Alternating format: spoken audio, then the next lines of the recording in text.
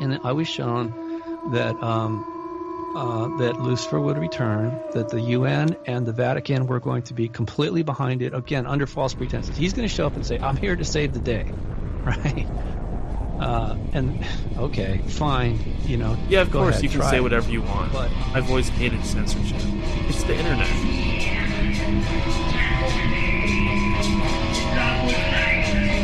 Sometimes, you know, once they get you for your first love bite, well, it depends on how aware you are, right?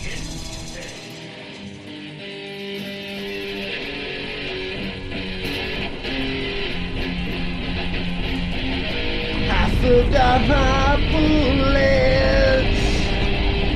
I never had a gun. Here I am left standing. Am I the only one? For what I see, memories have guilted me. I'll never see the sun. First of all, as you know, the Anunnaki and the Draco are enemies. Second of all, underneath Baghdad was a stargate that was created by the Anunnaki so that they could transfer from Jupiter to the Earth.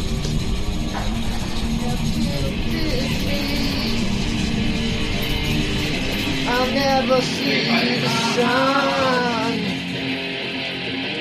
I could just end it all, but the demons will have won. Practitioners that, you know, some are good and some use their magic for good and to heal and to help, and others do use it for evil. And, you know, in some cases, you know, people really were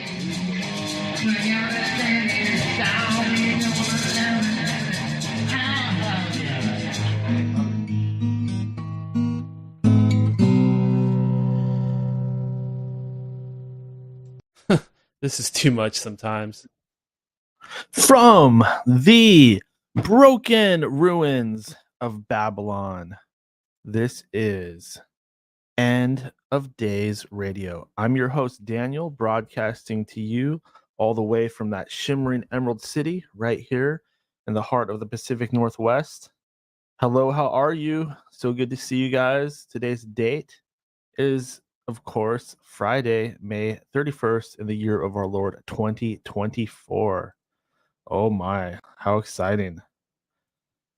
Today's guest is none other than MagiKk. Michael's a researcher who delves into secret societies, worldwide mind control, the 13 families, and the criminal underworld, which is surprisingly tied back into the Illuminati. We'll be talking to him in just a moment. I do advise heading over to endofdaysradio.com where you can catch up on everything End of Days Radio. If you want to see upcoming guests, if you want to grab my email, that's daniel@endofdaysradio@gmail.com. If you'd like to donate to the show, just click that donate link. You can donate through PayPal. You could donate Bitcoin. You could also donate right here during the live show by hitting that super chat button. If you'd like to tip me, I deserve a tip. Oh, T. Gauze asks, is the Discord not a thing anymore? The Discord hasn't been a thing for a long time. We got kicked the fuck off of Discord. We are banned from Discord. They do not like us. They do not like me. They do not like the content of this show. They say that we are fomenting dangerous conspiracy theories. And that's the damn truth. We're dangerous as fuck. So don't fuck with us. Damn it.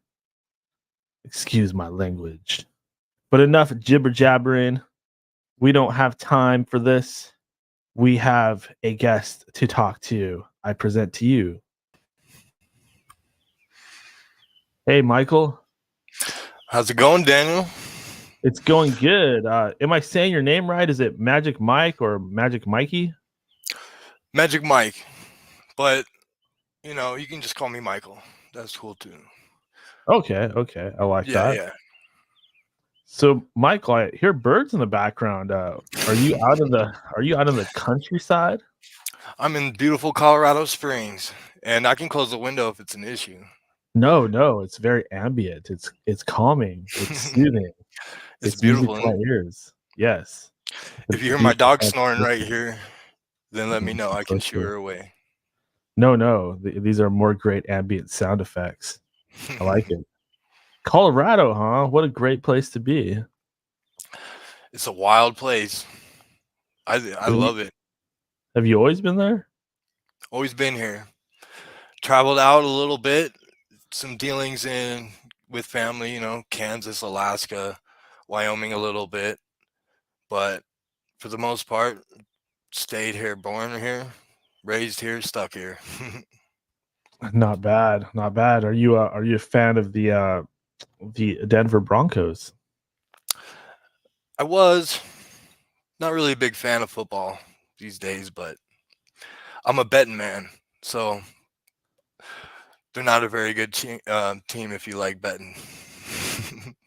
Not lately, unfortunately.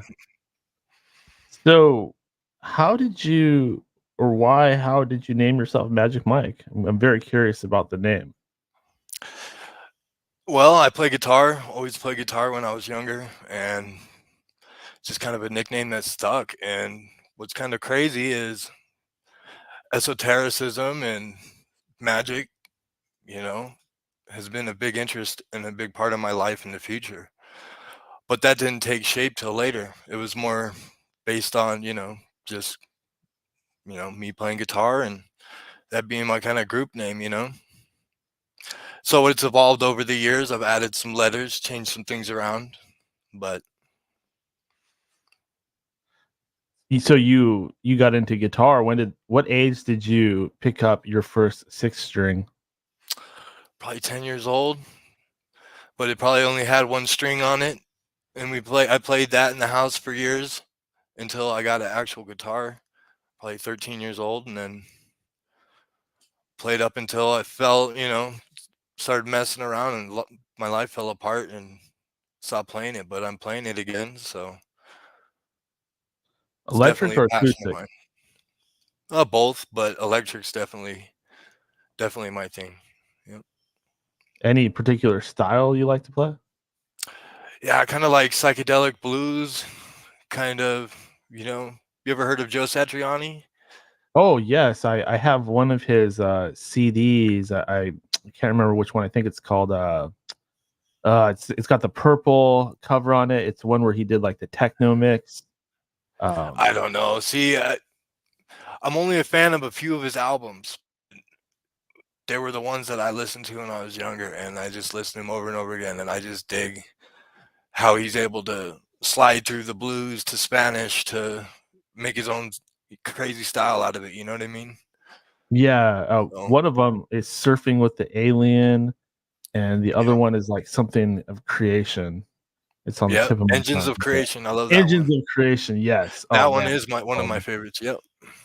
yes. And Yep. he's also a great guitar teacher. Like if you're ever screwing around on YouTube, he makes some great YouTube Oh, videos with just some like basic lessons. I'm kind of like you. He's got to be one of my favorites. nice. Yeah. Hell yeah.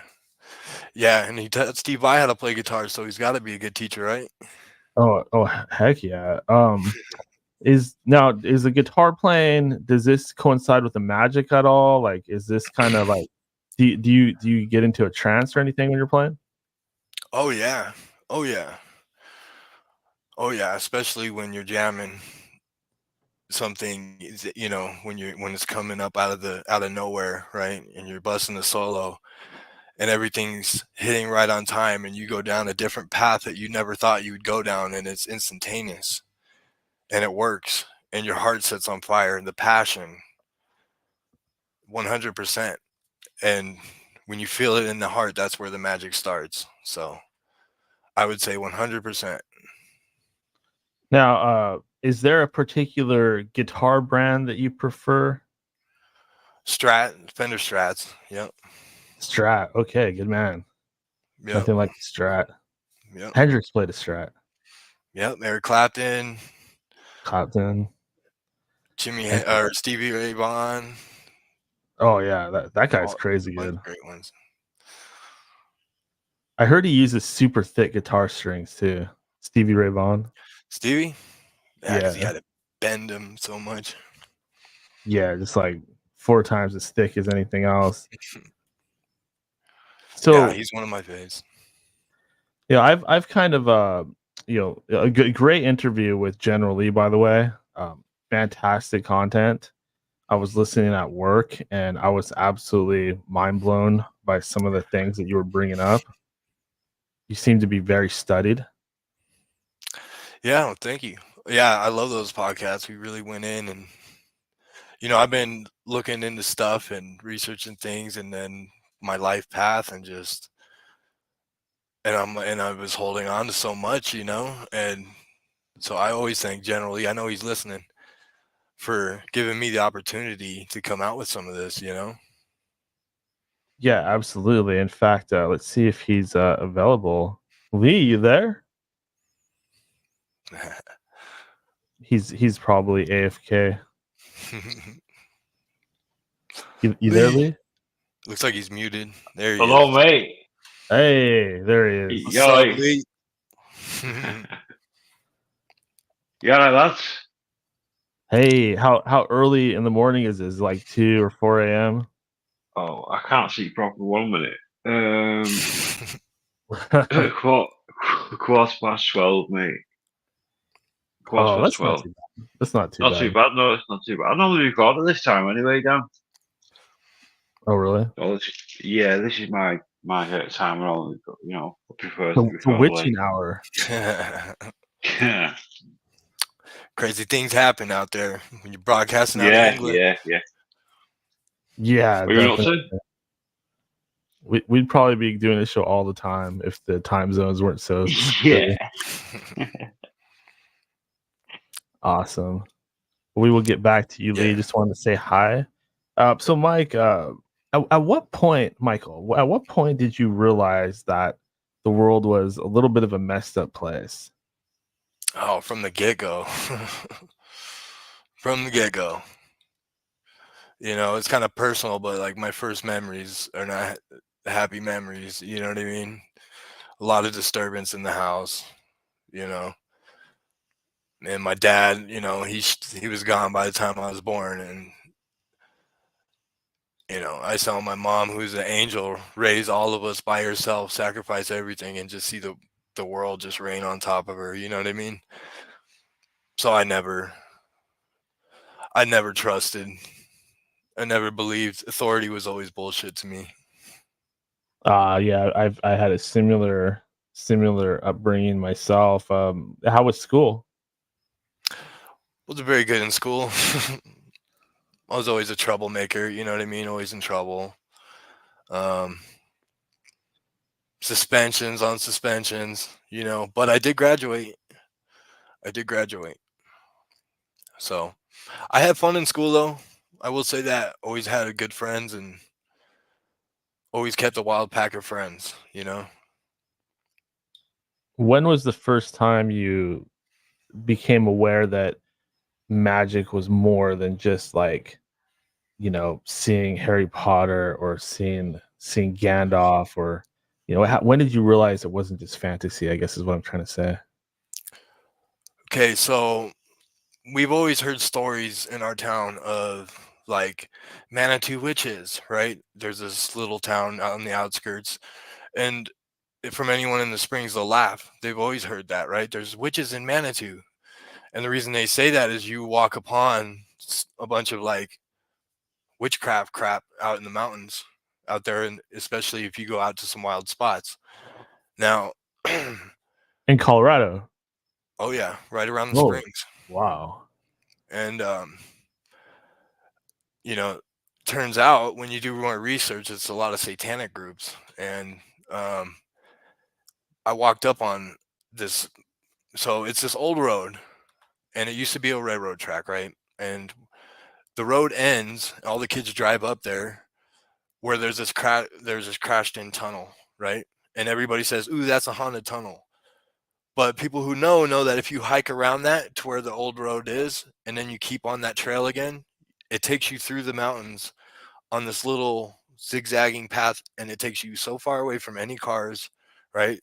And kids go up there, we throw raves up there, but the further you go down, it cuts right through the granite as it's going through these mountains, right? So there's these long tunnels, and a lot of them are collapsing, right? Now there was one, and I don't remember how many down it was. I'm sure it was probably 6th or 7th, right? But it's collapsed from one side completely, and you have to crawl in a little crevice like this is the only thing left, just a big pile of rocks where it's almost all caved in from the other side. And when you go in there, the feeling you get, and there's a stone circle inside of it, right? And it's terrible. Like, I'm getting nervous just talking about it, dude.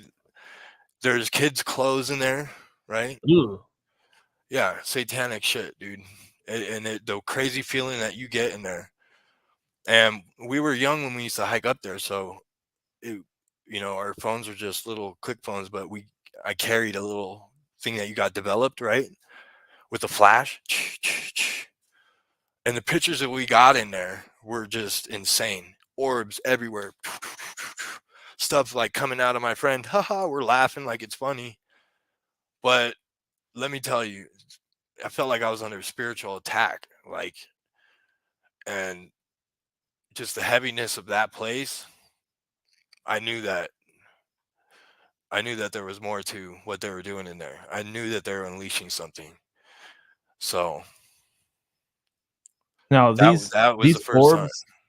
orbs you're talking about, they kind of remind me of like pictures and videos I've seen and things I've seen in real life. Were they like flashing?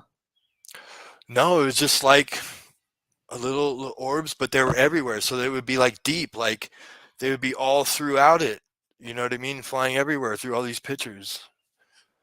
It's hard to kind of explain, but if those old cameras would get a lot of those weird orbs, right? You could catch them. Sometimes I can catch them now, but something about those old analog cameras that would actually snap and get a picture. It's pretty crazy. Makes me wonder if some group was doing spells there and it kind of changed the energy or vibration of the place, or maybe that's why they were there, because the veil is kind of thinner there or something like that. And they could do whatever they wanted there. No one could help whoever, or you know what I mean? Like, we had some high level occultists in this town, and we always have, and some nasty groups. Temple of Set, Colorado Temple of Satan. I'm talking to my buddy, and he's been showing me some of these crazy, Brother of White Light, Brotherhood of White Light, all this just bizarre stuff that you would never think's up here. So who knows what they're doing? Meanwhile, the general population has no idea that this is happening, or that this myriad of secret societies even exists. Like, I've heard so many names of different groups that I couldn't possibly remember them all. Like, how did you start figuring out the actual names of these groups? Well, depending on who. I mean, so recently I've been looking into all of the Satanist groups and trying to look at, of course, figure out all you can about Masonry. But wait, what was your question? When it was the first? How did I first start hearing? Yeah, like how do you know like about these groups and the fact how that do I they know? were Okay, there? yeah.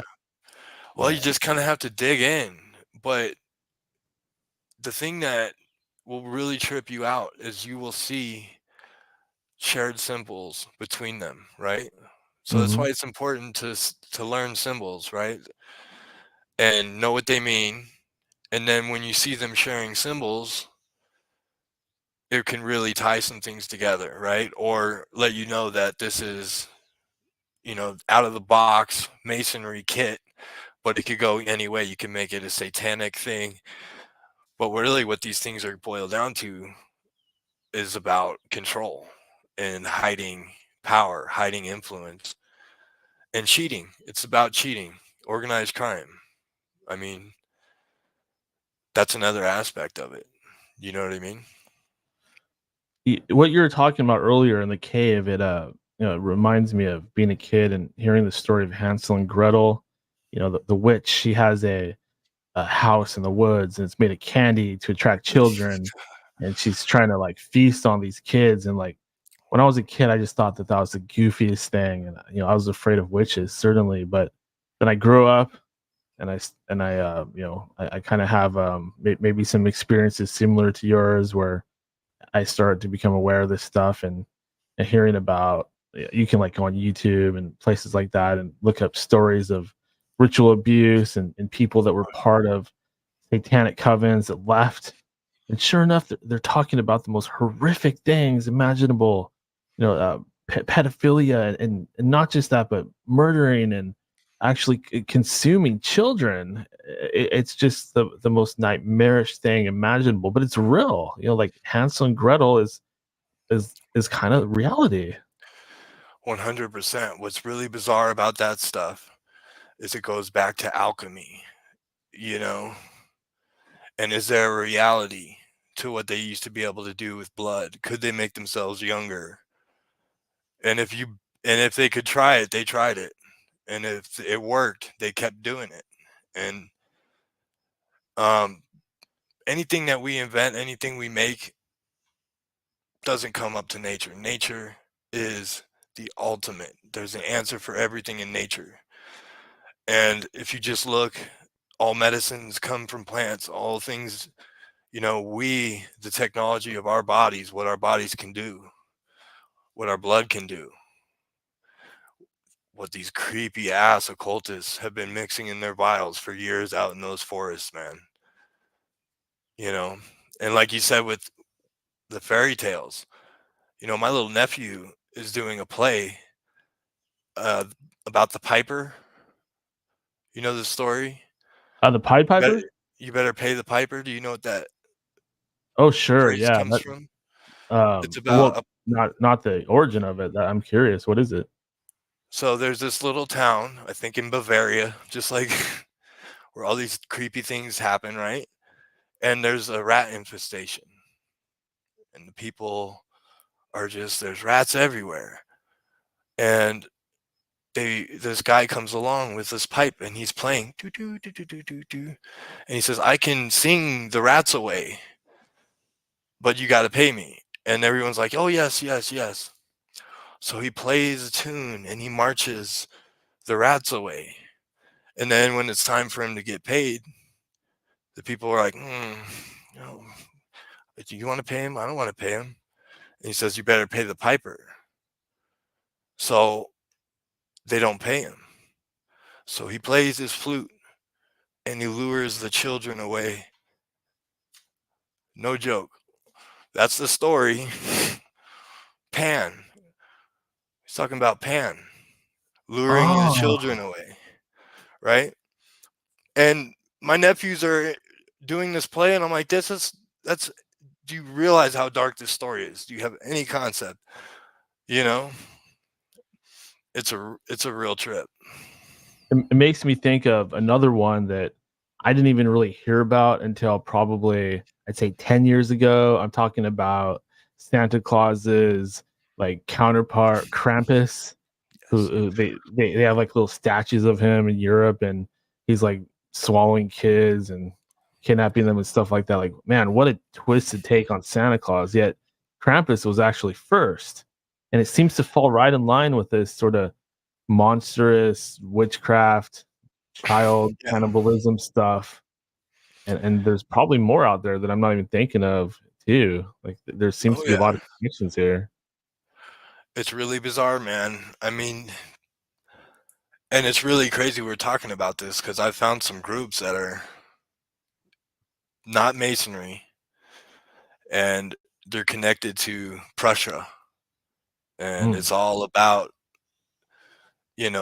being a good Aryan bringer of civilization. And the pictures that they show, it's like, oh, that's Snow White. That's the Seven Doors. Like, it's all the fairy tale scenes, right, of these foresters. And you look at Snow White with the magic mirror, right? Yeah, And yeah. the poison apple. I mean, it doesn't get more occult than that. The spell, I mean, it's wild. Yeah, definitely. Just the idea of she's called Snow White. That sounds like it might be some kind of like Aryan or like something like that going on there. It's really bizarre, man. When you start looking around, and so like that symbol I'm looking at, the skull and bones, right? Yeah. Bavarian roots. Okay, I can look into the side, the werewolves howling at the moon, right? Okay, maybe there's nothing there, but no, there is. There's like, black German magic, punk rockers that think they're werewolves, right? Oh, sure. No, I actually like I believe in werewolves. I mean, call me crazy, but there's just too much out there. Like there's millions and millions of accounts and stories, and every culture's got them. There's got to be something going on there, right? Oh, Dogman, yeah. People see Dogman. Looks like a walking German Shepherd, like a German Shepherd head on a crazy body. I've even heard that like a third of Bigfoot sightings are actually Dogman, and another third are actually Lizardman, and Bigfoot himself is just like that last third. But nobody, like, people don't want to go in and say, "Oh, I saw Dogman," because that sounds too crazy. But if they say, "I saw Bigfoot," well, maybe Bigfoot's out there, but not Dogman. Dogman's coming out, man. It's gaining popularity. I have heard some wild accounts about that.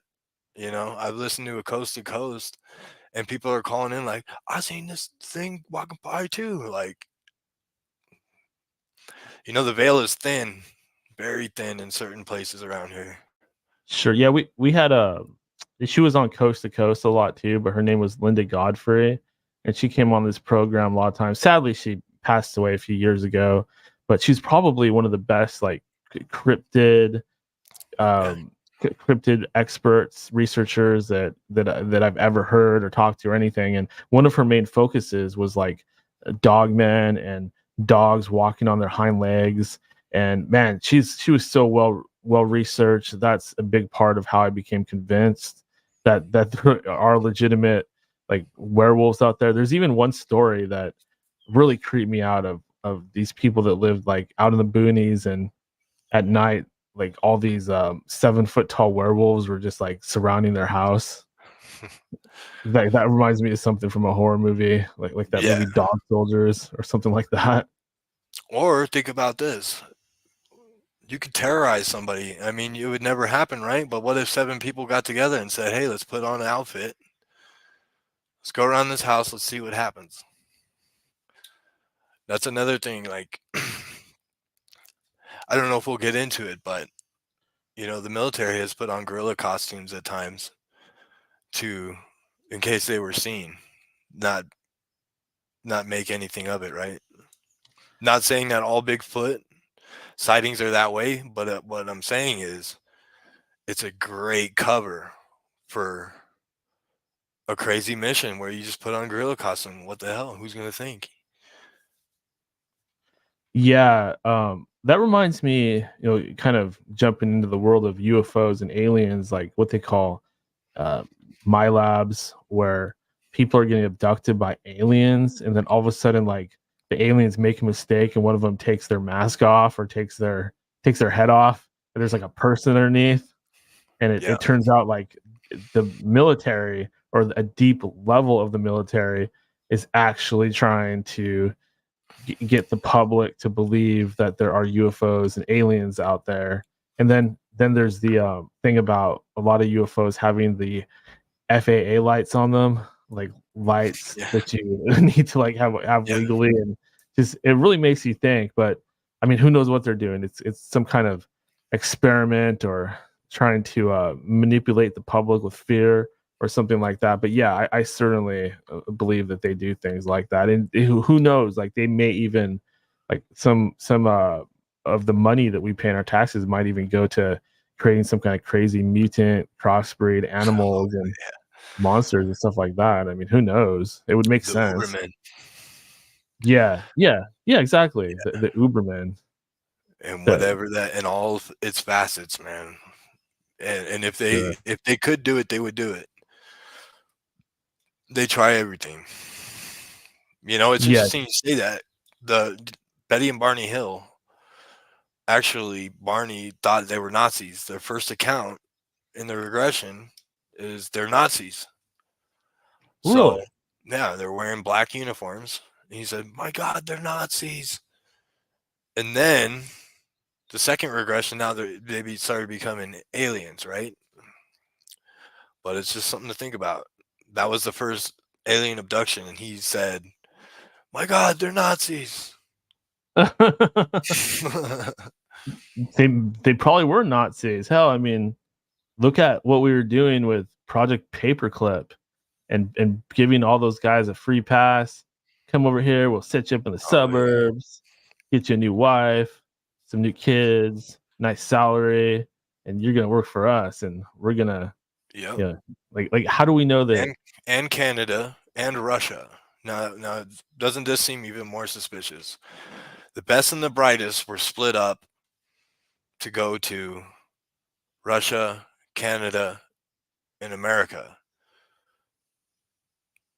So if they held their sphere of influence and communication, which we know they did, and we know that the really heavy duty guys that just could not go under the radar, like Hitler and them, they go to South America, right? So they know what the Russians are doing, they're working with the Russians. They know what the Americans are doing, they're working with the Americans. And they're not just doing anything, they're working on nuclear bombs and ballistic missiles. Doesn't seem, it's either a bad idea or it's something more nefarious going on with that. There's just too much with it. Yeah, I've heard of the accounts of Hitler. I think he went to Argentina or something like that. There's tales of like he met some woman and he became like a painter, kind of like he was when he was younger, and that's kind of how he spent the rest of his life. I think someone actually wrote a whole book about it, like meeting this guy in South America who's basically must have been Hitler, and then Mengele too. Like that's confirmed. He was definitely down there. Israel actually sent their secret service, the Mossad, down there, and they almost caught him, but they got some kind of order like at the last minute to let him go, and they just turned around and left. Yep, they had to leave. You know, they're right there. Okay, well, they had to leave. It's really crazy. You know, this town, so the town I'm at has 6 military bases. So you just hear weird stories. You know what I mean? Especially Air Force is here and aerospace. So, you know, I was doing landscaping once for this couple, and they're just a normal couple, right? And it's this nice house up north. And there's this house right up the street that has these like theater masks in the front, right? Like laugh now, cry later. And I'm like, drive past, I'm like, that's kind of a weird thing in that yard. And he later tells me, he's like, oh, that lady right there, her husband was in Project Paperclip, and he died in a weird way, like straight up got murdered. And he's just telling me this. I'm like, what the hell is going on here? And this old lady's like has this younger guy living there now who's banging her, and he's mowing the lawn. I'm like, this is a weird town. You know what I mean? Yeah, it's like I feel like people often kind of come across this stuff, and of course they just turn the other way, forget about it, want nothing to do with it. I guess I'm kind of the opposite, where I hear about something like this, I want to know everything there is to do about it. Yeah, I mean, you're kind of the same way, right? Like you want to know why this creepy shit's going on. Oh yeah. When you grow up in this town, man, you just know. You know that there's something off. You know, there's big secrets. I mean, they're obvious. NORAD's right there, right? Hmm. We have all these military bases, Olympic training centers here, and all this other stuff. And the history is like paper thin, and the history of this place doesn't make sense. And if you have a curious mind like mine, you know what I mean? You're going to be like, trying to figure it out my whole life. And just to get a grasp on some of the more secret stuff, like the history of this place it's hard to get a handle on it. But once you start peeling it back, it gets really interesting. Going back to the Masons, like a lot of people are involved in this stuff, and I think that it might be that, you know, Masons on the lowest level themselves, they might not really be tied to anything, but it seems that it's kind of like a gateway to other hidden societies and little groups and things like that. And another interesting thing about it is Masons themselves call what they do the craft, which sounds a lot like witchcraft. And, you know, obviously they're sharing a lot of the same symbols, kind of like you were talking about earlier. Do you feel like Masonry itself is evil? No, not at all. And it's a very clever way that Masonry and all the other orders that go into it, or even just secret societies that just use the framework, because Masons are forever the dummies, especially if you're not on the Scottish Rite. You're just going to go through 33 degrees, and you're going to have to learn, and you're going to do book work, and you're going to learn all the great values, and as you know, a little bit of esoteric stuff, and you're going to get to the third, and it's all about making yourself a good man, right? And so these are the guys that we hear. These are the guys we talk to. And you go, well, Masonry doesn't sound bad. All those degrees are about making yourself a better person. But that's just that one little side of the Masonry. 33 degrees, Master Mason. And I believe that they're shut out. Really? Scottish Rite, okay, the Knights Templars, the Shriners, okay, and then the Royal Archmasons, and then all of these other social clubs that go with it, right? They're the troublesome ones, I think. They're the ones connected and pulling strings and doing nefarious things and practicing magic. If you're just on the other side and you're just going to go 33 degrees and be a Master Mason, then you'll never know how evil some of these social clubs can really get. You know, and when you follow them up, all of a sudden, the Royal Arch, you see crowns pop up, right? And then when you dig into these groups and you see what they're doing, it starts looking like organized crime half the time. And the lobbying and the influence and even worse things, you know what I mean? Really sketchy stuff that you'll start seeing on their websites, especially with the Shriners and their higher degrees, because all these groups have higher degrees in them. It's like an onion, peel it back if you want. And a big part of why you see it in military and you see it in government, right? Before the age of FBI clearances and all that stuff, how did somebody keep a secret? How can you ensure somebody keeps a secret? Well, there was ways. If you, as a group of men, do something so terrible and you have that on each other, then the secret will be kept, right? And on and on and on it goes. So that's my thing with Masonry. It's like, of course Masons aren't bad. Dig in there, see what's going on, see these different groups, see how they tie in, you know? Now the Shriners, you seem to believe that these guys in particular are really bad. Like, who are these guys and what are they into? So the Shriners are a part of the Scottish Rite. They have very funny symbols, right? Very esoteric, very Egyptian, very Muslim theme. They wear these red fezzes with this little thing, right?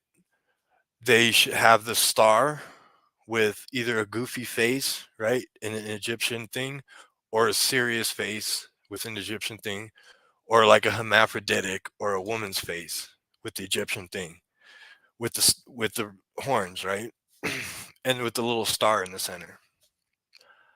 Now, it is a very odd thing, right? These guys that are in these groups are always, you know, upper middle class at first, upper middle white class at first. Now that's not the case. There's entire black Shriner groups and Shriners of every color now. But what do they have to do with Middle Eastern and Egyptian themes, right? Yeah. And they've been accused of some nasty things, and there's been proof of nasty things. Prostitution, especially. You know, these guys like to party, they like to drink. The thing about the shrine is it has nothing to do with making yourself a better person. It's about mirth, is what they call it, which mirth is an esoteric kind of term.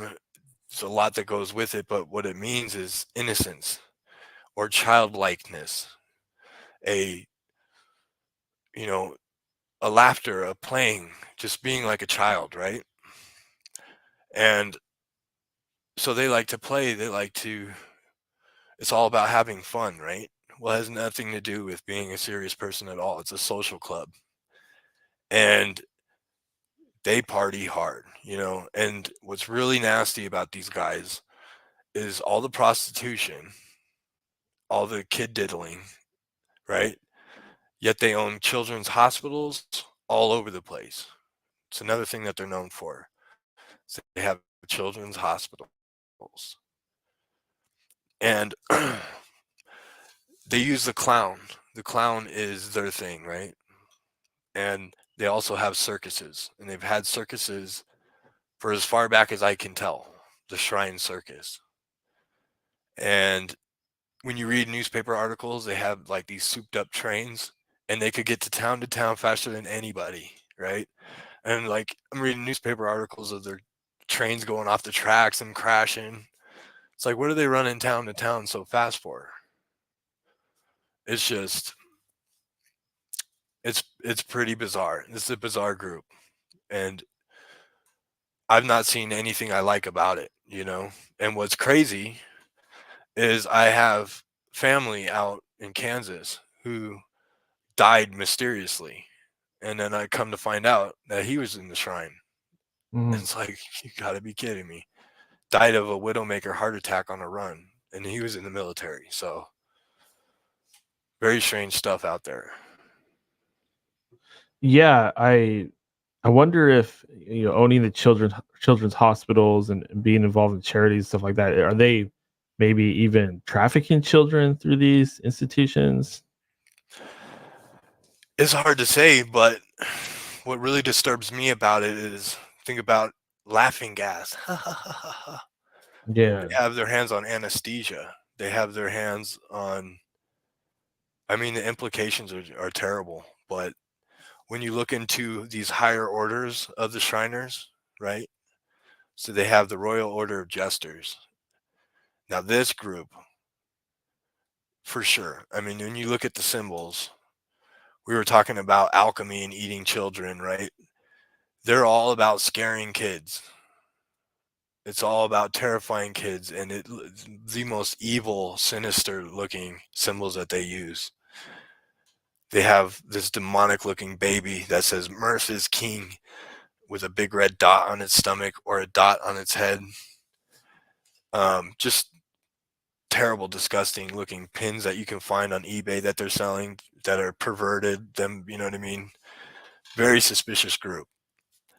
And I don't really remember why I started talking about them, but they are the clowns for sure. They're all about the jester and the clown, whereas the shrine isn't specific to clowns, right? The shrine has that Muslim or Egyptian flair to it. But this inner order is all about being the clowns.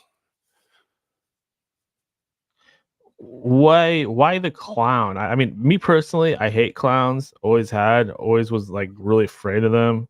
I find them to be kind of demonic looking, but why the clowns? Is the clown like the trickster, the devil, or something like that? You know, I've pondered that a lot. And, you know, occultists, when you look at some of these occultist groups, you know, one thing that a lot of them would do would paint themselves like a mime. So if you look at the mimes, that's kind of some occult stuff, right?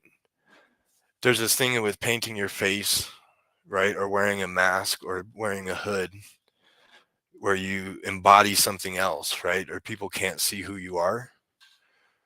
And something can come into you, right? You can embody, maybe a demon come into you. Like invocation. Yeah, absolutely. And it hides your identity, right? So That's true. Yeah. And it terrifies you. It's terrifying, right? But when you look at these old circus flyers, like some of the first ones were in England, I think it goes back to something the court jester, right? But it's something Roman, this bread and circus, this magician, you know what I mean, who's here to do something. You don't know who they are. They're mysterious, but you can't help but watch, right? They're hypnotizing. And of course you have, the Pueblo clowns, all the Indian clown stuff, which the clown was there for a spiritual reason, for a magical reason, for ceremony, you know what I mean? And when our occultist founding fathers came to this place, they were really interested in all the good stuff that the Indians had to offer as far as magic. The rain dance, the ghost dance, you name it, So maybe there's an aspect there with it. But maybe, and this is one of my darker thoughts, was we always hear that the jester was there to, keep the king straight, right? Or was the jester there sent by the emperor to let these little small kings know that they're not shit, that there's a bigger emperor, and that you couldn't mess with my little dwarf that I'm going to send there to talk shit to you? That's one of the crazier things that I think about it. Yeah, that is kind of funny when you think about it, like sending a little dwarf to kind of clown the enemy king. Punk you out and talk shit about your wife. How humiliating. You're getting punked out by a little dwarf clown. That's the way to do it. I wanted to ask you a little bit about, I heard you talking about this on Lee's program, but Sons of Anarchy is got to be one of my favorite shows, like of all time. Like I just blew through all 7 seasons of that. I watched the spin-off Mayans, but there's some reality here, right? Like you were saying, this the Sons are actually based on a real biker gang out there. Well, so I haven't watched the show, so it would kind of be unfair for me to say that they're based on that. Now, I know some Sons, and just being here where they have a big influence, they're always like, screw that shit, turn that shit off. They took, you know what I mean? They're jacking our name, like, and definitely the name Sons of Anarchy is based off the Sons of Silence, I think. And probably, I don't know, I haven't watched it, but the Sons of Silence were some serious guys. And when you read the court cases and see what they were doing, I mean, they were selling machine guns, they sold grenades to the cops, hundreds of pounds of meth they bought off these guys just in this town. So they were the real deal, so it could very well be based off them, the show, as well as the name. Yeah, that totally makes sense. It seems that a lot of these biker gangs, they're they're connected to the occult world, or they at least are using a lot of their symbology, right? Yeah, it's good. It's good for gangs, right? It's good for gangs to incorporate that stuff, right? To hide symbols, to um, create brotherhood, to have somebody maybe be an apprentice at first, right? Feel them out, have them see how they do, bring them in, have them go through the degrees, and they're the ones doing the same later on, right? So it's just a good it's a good framework for any kind of group like this, right? And what's kind of messed up is these groups, it's kind of a form of mind control, right? I mean, a cult is Yeah. connected to cult. Okay, let's be real. And the symbols, and if it's hard to get in, especially if there's a violent initiation, once you get in, now you're in. You know what I mean? And so you definitely tie-ins, you know. Yeah, definitely. And I know there's a little bit of tie-in with like white supremacy, Aryan type of groups too. I think some actual biker gangs, like some of them are like ex-military, and then other ones are like just like white power sort of neo-Nazi sort of mentality, and they have the tattoos and iron crosses and stuff like that. That all that stuff's definitely occult, like the symbols and things that the Nazis were using. Yeah, you know, it's really weird. Like every white gang uses Nazi stuff straight up. Like it's the weirdest thing, but the Sons of Silence straight up bang swastikas all day long. And it is definitely uses the German and the Nazi symbols, right? Mhm. Almost every white prison gang, same thing, right? The first thing you're gonna do, the first thing that you can earn is the Iron Cross, right? In almost Yeah. any, right? And then you know what I mean. You have to earn the swastika, and then to fill it in, then you know it's an SS, the SS bolts. I mean, and the runes, using runes, right? All Yeah, that. it's stuff that's kind of connected to Nordic tradition.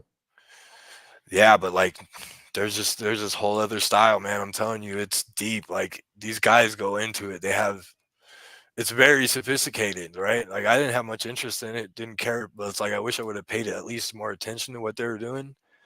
But it's pretty like I don't know where all this stuff comes from. Nazi Germany didn't last that long, right?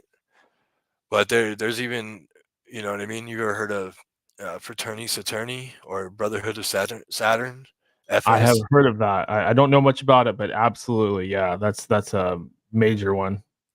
Yeah, it's like you know neo Nazis kind of dig that stuff too. So then you have this crazy, weird, black Nazi magic going on. You know what I mean?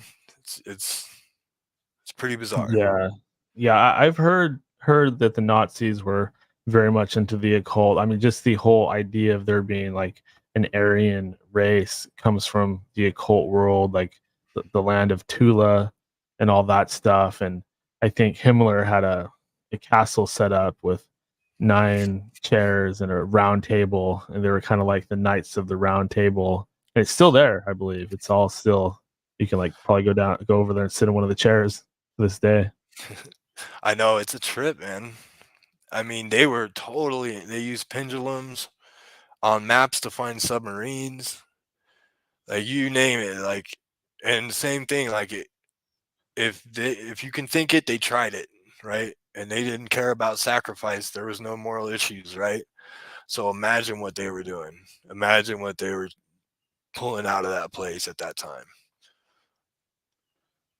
What about the Hell's Angels? That certainly sounds like a demonic sort of name. The Hell's Angels, like fallen angels. Is that an occult sort of name? Are they an occult group?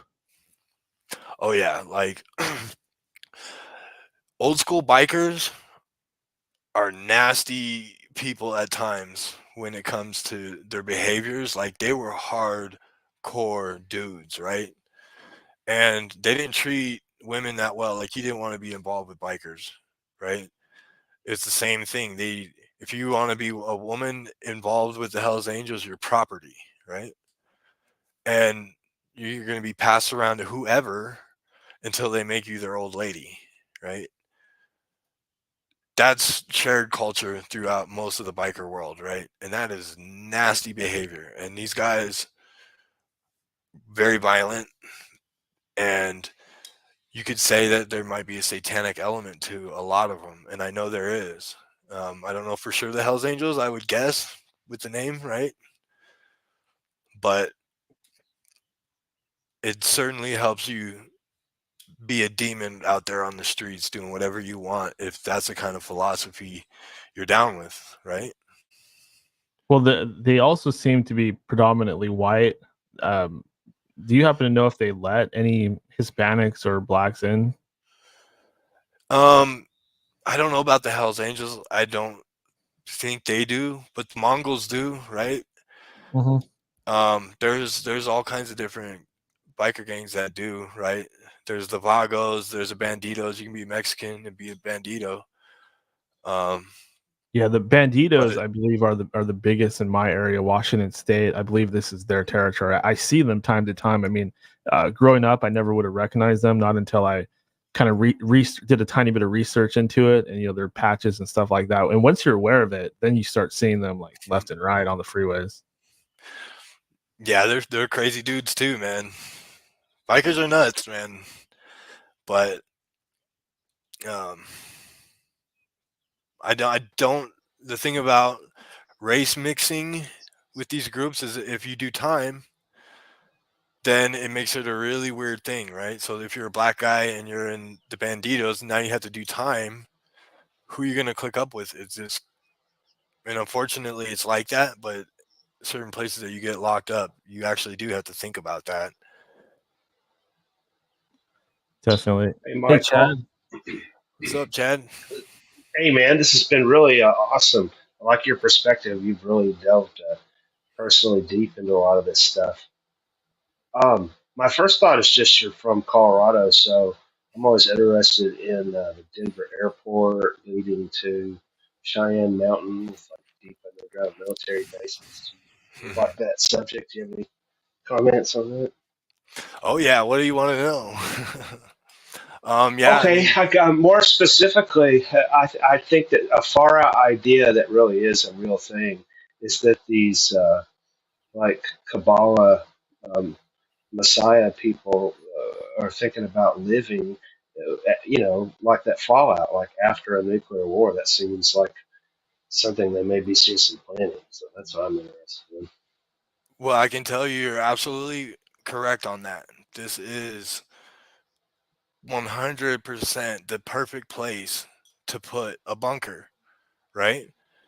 And the airport's not very far from here, right? And we know that they moved all that dirt. Now, something about the Rocky Mountains is a process has lifted it up to where even on the Front Range where you haven't hit the mountains yet, you're a mile high up. But it's been raised up and the water goes down and cuts and cuts and cuts. When you look at underground aquifers online, it's just all where we're at. Just definitely underground stuff. I found history of extensive caverns, extensive mines in the area, especially areas where there's military bases, right? So they're definitely ready. And there's a place in NORAD, right? Cheyenne Mountain, where we know that that's where the president would have his last stand, right? And when you look at old buildings online or old blueprints of buildings that are around that area, they all have underground passages. Like you can actually see it and find it. And so I definitely think there's a last stand kind of thing could happen here. And this would be the place, right? And the reason why the airport's involved is I actually think people go to work from there to get to some of these more secret bases, right? There's a lot of movement going on, right? You could easily just, okay, I'm going into this line now. and now you just go to work that way, right? And so area S4, right, out by Las Vegas, you would go to the airport to get to area 51. So it just kind of makes you, that's what I think they're playing with us with the symbology there. You know what I mean? Hide it in plain sight. Yeah, that's awesome. That's a trip. And just in general, what do you think is like how we should address these secret societies? What should we do? Call them out. Call them out. Study them. Know what they're about. If you see anything to do with trafficking, like I've seen, you put it on blast. You shame them for it, right? You don't let it be, and you don't ever mutter the words, "What can we do?" Because that's what they want. They want us to not even be able to see a way out of this. But everything that they put up is an illusion. And I truly believe all this crazy stuff that's happening in recent years in this scramble for war, so they're terrified that it's not going to work anymore. I mean, they're trying to run this war like nothing's happening, and people are just not having it. Yes. And they're like, but we're going to sacrifice this bull. They're doing everything they can. Right. And that's a good sign, you know? I agree. It's odd. Like I was even listening to InfoWars today, and it just is an odd feeling that there was a wide agreement amongst left and right and whatever. Just like you said, like this is getting so crazy. It's almost getting easier. You know, it's really bizarre when you read into psychological warfare, right?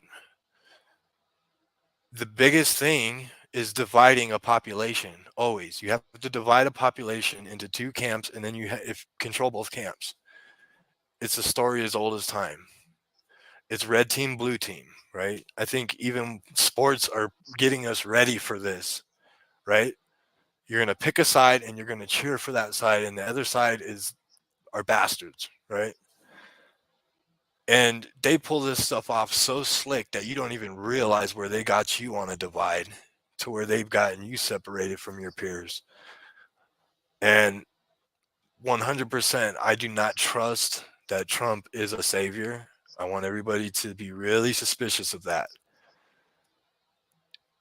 You know, if somebody seems like an actor, I mean, all of our presidents, I mean, it's all been well crafted. Right? I agree with that 110%. 100%. Like, I got really into Trump, like, you know, when he was running the first time, I was trying to convince everybody to vote for him. Big mistake. This guy is just tied to all the rest. I mean, people think that like the right might be better than the left, or the left is better than the right. No, sorry, wrong. They are both bad. Yeah, that's what the danger of the flag is, even just that you can turn these beautiful ideas into this symbol, into this brand, and there's all this good intent, but then there's just this super duper hypocrisy, and it's like, yeah, you're the bad guy for calling it out.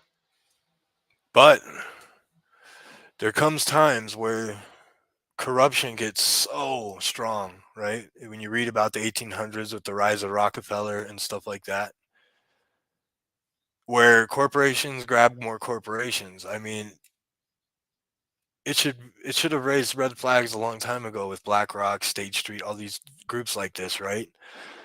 Because it just ends with they control everything. Somebody's going to end up controlling everything, these groups, right? And it's very, very small people at the top. But the good thing about it is, just like back then, the hypocrisy gets so obvious that it just doesn't work anymore. You know what I mean? I have worries about the way things are going, but I truly believe that we will get past it. Yeah, there's something I wanted to bring up, but Vladimir Putin, Prime Minister of Russia, he actually has his own biker gang. Like, he's kind of like their figurehead, but he's a member, but he's not a member. It's kind of like, you know, really? left and said, oh yeah. I mean, when I was kind of looking into you and hearing some of the stuff you're saying, it immediately came to mind. Like, this guy actually has his own little like paramilitary, I guess you could say, and they go to his like rallies and stuff like that and come out on their motorcycles, and I don't know, it probably helps him kind of help preserve that sort of masculine image that he has, and it probably scares the crap out of people that would be his political enemies and stuff like that, especially hearing that he's probably had people killed on top of that. Well, it's crazy. You know how the first biker gangs were started was from military guys, right? Coming back from the war. I mean, in World War II, it was the first time that bikes were really popular, and then a lot of them had to, especially infantry guys, started getting around on motorcycles over there. When they came back, they liked them so much that they started riding them here, and it was all groups of guys from the military who knew how to ride them. And the Hells Angels was all ex-military guys. Sons of Silence, the founding members, all ex-military guys. I think it's the same with a few other clubs too. So there's a military string sewn throughout all of them. You know what I mean? Yeah, a few years ago, I didn't know anything about bikers or biker culture or motorcycle clubs. I was looking for a job, and there was a place that it was kind of like a biker store. They sold leather and leather jackets, just everything, pads, safety gear, helmets, anything and everything to do with the culture and stuff like that. And I just didn't even know what I was getting into, and I kind of start working there, and all of a sudden I'm dealing with these people that are just like real rough individuals. Like, they're just trying to like punk me out and shit just from the beginning. I'm just a guy that works in the store, and there's a girl there that worked there. Now, obviously, I didn't last very long there. I'm a big pussy, but there's a girl that worked there, and she was kind of telling me about, like, she's like, are you in any of the clubs? Are you this or that? And she had this jacket with all these patches and stuff on, and I was just kind of thinking about that, and like thinking of like some of the female characters on the shows, and like watching videos, and like it seems like there's some women that like really love bikers, really love motorcycle gangs. Michael, why do you suppose that is? Like, why do some women gravitate towards the motorcycle club world? Because they're loud, and they're boom, boom, boom, boom, boom, boom, and they're flying around, and they're masculine, and they don't take no shit, and they're dangerous, right? Yeah, like the bad boy thing. And you hear them a mile away, and there they go. They're all ganged up, and they look cool, right? Badass tattoos, and it's attractive, right? And that's a very dangerous thing to be attractive to if you're a lady, just so you guys know. Yeah, I bet. Your property. Your property, yeah. I mean, the stories are horrendous. I mean, about some of this stuff. So, and then they like go out and they just camp, just like kind of not right next to the road, but they'll just kind of set up camp and just like have these like little mini orgies and stuff like that. Yeah, like they share the women, like they have threesomes with two guys and one girl and stuff like that. Yep, and let's not forget methamphetamine. They made the best. They used the best, and that is a very sexual drug. It is like hypersexual. So that's another element that has to be, and that means they're out of their minds and crazy as hell too. Yes. And some of the wars between the different gangs, I mean, that's some crazy stuff right there. Like, even kind of intersecting with other organized crime, like the Italian mafia and stuff like that. And it's just kind of crazy how all of that goes so deep. But have you looked into the Italian mafia at all? A little bit. I have to say, not that much, right? There is an interesting story about the mob. So the mob is not in the Springs. The mob has never been in the Springs, but the mob tried to be in the Springs. Okay. And this is a story that the cops tell here, right? the cops were so corrupt back in the day that when the mob pulled in and tried to set up a place here, the cops like almost killed them, beat them severely, and drove them to Pueblo and said, "You set up here." And there's the mob in Pueblo, but there's no mob here. So, I mean, I just never had any contact with it, I guess, and haven't done much research with it. But there's a little mob nugget for you guys. What's up, Jin? Jin. Hey, sorry guys, I couldn't find where my mute button was. Hey Mike, how you doing? What's up, Jin? How you doing, man? I'm great. It's really good to see you guys together because both of you have been guests on my show now. Heck yeah. Yeah, we went in. It was a good one. Yeah, we did. A really awesome episode. I can't wait for it. It'll be right near Dan's, so everybody can look out for that. I think they'll actually go really well together. Talked a little about Takini experiences but you're just on fire tonight, and you're just I really love this. I mean, you know a lot about this stuff. This is where I'm totally lost, so I just have to learn from you guys. And if you want to talk magic, okay, I'm good with that. But with this stuff, it is a little more challenging, and it's a little outside my depth. But I do think that you make very interesting connections, and I do think, just to sort of maybe go back a little bit, that the biker gangs are probably much more, maybe they're the face, maybe they are like the face, like with Putin, maybe they're just like his gang, or maybe they're more in charge than we think. So I definitely can see that. Yeah, definitely. Thank you. And everybody, check that episode out. We went in on magic. I kind of talked about my own just my own way of divination a little bit. We went in. It was a great one. Spiritual too. Everybody tune in when that comes out. Definitely head over to your favorite podcast program, search for Threshold Saints, and give it a subscribe. Lots of great. Oh, thanks, Dan. I really appreciate that. Absolutely. Yeah, can we get into this divination method a little bit? This sounds fascinating. Like, what does that entail?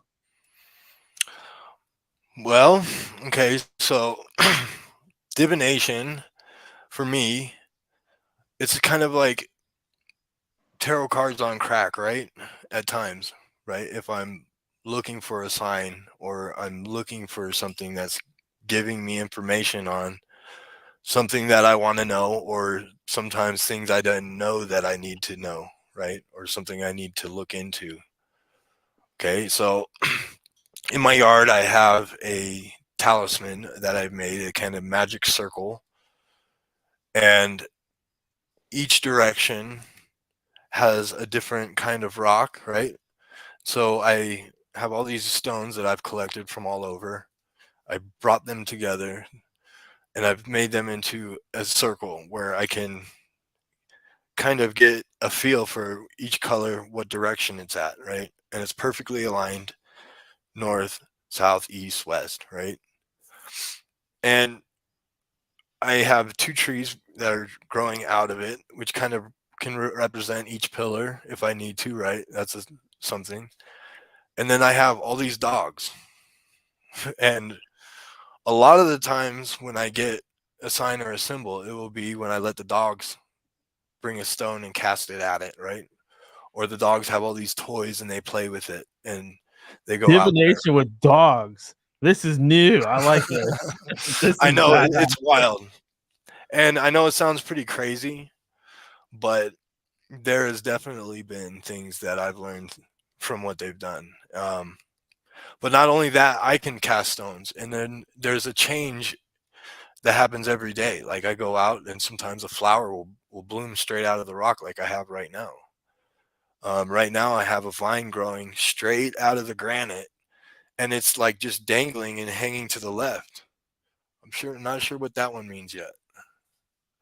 Right? But so that's kind of like, throwing stones or throwing bones, right? But I don't do it most of the time. Most of the time, it happens out of complete synchronicity, and something something will act through these dogs at times, and I swear, and I know it sounds crazy, but you just got to bear with me on this one. And No, we love so crazy. That's our forte yeah, here. yeah. So and if you look at all kinds of grimoires and all kinds of stuff, right? When you look at how you make a sigil for angelic magic, right? So if you make a sigil, if you look at the circle board that they give you, it looks just like how I built my square circle. So that's another thing I need to mention, that each section is also coordinating letters, right? So it's kind of just my own make on it, right? It's my own thing. And it also has to do with medicine wheels. There's an essence of a medicine wheel in it. And, you know, I heard that from my buddy about medicine wheels, which is a Native American form of divination, right? And I definitely incorporate that in there strong. Okay, I have the right stones where they need to be for that. So I have a really badass stone that looks like a skull that I put dead in the center. That's the Godhead, right? Staring straight forward. And if anything, it's just a beautiful thing that I've made, right? But it's something, it's my anchor. I know where it is. It's in my mind, right? It's actually in the ground. And a lot of what magic is anchoring and just having that place, right? Where everything starts from. Start here. So that's my physical kind of divination. And of course there's cards, right? But then there's also a mental divination of a sort of trance state that you can get into. And the best way to do this is if you have already slept and you go back to sleep, right? And if you can do it in the sun, that's even better. Now, you want to be just tipping in and out of sleep. And then you're going to focus in on either just let the images view strange worlds, let sort of a gateway open up, or just start thinking about things. But you definitely need to be in here. And then right when you're on that cusp, you'd be shocked at what you can pull out right there, right on that moment before you drop the cigarette or whatever. You know what I mean? But you have to think about it. You have to think about it. And you have to have intention when you go into it. Yeah, that's really interesting because I hear a lot of different things kind of surrounded by what you're talking about, that period between the sleep and the wake. I think I've heard somebody call it like a hypnagogic state before, where your subconscious is more accessible. I've even heard of some people using that time period to leave their body in astral travel. You heard about stuff like that? Yes. And I have had a couple experiences like that, but I don't like going, that's not what I'm looking for. That is pretty hard to do. And I'm not going to lie, it's kind of scary, right? But it takes a lot out of you too, right? And where are you going? You know what I mean? That's powerful stuff. If you can do that, if you can get there, my hat's off to you. You know, but you don't have to get there. That's the thing. You don't have to astral travel to get something out of this state. You know what I mean? It can be super mild, or the epiphany can be so strong that you just read the future. And it's nothing scary. This part's not scary. This is easy. It's subtle, right? You want to know how the first times I've ever had experiences like that were?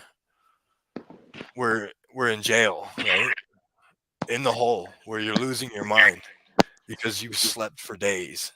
There's nothing to do. You have no books. You're in this madhouse, right? You're already in hell. If you're in the hole, you've probably just been in a fight. You're all bloodied up, and now you're in hell. So what do? You sleep. and you sleep and you sleep and you sleep. And eventually you're not tired, right? But you can still kind of go back to sleep. And that's when you're really flexible in the dream world, right? You're not tired. I have nothing to do but I'm sleeping. And you can walk around, you can fly in your dreams. And that was really my first experience with messing around with that state, because there was just nothing to do for days and days and days. You know what I mean? Yeah, definitely. Have you ever experienced any type of old hag syndrome or parasite attack while in that state or asleep? No, but I have experienced that in my life. But I mean, my life was just something else. It was just drug abuse and it's just a hardcore life. You know what I mean? And yeah, I've woken up like just there's nothing you can do. You cannot move. And you want to scream and there's nothing you can do, right? Had that happen a couple times. But and the thing with that is, I mean, when you're strung out, you have evil all around you. You know what I mean? Is it just a physical phenomenon, or is there something more to that? I think there's something to that. I think that I don't think that people obviously are inherently bad, but I think when you're engaging in it, you are drawing up low entities towards you, especially ghosts, because ghosts are always hungry, and they want what you have, which is the bliss experience. Even though I'm not saying that drugs produce bliss, I don't think they do, but I do think that they see something that happens, and then they're attracted to it, so they're attracted to the person experiencing these kind of like pseudo bliss states, and so they kind of attach themselves to it and attach themselves to the person. And I just want to go back to something you said, Mike, that I found very interesting, and not to diminish this part of the conversation, because I think it's very powerful to hear like your story. Like I've heard it, but I think that for Dan's audience, I think it's amazing. But I think that perhaps, well, I'll see what you think. I think the whole, like when they put you in the solitary sort of place, to me that seems like a place that would specifically induce magical experiences Or psychotic ones. or psychotic ones, right? Because it's a very fine line between those two things, right? Like everybody who's sort of made the middle journey understands that you can very easily veer off path. So I do think that perhaps, you know, the modern prison system, the panopticon that they make it, is made to induce, yes, exactly like you're saying, like a magical or a psychotic episode. Yeah, I mean, and you know, I went in with Lee on, you know, how I kind of feel the whole gang culture, especially for criminals, is designed to control criminals. You know, I mean, and prison is when you're in there, you're kind of macro micro of what they're doing on a big scale to the entire community. You know what I mean? You hear phrases like normalization, and it's like I got out and I heard that phrase after COVID. They were talking about normalization, and it's like they're talking about that in the prisons, so that, you know what I mean? Oh, let's put a chair in here so it's not all concrete, or you know what I mean? Whatever. But it's like the same tactics to control prisoners, but just on a bigger scale for people. You know what I mean? But as far as pushing yourself to the limit and really you're pulled out of society, you're pulled out of your life, right? And you're put here, right? And you can learn a lot when you're in there. And so if you're interested in magic, that is when you have nothing else and you find an escape. I definitely agree with that. It's breeding grounds for psychotic or magic experiences. Did you ever have to like really fight somebody off that was trying to like steal your lunch or just like intimidate you or anything like that? Did you have to really scrap in there? I've had a scrap in the county jail like that. Yeah, you got to stand your ground. People are crazy. They're coming off dope. People are out of their freaking minds. And if you show weakness for 1 second, you're screwed, right? But in prison, when you get there, the people who are going to put you to it at first are going to be your group. You're going to get hard checked. You're going to see if you're worth being on the crew, right? So if there's a piece of shit on the yard who needs to leave, the young guy's going to go over there and bash him out. Get that dude off the yard. I don't care if you're going to get extra time. If you're going to be on crew, you're going to do that. If there's nobody like that on the crew and somebody comes in and he might be, people sense weakness, they'll send the next young guy, hey, are you worth it? Okay, we'll beat this dude up. We think he's a sucker. He needs to be hard checked. And it'll be your own group at first giving you a hard time, right? But then you're in the group. Now you're given a hard time. So, and yeah, I've had violent experiences in there, but never really somebody picking on me to try to take my lunch. Because when you're in a kind of a more heavy prison, people don't just do that because it causes bigger issues, right? People don't fight alone. If you see somebody of your race getting fucked up, you go march your ass directly there, no matter what's going on, to help, right? And everybody's got that rule. I mean, everybody against everybody. So, Like, what were the main races? Like black, white, Hispanic, and Asian, something like that? well, it's really interesting because depending on where you are, there's so many different gangs, right? That it will split the divide. Okay. The whites all seem to get along, right? It's one group, but a lot of the white guys that go in there aren't in a gang initially, right? And the whites are a pretty organized group in there. The second most organized group in there is the Sureños, the Southern Mexicans. And they're very militant. And the people that go in with them are other Southern Mexicans, 18th Street, right? Who else? There's a bunch of different Latino gangs that fall in with the Sureños. Then you have the Northern Mexicans, and they have a few different groups, including like Latin Kings and, Puerto Rican groups. They join with the Northerners. And the Northerners sometimes will click up with the Bloods because there's a lot of Hispanic Bloods, right? And they share the same color. So I think right now the Bloods and the Northern Mexicans are clicked up. And then you have Crips and you have GDs, you have all these different groups, and they kind of sometimes click together, sometimes not. So it's very weird the way the politics go down, right? And if you're Asian or something, then you probably would get clicked up with the Puerto Ricans and the Bloods and the Northerners. And then Mexican nationals have their own group. They're the Paisas. So those are the different groups, and the Sureños and the whites are joined together in prison at the time, in Colorado at least. That's not always the case, and it may not always be the case, but for the time being. So, Jin, did you have any more questions for Michael?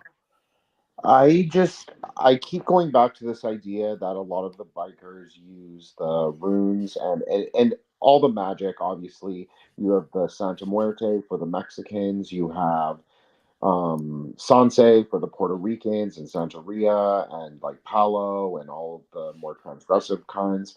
But it seems very process theology. Like it seems very process church to me. Like not obviously not the ethnic kind of magic or the ethnic forms, but the fact that it's so factionalized and then it over relies on the left hand path. Like I'm not anti left hand path, obviously, but I can see how those practices in prison, especially, and what gets emphasized, like this neo-Odinic kind of Satanism that's very popular among like more white supremacist organizations. Like I'm not even saying that as a pejorative. It's just a fact.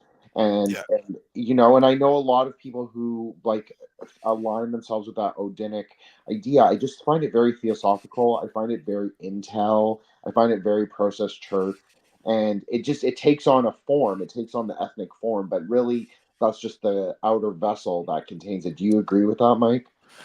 Yeah, 100%. I mean, the biggest example is this kind of political militantness and grouping up and being forced to group up in prison isn't in every prison, and it's not something that's always been around. It's something that's come out of the California prisons, which are very violent, terrible places to go to prison. And all the street gangs have come out of there too. And when you look at the symbolism of all of these street gangs, you'll see the number 13. You'll see clown imagery all throughout the Mexican street gangs. They love to use the clown symbolism. And sure enough, you know what I mean? It doesn't help the people who are in it at all. Nobody wants to go to prison and live like that. It's insane. It is hectic as hell. And then as soon as your points get down low enough, you can get to a lower minimum security. And it's like this, you don't know how you're feeling out. Everybody's coming from out. They're like, they don't know how to feel. So they just hold on to that separateness. They might not kill each other anymore. But if you watch the movie Shawshank Redemption, where all the inmates are working together, they're in there together. They're just in there surviving. I could go to a black dude and get a rock hammer, right? It seems so counterproductive to the inmates the way they behave, but there's no questioning it. It's enforced with violence by the inmates. And, you know, these groups get infiltrated when they get on the outside. They'll get infiltrated by the cops and then controlled. And I definitely smell what you're saying, Jin. I mean, the intelligence, just with the biker gangs, the way they entrapped these groups and bought all of this dope off these groups, and then what happened to the dope you guys bought and charged these guys with? You bought thousands of pounds off these guys, machine guns. It's a way to control organized crime and make money too, because these guys are also selling drugs. You know, and so it's very fishy when you look at the origins of these groups. 100%, and thank you for elucidating on that, Mike. And you've done a really great job. And thanks, Don, for bringing it up. I have one last thing, Mike, is that other than everybody should follow you and check out your work, because it's been really incredible, and to just watch your kind of like podcasting career, whatever you want to call it, like take off. I think it's really awesome. So I'm really happy for you. So I actually think that the clown imagery has its origin in the Ars Goetia. That's kind of my I've had this working thesis for a couple months now, but I have sort of, there's a couple figures that goetic spirits that do take on the form of a clown or a trickster or like a kind of scary evil baby. So I'm gonna have to look more into it and try and like narrow down which ones I think could be the more baby figure from the order of the Jesters. But I think that you could probably find it too, Mike. So I want to just suggest that before I go, and that's all I have.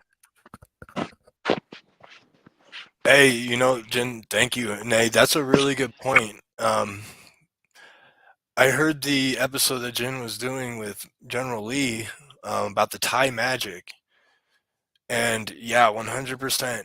Some of the things that you were speaking on, I'm like, I think a lot of this jester stuff is coming from Eastern magic. Like, just some of the things that you were saying about, I'm like, that's mirth. That's, you know, this is striking something. So yeah, look into that, Jin. Let me know for sure.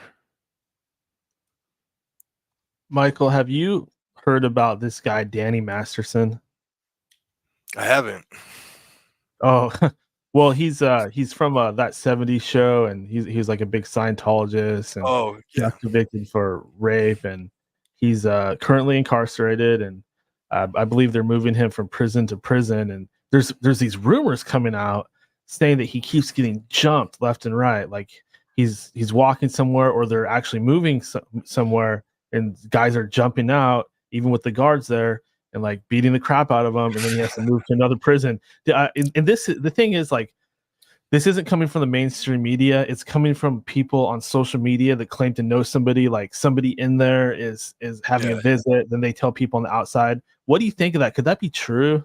Yeah, 100%. People do not want to see no famous pretty boy rapist in a prison. No, you're gonna get that ass. You know what I mean? I fucked up that rapo from that '70s show. I mean, I 100% believe it. That dude's got to do his time by himself, man. I mean, it sounds like he's in trouble. Like he's gonna have this is gonna happen again. Hey, and you know what? It's really terrible, man. And people get broken, man. I mean, prison is just a nasty place. It's just nasty. I mean, if you really go in there scared and not know what to do, and just get fucked off so hard from the get-go, you're just gonna keep getting fucked off. Like, there's no change in that. People are ruthless at times in there. I mean, it depends on where you go, right? Yeah. I will say that. Okay, the first prison I went to, Sterling Correctional Facility, is just a terrible big prison, and it has all the politics, all that crazy shit, and it's just a giant prison, and the guards kind of just stay on the outs and kind of let you do your thing for their safety mostly. But you know, it's not a spot. It's not a good spot to be, you know. And no prisons are, but some are particularly nasty, you know. It truly is hell. It is. That's the thing. It's hell for him, right? But once you get used to it, and once you're there and you're a fixture there and you're supposed to be there, that's the weird, awkward part about it, right? Is once you become a part of the community, then you're a part of the community. Then you're just living there. It might get hectic sometimes, but you might, you catch yourself enjoying yourself in there, right? You get used to everything. But if you go in like he did, and you're just getting fucked off, and people get broken in there. Some people get broken. Some people do not have a good time in there. Dr. Robert. What's up, man? What's up, Dr. Robert? Over here chilling, man. Smoking some weed. Listening to you, man. Having a good time listening to you. Yeah, I just have how are you, by the way, man? You looking good, sounding good? I'm good, man. How are you? I'm groovy, man. Seems like you're chopping up a lot of good game with the youngsters here. I love your laugh, man. Hey, I just gotta say, dude, I love Dr. Robert's laugh. I started listening to the shows, and it's like hitting the dong, gong, clear in the air, dude. I love it. Groovy, man. I appreciate that, man. I like the way you talk, too. You been off the swing blade. I got a question for you, brother. Like just a couple. Yeah, I got you. All right, yeah. As you delve into the intricate web of elite power structures, what subtle patterns do you notice emerging? And how do these patterns shape our perception of reality? Well, I definitely have to say that these secret societies are definitely the tops of them, the most influential parts of them go back to the bloodline families. You know what I mean? Just look at who our presidents are related to. Just look at who any of these monarchs are related to.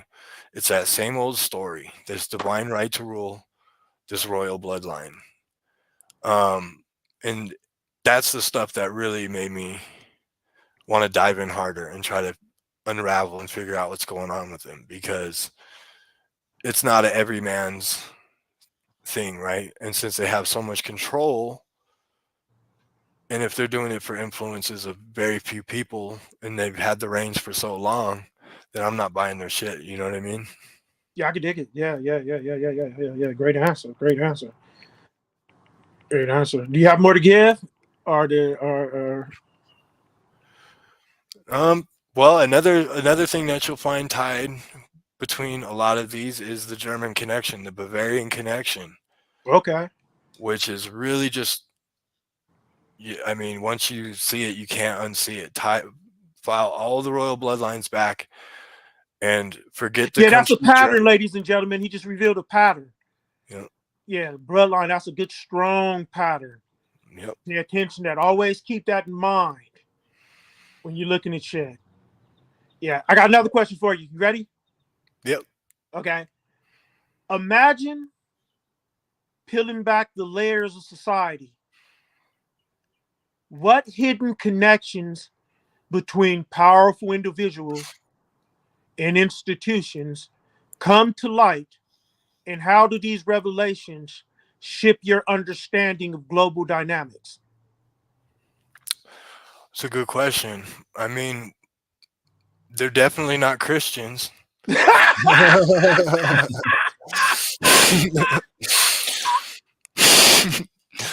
That's the one thing that you'll find. They're not Christians, man. They might say they are, but if Right, you look closely, all you see is Satan.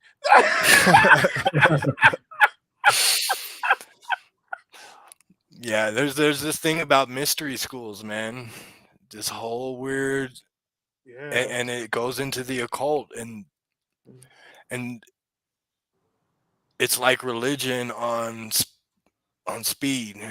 Bad example, but it's enhanced spirituality, these occult groups, right? Mm-hmm. And who knows what the heck they're doing? I mean, we were talking about all of these fairy tales, right? Yeah. And I'll be damned if it doesn't seem like they're worshiping anything but Christ. You know what I mean? Yeah. And it seems like what gives them power is their denial of their humanity. You know what I mean? For certain. Yeah. You have to deny humanity to act like that. There's no other way. Yeah. You have to see others as not human. So you're already putting yourself above humanity. So yeah, I nailed it. I agree with that 100%. You got some more questions? It's like that phrase. It's like that phrase, "I'm dead inside," or somebody's dead inside. Yeah. Yeah. You met Johnny Ringo in Tombstone. Remember? You know, why does he do that? Because he's bored. Yeah, you been being bored or some shit like that. You remember that shit? But I got a few more questions for you. You ready? Just trying to bring out the best in this. You ready? Yeah, I'm good. Okay. Yeah. I give you a hint. Mark it under influence and control. Okay. In your observations, how do elite power structures subtly influence and control the narrative of mainstream media? And what signs can our audience look for to uncover this influence? It's a good question. So like I was saying before with the military tactics, okay, the red team, blue team, which is so important because this is what they're trying to do. This is the basic divide and conquer, right? And if they can split the red team, blue team all the way through, they'll do that, right? Israel, Palestine, Trump, Biden. I get it. Yeah, blue hair, red hat. Yeah, all these negative dichotomies. Yep, Sereno, Norteño, right? Yep. White, Crips, black. Bloods. Yep. Left, right. And so what's really disturbing now is we all have specific information specifically for us, right? And so psychological operations, right? PSYOPs. A lot of these news stories that were coming out during COVID were so divisive, right? Yeah, be cool on that discussion though, because that shut this channel down. Never mind. No C-word talk. Give another example. Sorry. Okay. Well, then it's just a news story. We won't bring up a specific one then. Just imagine. Yeah, just invent one. Yeah, give it a hypo. Yeah.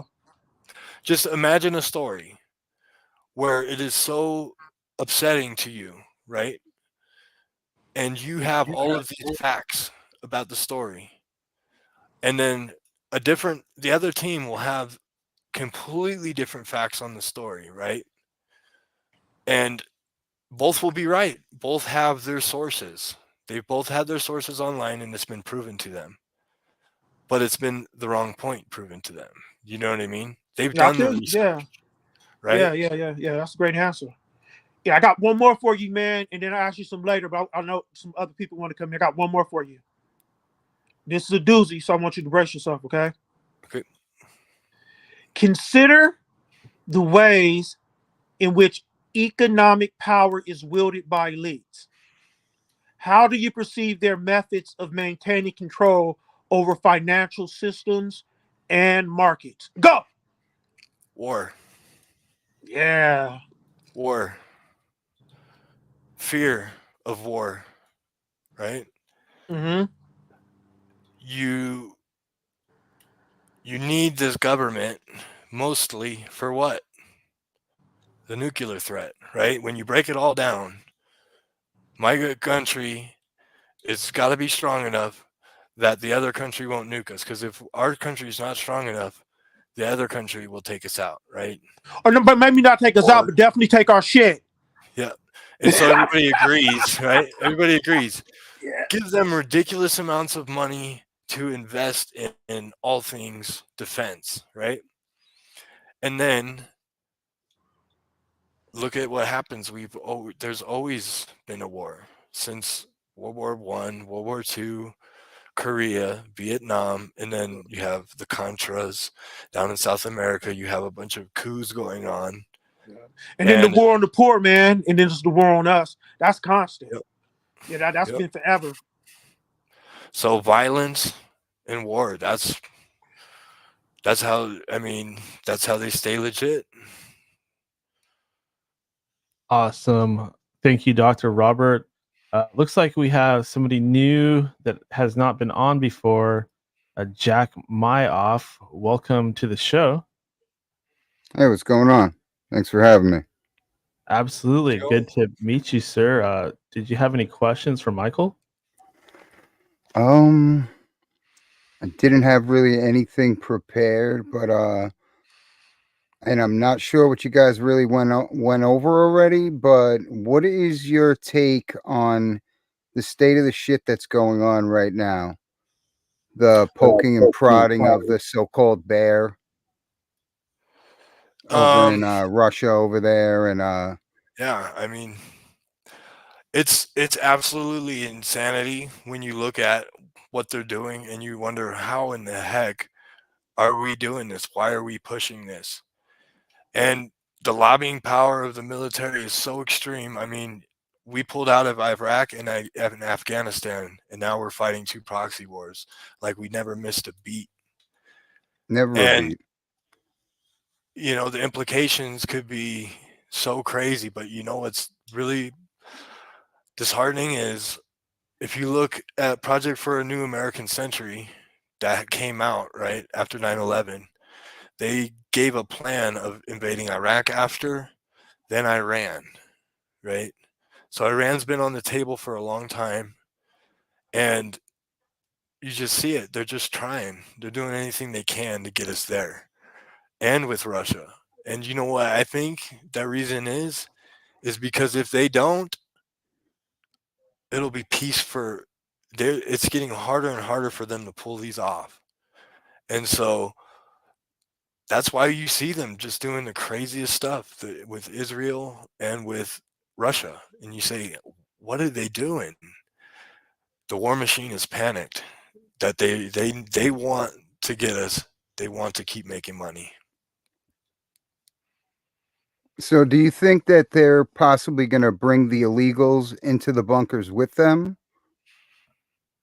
Or provide shelter for them? Oh, that's being that they're here to replace. I think 100% that there's way more to why they're all coming here. I think that they may, if we don't have a draft, the numbers for troops is very low. They're going to need some bodies on the ground. Who else is going to do that? And I think they've figured out a magical way to make all these people here that will take that opportunity, right?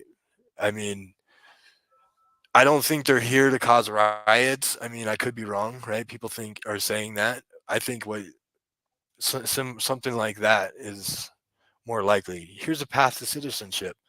Fight for the Yeah. USA. Votes and military. Yeah. Absolutely. Plus, people that are living in bad conditions, they'll accept anything. I mean, if you give them something slightly better, they're like, "Hey, okay, what do I got to do to keep this going?" I like it. Exactly. And then once the handouts stop, then what happens? It's once the government handouts stop. You know, they're not worried about that because they have a plan for that as well. Yeah. You know, that's the thing is, you know, I wasn't in there terribly long, but one thing that I did notice, the amount of time that I was in there, the world had changed so much.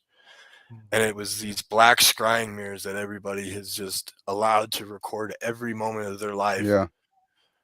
And so the data they have on everybody, they know exactly how to push, prod, and they could just pull some crafty stuff off now, especially with AI. And so you're going to see really sophisticated stuff. And yeah, they have some really good plans. They plan really well, and you see it happening. Yeah, it's funny that the phones and the technology are their weapon, and we're kind of using it against them in a way. Unfortunately, the phones, it's got us all of us are mesmerized. I have to stop myself from picking up my phone sometimes. Just to enjoy life. Yeah, we Pretty use nice them trick they pulled. Well, thank you, Jack. Good to see a new face on the show.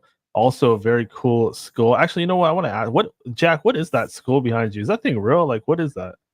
Oh, it's a mythosaur from Star Wars. Oh, from The Mandalorian. Yeah. Cool. This is the way.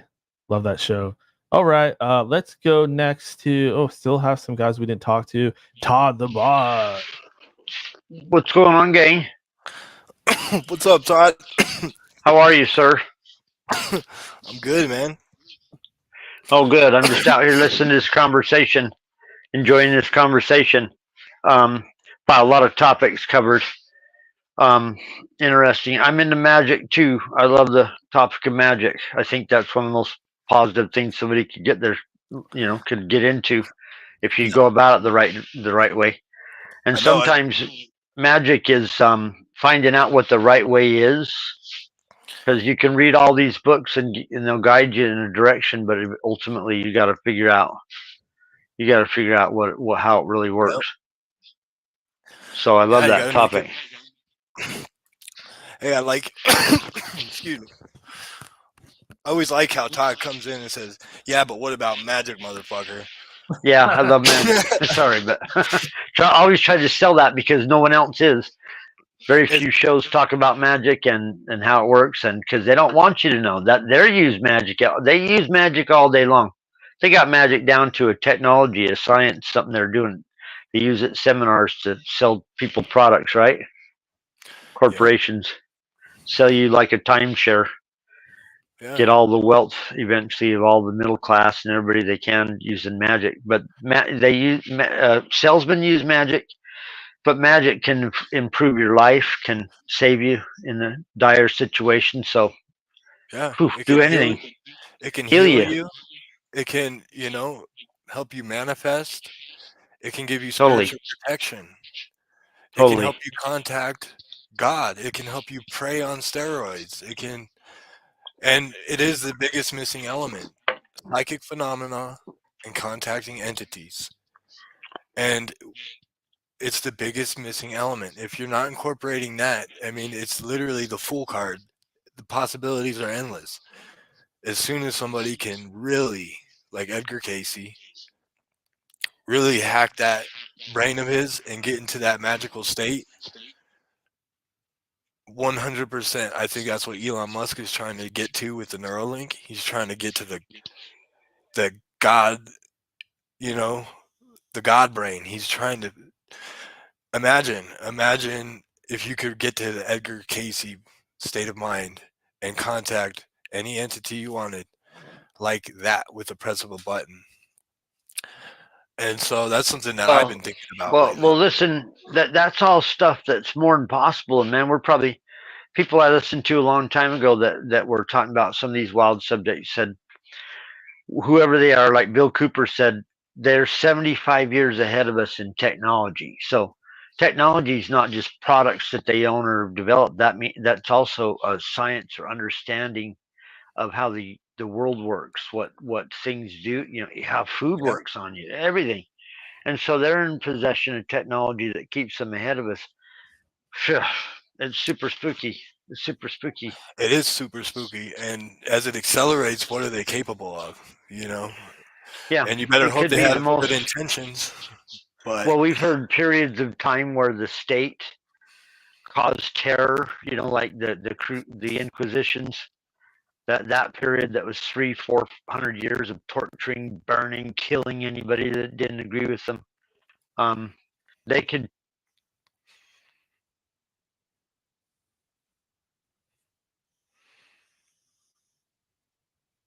turn around and use technology to do that nowadays, like in ways we won't even understand. They have trucks they can pull up on a mob and put out a beam that you can't see, that's like your skin's on fire, that drives mobs back. Right? They've got these technology. They've admitted to those. Imagine them just dialing them in on somebody they don't like or something. This is the kind of where we're getting it. So it's about spooky as it gets. But that's what we talk about on End of Days Radio. So I love it. Glad to have you on here. Interesting conversation. Right on, Todd. Yeah. Thank you, Todd. And we will now go to Mr. Clint Aestwood. What's up? What's up, Clint? Interesting talk. Oh, I hate it when you make me full screen. The alpha is the beginning. The omega is the end. The alpha omega is when you do or die.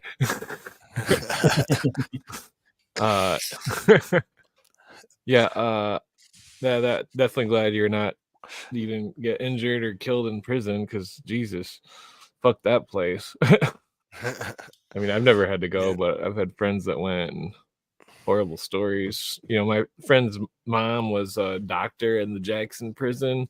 She was the head doctor in Jackson, Michigan, and fucking she said this one guy, she's constantly sewing up people's butts and shit. You give her like free martinis, and she was saying the most fucked up stories, and like fucking But yeah, she said there was one inmate that was fucking pulling his own guts out, fucking eating them and shit. And man.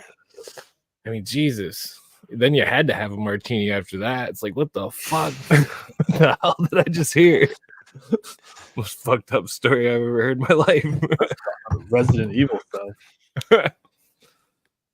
Yeah, the whole. I think when I was a kid in the 90s, I was in the county jail, and I overheard a bunch of like biker dudes claiming that they were trained to make drugs by some kind of undercovers and all sorts of weird stories. And there used to be big biker parties around here with like huge biker bands and like just these massive like festivals that were bikers, and like they would burn their tires out until the tires in the motorcycle pop, and like burn Detroit rubber.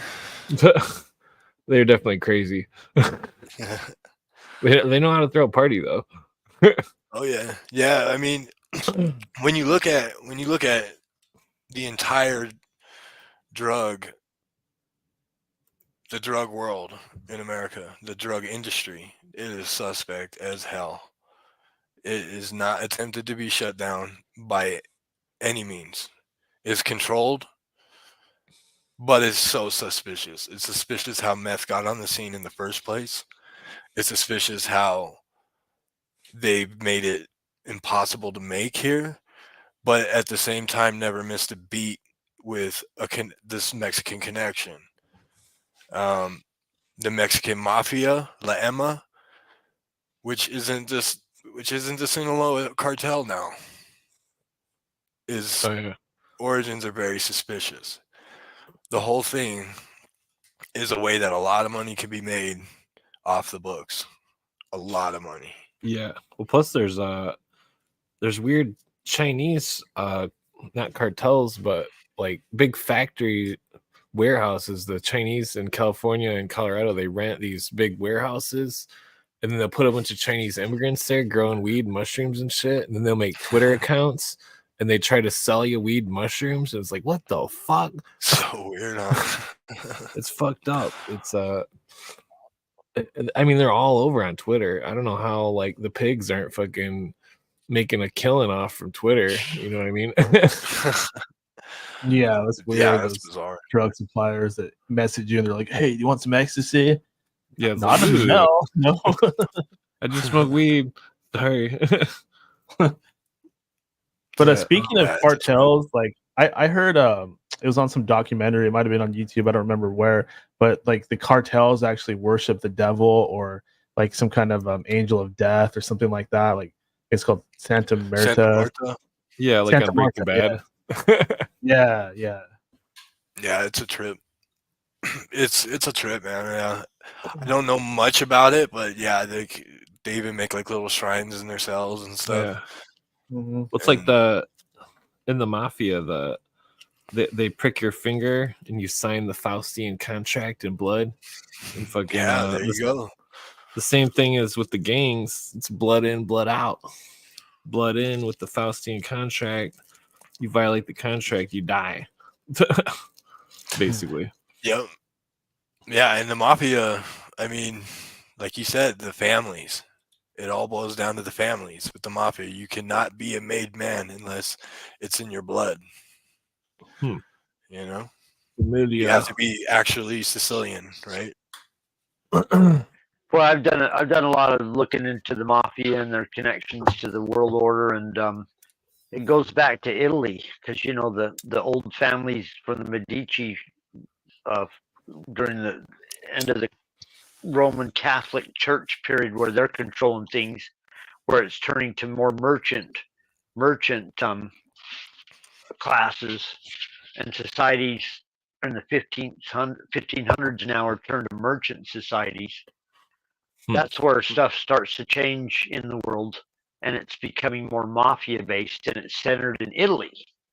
And Sicily's just like well known for having the mafia families. And you got to look back at this stuff through Masonic connections, because the Masonic lodges in Italy are the most notorious Masonic lodges, you know, in the world. Probably because of what happened over there between the church losing its power and something else taking over. Oh yeah, like Right Roberto Calvi. Yeah. The merchants were becoming more powerful than the church, right? The merchant class was starting to take over the world or whatever, and the central banks first were developing that broke outside of the church. The church didn't allow banks everywhere. The church controlled the money. The Catholic Church controlled the money. When King James broke off with the Catholic Church, I may have that hit period here just slightly off, but when he broke from the church and printed, you know, the Protestant Reformation started, that gave him opportunity to have central banks. If you look back. Oh yeah. No, absolutely. The Medici's, they have dark connections. When you look at these old Medici approved sculptures by David or Donatello, excuse me, very homoerotic and very, very the statues of Judas, which actually is kind of a strange thing. I think as a connection to the Shriner with the sword behind the head where the head hangs on. They have this giant thing of Judah with the sword above the head trying to cut off the head of Christ, I think. And it's just like, why is that in the Medici house so prominent? And then you hear about the black magic that the Medici families were involved in later, and it's like really suspicious. They were the bankers of the Pope. Yeah, that's some really deep That's stuff. how we get medicine and media. Medici. Huh. Yeah, she conducted the first Black Mass in Paris, supposedly. It was arranged because her son was dying of tuberculosis or something. And so she had a rabbi as well as a Jesuit priest, and they were the ones who conducted what is supposedly the first Black Mass. But she paid for it all, and they did some sicko shit. But anyways, we won't get into that. But I agree with all this, and I just want to point out something that I think it will be really interesting though, is that the Santa Muerte, the like Mexican, it's like the angel of death or the left-handed angel of death. She actually is not as indigenous as people think. She actually has a Jesuit origin, and if you trace her sort of veneration all the way back, it was originally a nun's skeleton from the Dominican Inquisition that happened in Mexico City in like the 1760s. So they had this nun's skeleton like in the reliquary of the church, and then people would worship it. And what the Maya or the Aztecs, like the indigenous people, would do, they would beat the skeleton with whips in hopes that she would grant them a love wish. And that's specifically what she was for love magic. So anyways, I just thought I'd add that because I thought that's an interesting history. Rather than like an indigenous goddess, it's more of a Jesuit goddess. I got a question. Michael, is there anything you can share from your personal spiritual self-defense regimen or anything like that? Is there something, since you're around this dark stuff, you rely on? Yeah, 100%. Highest self, higher self, the good, your humanity. For me, it's Christ. There's something about it. Okay, Michael the Archangel, if you want. You can call on help. You can ask for help. Do not be afraid.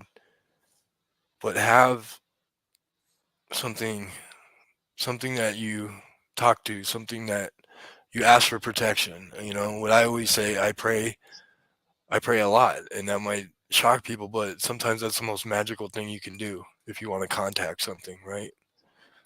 And prayer is super powerful. Like prayer's like, yeah. Prayer's powerful.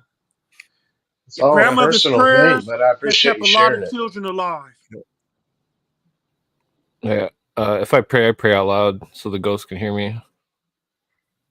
For sure. Function and it worked. Hey, power to there's them. nothing more powerful than Well, you know, sometimes you're praying you're going to make the red. Sometimes you're praying, Michael. Sometimes you're praying, Michael. Sometimes you're praying you're going to make that red light. Yeah, come on, get me through this red light. One of those prayers. One of those short prayers. No, come on. No, but I'm saying, and then I'm saying, no. No, but I'm saying, and then sometimes you're praying. Sometimes you're praying for those long prayers where you're just saying, "Oh God, please, you know, down the road, help me." You guys want to hear something trippy about that? Well, I believe that shit. You know, because you know, I'm kind of tuned in a little bit. So not too long ago, man, maybe I know it was probably about a year ago. I had a homie across the street. I'm not gonna say his name, but he was like real drunk and like maybe like a week or so ago, my nephew put hands on him, like mopped him up for saying something crazy to his girlfriend. But other than that, man, at the time, man, he was playing with a gun in his car, man, and I saw death on his face, like straight the fuck out. Like I just knew he was gonna die, right? And something just told me, just get the fuck away before you catch one of these bullets, right? Totally. But his grandmother, right? Playing with his gun and his car, playing with the gun and the car, yeah. Yeah. That's crazy. His grandmother used to always call me and tell me she's praying for me, like all the time, just out of the blue. So I know she was just one of those type of Christian ladies. So I go back across the street to check on my mother, right? Because I'm over visiting my mother, because my mother lives in the hood where I'm from. So I go to my mom's house and I go inside and I tell you, man, like 5 minutes later, I heard, bah! Right?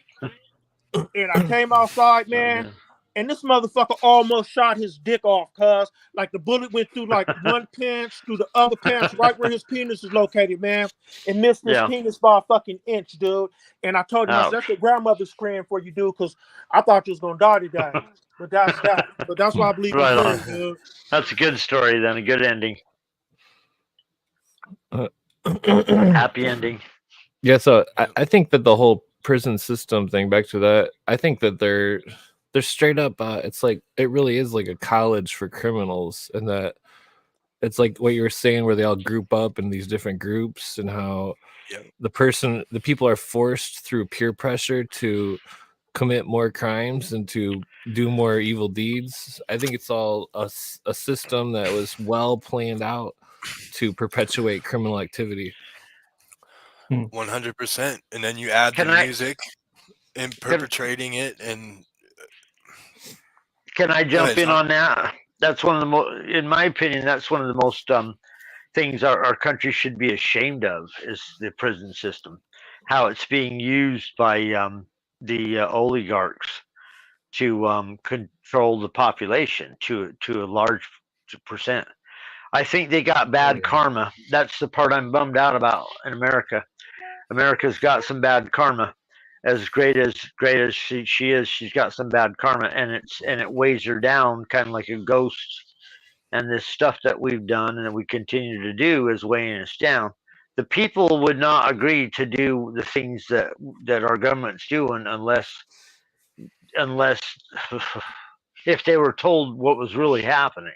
So that's why they got to supply infinite streams of propaganda to prop this bitch up, because the karma is so bad. I mean, we all know that's what's going on here. Well, you know my opinion, though. There is no America because there's no Constitution, because Constitution is the operating system of America, and all these court systems. Well, there's America in the sense of the people that live inside this region that has been mapped out. That is kind of an America. What it is exactly, that can't be prescribed. But the people that live here are being held responsible, Clint, real quick, for bad karma that we're doing all around the world. That we've been doing all around the world. We're going to be held responsible. Babylonian order following. The thing is, though, it's us as individuals. This system is the New World Order since at least at minimum 1938. There's been no America, basically, and that the citizens are under the. It's like how I was telling Lee, the British dude that's not General Lee, how the statues of Washington and all these people in DC, they were all made. Don't interrupt me. I'm talking here. Don't laugh. This is not funny. They fucking they turn. Hold on, listen. Don't let me lose my point. They fucking turned George Washington into a god in DC. The statues, they were all made in 1939. There was the Illuminists have deified the founding fathers, who the founding fathers would be totally against that. They'd be rolling in their graves. They're rolling in their graves, founding fathers. Because it's that Rorik that put the pyramid on the dollar bill. I didn't know it was so recent about this stuff. Well, hey, I've got a question for Michael. It sounds like from what you were saying earlier that, like, new guys, when they first go into prison, like the more experienced people that have been there for a while, they get them to do things, like they get them to go and beat up somebody in the yard or do this or that, and that they end up getting more time because of that, right? Well, it depends. So, I mean, with my personal experience, so when I got thrown into this situation, I was like, oh, hell no. You want me to go up to the cell and do what? You got to get him out. You check him in. He's a piece of shit. We've seen his paperwork. Go up there and get him out. We can't tell him to check. He's like, what is there to talk about? Go. And, okay, so you just get on a yard, okay? It's medium security, okay? Now Sterling, they have all these different yards connected, including Maximum. And Maximum in Sterling is the most dangerous place in all of Colorado. It's a hellscape, right? And you're just getting there. If you fuck up, you're going straight there. And you're just there on a 6-year sentence. Sounds horrible. And now you're going to do life? Like, that's the thing's going through your head, right? I think so. They're seeing where your head's at, right? I think that we Luckily should for be us, ashamed It's of our horrible. prison system, in my opinion. I think we yeah, should be ashamed of our prison system because going to prison is punishment. And you don't have to add cruelty on top of it. In the beginning of the Constitution, they outlawed cruel and unusual punishment. And I think today, I'm not saying people don't deserve certain punishment or prison. I am saying that I think the system itself gotten out. It has now a sick example of what But all they of were those trying to criminal do. situations is like designed into it. It's terrible. Being in prison is a punishment in itself. So just yep, let someone go to prison and be in prison, not be imprisoned by some gang system that the intelligence agencies and the government has set up inside of our society. It's a mirror of what they've done to society. They have their own reverse society, like the freaking upside down Kabbalah in prison, or how they're running society. Yeah. It's really And wow. along with that, like when you go to prison, a lot of times you're put to work. Like you got to go dig holes, do this or that, and Get then killed, go kill yeah. someone. well, Jesus Christ. Well, I mean, how well, they have contracts with like the state and stuff like that to actually work. Like Michael, this is true, right? yeah. Like, So you'll either go to school to get your GED if you don't have your high school diploma, right? That will be your job, right? So everybody's assigned a job, Yeah. or they're unassigned for a while, right? But your job could be, I clean up this small hallway during lunch, right? And then you get like a couple, 30 cents a day for doing that, or whatever, or 30 cents a week. I don't even Nice. remember anymore, Yeah, right? there you go. Depending on the job. $3 over a year. But that job could be as small as that, right? And Yeah, when I was so in in Wayside, man, I prisons, folded clothes. yeah. So Yeah, when I was or in you Wayside, could, I folded clothes. Yeah. And then they use the military industrial complex uses prisoners to build all their drone parts and their fucking technology so they can snoop and spy on you and get 30 cents oh yeah, a day labor out of it, all these prisoners. yeah. And so Um, in different facilities, they actually have industries where they make saddles. They like actual horse saddles in some of these. They make the license plates. I've heard, right? We've all heard that they one. make everything. They make Yeah. they make drone parts, license plates, nuts and bolts. Yep, One of the, you know what? And you're One of the buying biggest, stuff through there. you know what? One of the biggest industries in the United States, they reported a while back, was the prison industrial system. There's so much Right. money being made housing people in prison. The United States has more people in prison than any other country on earth. Yeah, that's true. China and It's all Russia, private you now. think that they're so horrible. The United States just has more people in prison than the entire world. Hey, man, can I Not ask to another mention- question? But you can answer Yeah, that go first. for it. All right. Oh, you're good. Visualize the ways in which propaganda and misinformation are used by elites.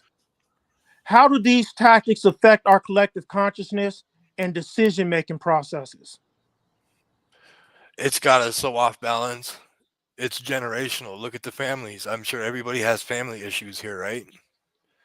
The families have been torn apart generationally. Divorce. And when- The goal of the communists was in the Communist Manifesto is destroy the family unit. Yep. It's the whole thing with the counterculture. People don't understand. Like I loved my time in the rave scene. LSD, mushrooms, all that stuff, and what it's brought, right? But there was a little bit more nefarious reason why they rolled all that out, and it wasn't just the mind control thing. It was to get two generations not to see eye to eye, to separate them. The counterculture, because it was an important time. Right around the 50s, when wealth was good enough and the country was strong enough, generational wealth could have been brought, but the families had to work together, right? They don't want generational wealth. That's why inflation's around. You can't pass off money to your family. They've got to enter into the system and work themselves, right? There's no working and getting comfortable and then doing what you want to do or pursuing higher pursuits. There's only just struggling to make it. So I think that's Yeah. the biggest thing that they've done for the longest times. They've tore our families to pieces. Yeah, definitely. And I've heard you talk about fentanyl, and like it really struck a chord with me because here in Seattle, the problem is just so bad. And these people, I mean, I remember when it was just meth, they'd steal things, get aggressive and stuff like that. But man, this fentanyl thing makes me like just miss when it was meth heads. And as bad as that was, and as much of a plague as it was, you didn't have people like, hunched over, bent over in the middle of the street with their toes falling off and stuff like that. It's crazy out there right now. It's scary. It's like zombies. And what people aren't noticing with that, and what's kind of a hidden element with it, is the emergence of fentanyl as a preferred drug, and what it means and how it's being sold and how it's official. It's not just being put into stuff. People prefer it. Okay, so when I got out, I was put in a halfway house, and my cellie, or it's not really a cellie, it's a roommate at that time, he relapsed, right? And he got one of these fentanyl, and they look like old Percocet 30s. They're pressing the fentanyl into these little pills. This is a brand new drug that's sweeping, and I'll tell you the reason why it's really affecting him and everybody's seeing it. It's because it's cheap. He did a third of one of these and OD'd and almost died in the hallway. So the strength of this, like I dealt in meth and heroin, right? And it's a terrible drug and it will take you out, right? But it's kind of expensive. You kind of have to be a clever drug addict to keep that addiction going, right? The way that these things are, they're cheap. Like if you buy a few of them, I've heard as low as $5 a piece. So it's a homeless drug, and it is a powerful drug. And people will always, when they hurt, they'll go for the strongest narcotic they can reach for. If you're just trying to escape, you'll go for the strongest narcotic you can reach for.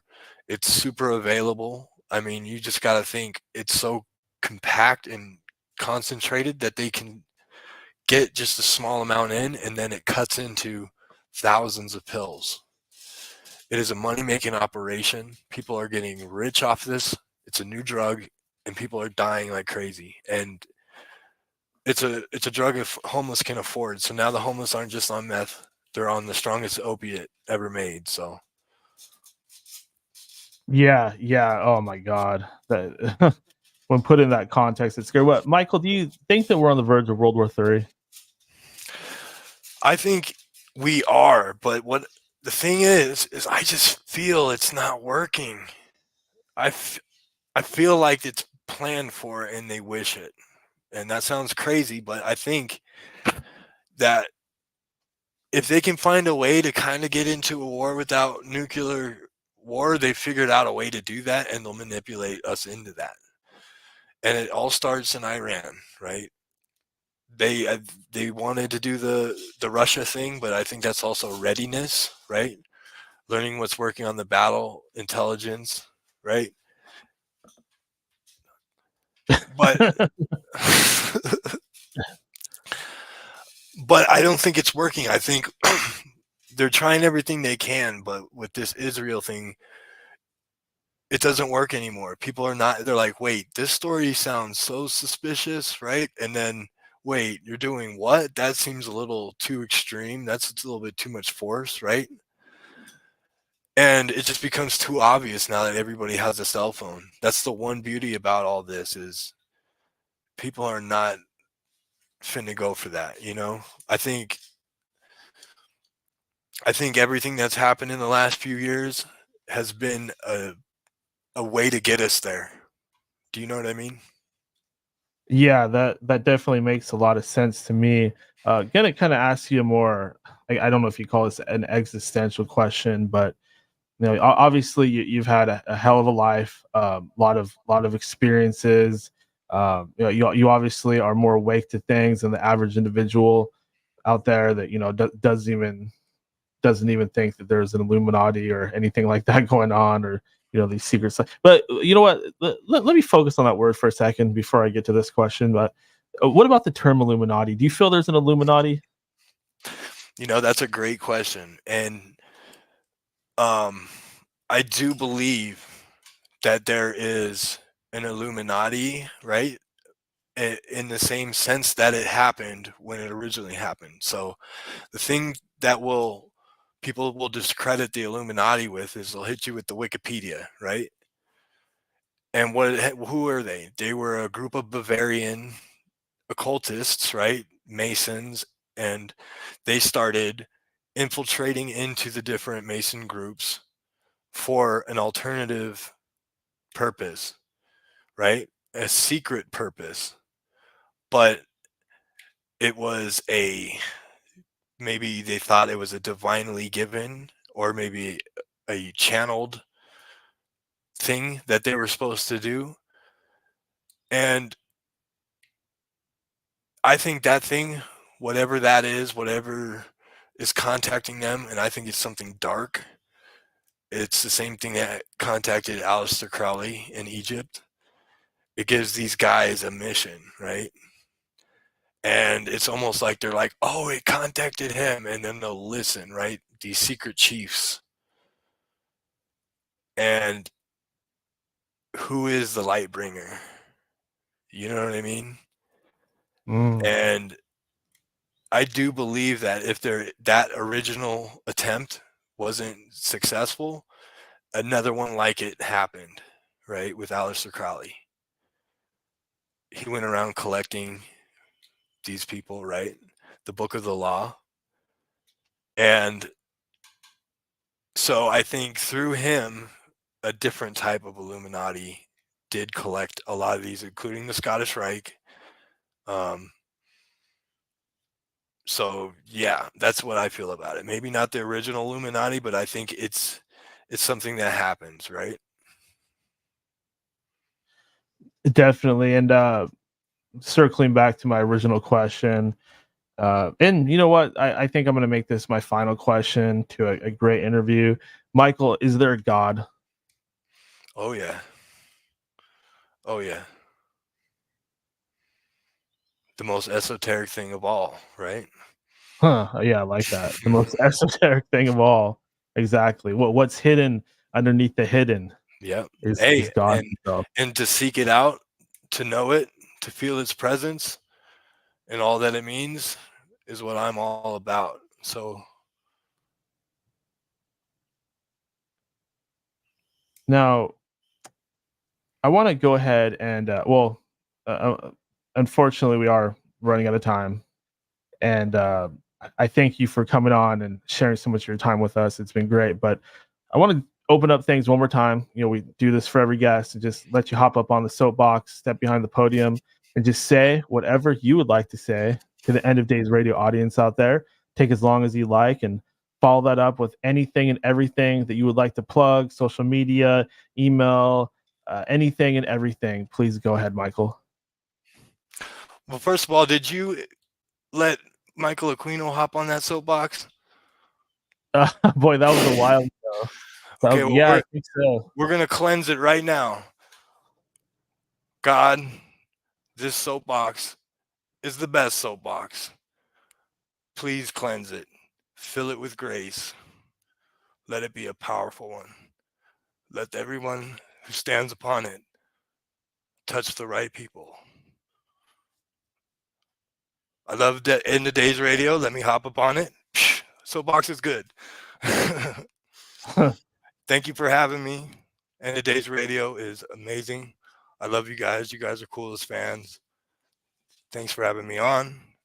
If you want to hear my podcast, check me out with Subconscious Realms. I've got a bunch on there. And check me out on Occult Rejects. I've gone on there a couple times. We're going into the Space Force, and we have a part 3 coming. So, Jin the Ninja, Threshold Saints, got one coming up.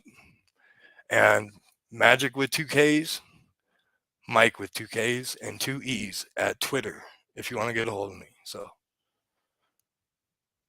love that. Well, Michael, it has been a pleasure indeed. That the last 2.5 hours have flown by.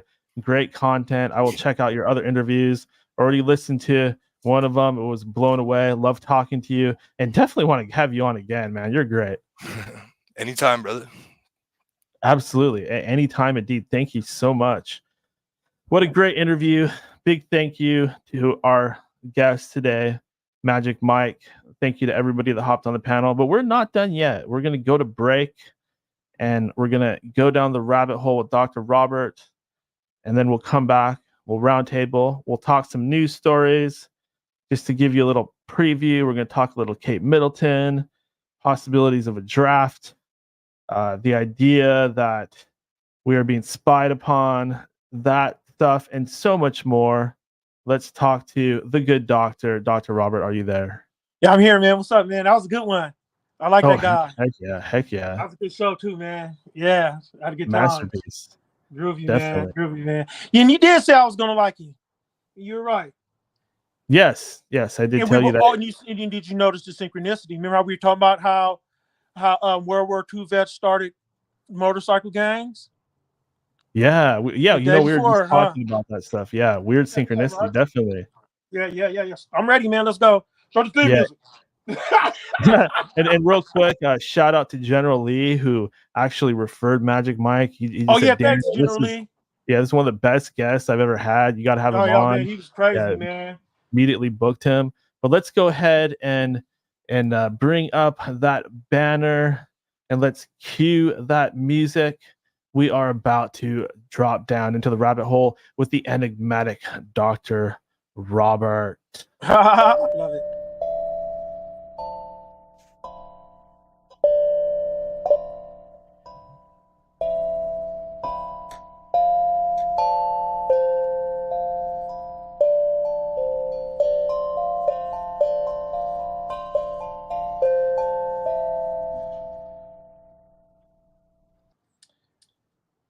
Today's prayer is dedicated to Clint Eastwood. I wrote this. Beloved Oshun, golden goddess of flowers or flowing rivers, your laughter sparkles like sun-kissed waves, and your beauty dances in the shimmering reeds. Grant us your blessings, Oshun, for 1,000,000 moons to come. Oshun, keeper of hearts, illuminate our paths with the warmth of your golden light. May love blossom within us like lotus flowers, opening to the sun. Heal our wounded hearts, mend broken bonds, and kindle passions anew. Oshun, weaver of dreams, pour your honeyed essence upon us. Sweet Orisha, bless our lives with prosperity, abundance, and wealth. May hunger and misery never touch our doorsteps, for you are our sustenance. Oshun, nurturer of souls, watch over unborn children and their mothers. Ease the pains of childbirth. Guide midwives and protect families. May our homes be filled with laughter, joy, and the promise of generations. Oshun, Queen of Waters, flow through our veins, cleansing us of negativity. Shield us from harm, ward off enemies, and dispel envy. Many, may your currents carry us toward serenity, health, and well-being. Oshun, Divine Mother, we invoke you. Open the gates of love that we may cherish one another. Unfurl the sails of abundance that we may thrive and share our blessings. Bathe us in your golden glow as we dance upon the shores of eternity. Ashe, Ashe, Ashe. Welcome, dear listeners, to another mesmerizing episode of Down the Rabbit Hole with Dr. Robert, a captivating segment of the enigmatic In the Days radio show. Here, where history's shadows whisper their secrets, the known world is but the surface of an ocean vast with mystery. Today, we plunge into the chilling waters of covert operations and hidden alliances as we explore the tantalizing possibility of a secretive, right-wing Nazi cabal lurking within the corridors of American power. Prepare to challenge what you know, to question the very fabric of reality as we journey deeper into the labyrinth of the unknown. In our last exploration, we shifted gears, moving from the tangible world of rocket science to the surreal realm of stranger and more unbelievable phenomenon. Little green man, spacesuits, strange rotating contraptions, and bizarre government quests to unlock the secrets of the mind. Today, we continue that exploration, delving even deeper into the shadows, where the strange may be a potential cover for murder. So let your curiosity guide you, dear listeners, as we venture further down the rabbit hole, where reality blurs and the extraordinary awaits. As you listen, imagine peeling back the layers of a grand tapestry, each thread revealing a new hidden truth. Ready yourselves to see the world through a different lens, where the impossible becomes possible and the hidden truths come to light. We sincerely hope that the End of Days radio audience will enjoy and appreciate this episode, aptly titled Shadows of Deception. In the depths of early July, a veil of mystery cloaked Arnold's encounter with two military intelligence officers, a Captain William Davidson and Lieutenant Frank M. Brown of the 4th Air Force, Hamilton Field, California. Their visit, devoid of concrete evidence and based solely on Arnold's eyewitness account, was a perplexing affair. They listened intently, their faces inscrutable, before retreating back to base, leaving behind an air of unresolved tension. This should have been the end of the tale. Yet Fred Chrisman had other plans.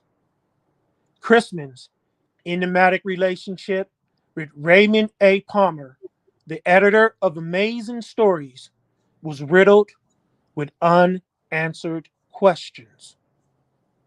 Why would a former OSS officer and harbor patrolman entangle himself with a man known for publishing fantastical tales of underground civilizations, bizarre military experiments like the Philadelphia experiment, and mischievous little fucking aliens? Perhaps, like fellow OSS officer Peter Tompkins, Chrisman harbored a fascination with the paranormal and speculative history. Alternatively, his interest might reveal a darker, more insidious agenda. Many speculate that Chrisman was a disinformation specialist whose ultimate goal was to undermine the credibility of UFO reports, or worse, erase all evidence of their existence. The Murray Island incident, a pivotal event in UFO lore, became a point of intense discussion between Chrisman and Palmer. Palmer, already intrigued by Arnold's Mount Rainier sightings, dangled a tempting $200 advance for Arnold's story. The month was rife with UFO sightings, with reports flooding in, adding layers to the enigma. One night on July 4th, as fireworks lit the sky. The infamous Roswell crash occurred. Initial reports described the debris as flying saucers, echoing Arnold's terminology from his own sightings. That day alone, at least 85 sightings occurred across the United States, fueling a national frenzy. Opinions diverged widely. Some saw the craft as Soviet or Nazi secret weapons, others as American experimental aircraft, and a few speculated about alien origins. The Army quickly retracted their initial statements, attributing the Roswell wreckage to weather balloons. Heard that before, not too long ago. However, the timing of events was suspicious. General Walter Dornberger, former chief of the Nazi space program, and Peenemünde, and later Mittelwerk Nordenhausen, arrived at Wright Air Force Base just as the Roswell debris were being shipped there. Dornberger, alongside Werner von Braun, both described as ardent Nazis in early CIC reports, had been brought to the United States under Operation Paperclip. This controversial program absolved their wartime atrocities for their scientific expertise. Their involvement in reviewing the Roswell wreckage raised many eyebrows. Simultaneously, the National Security Act was passed, paving the way for establishing the Central Intelligence Agency. James Forrestal was named the first U.S. Secretary of Defense, though his tenure would be short-lived. Dun, dun, dun. At Palmer's urging, Arnold arranged to meet Harold Dahl in Tacoma, Washington on July 30, 1947. En route, on July 29, Arnold witnessed yet another UFO squadron over La Grande, Oregon, this time smaller crafts, less than a meter in diameter. Despite his efforts to film them, the footage proved inconclusive. Upon arriving in Tacoma, Arnold faced another oddity. Every hotel was fully booked, yet the most expensive hotel in town had a room reserved for him by name, though no one could identify who made the booking. Creepy. The next day, Arnold met with a visibly shaken Dahl, still unnerved by his earlier encounter with the man in black. Dahl was hesitant to speak. Arnold, motivated by both Palmer's advance and his own curiosity, pressed Dahl for more details. Dahl finally relented and recounted his story. His photographs were gone, having given Chisholm along with the camera. However, Dahl retained a few pieces of the slag from the damaged UFO, which he showed to Arnold. The material appeared to be volcanic rock, unimpressive at first glance. Dahl also claimed that aliens made visible by U.S. atomic explosions had visited Earth to protect it from unspecified enemies. This anonymous communication only deepened the mystery, leaving Arnold suspicious of Chisholm's potential involvement. Feeling deceived, Arnold consulted with United Airlines captain E.J. Smith. Both men concluded that the story was either an elaborate hoax or part of an intelligence operation, distrusting Chisholm as either a prankster or a spy. Their suspicions were seemingly confirmed when United Press International received verbatim transcripts of their private conversations indicating their hotel room had been bugged. It became clear that Arnold's visit to Tacoma was part of a larger scheme to discredit the Maury Island UFO reporting using Arnold's credibility. Determined to clarify the situation, Arnold contacted Lieutenant Brown and Captain Davison, who had previously debriefed him. They flew to Tacoma briefly, assessed the situation, and dismissed it as a hoax before returning to the airport. Their disinterest puzzled Arnold. Why come if they'd already made up their minds? At the Airport, Chrisman appeared unexpectedly, handing the officers a heavy box purportedly containing debris from the UFO. Arnold noted that it looked ordinary rocks. Tragically, Davidson and Brown were killed in a plane crash shortly after taking off. As we draw the curtains on today's episode, I present a constellation of queries, a celestial map for our audience to explore within themselves, guided by the echoes of this unfolding tale. 1.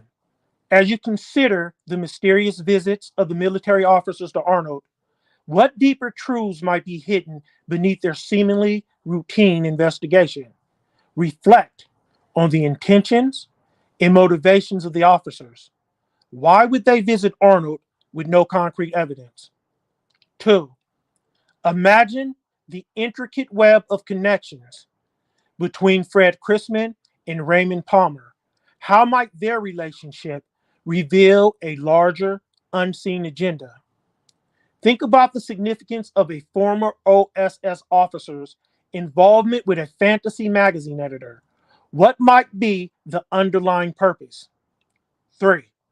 When you hear about the Maury Island incident and its potential ties to disinformation, what questions arise about the reliability of the information we receive? Consider how disinformation campaigns could shape public perception of UFO sightings. 4. Reflect on the timing of the Roswell crash and its impact on public consciousness.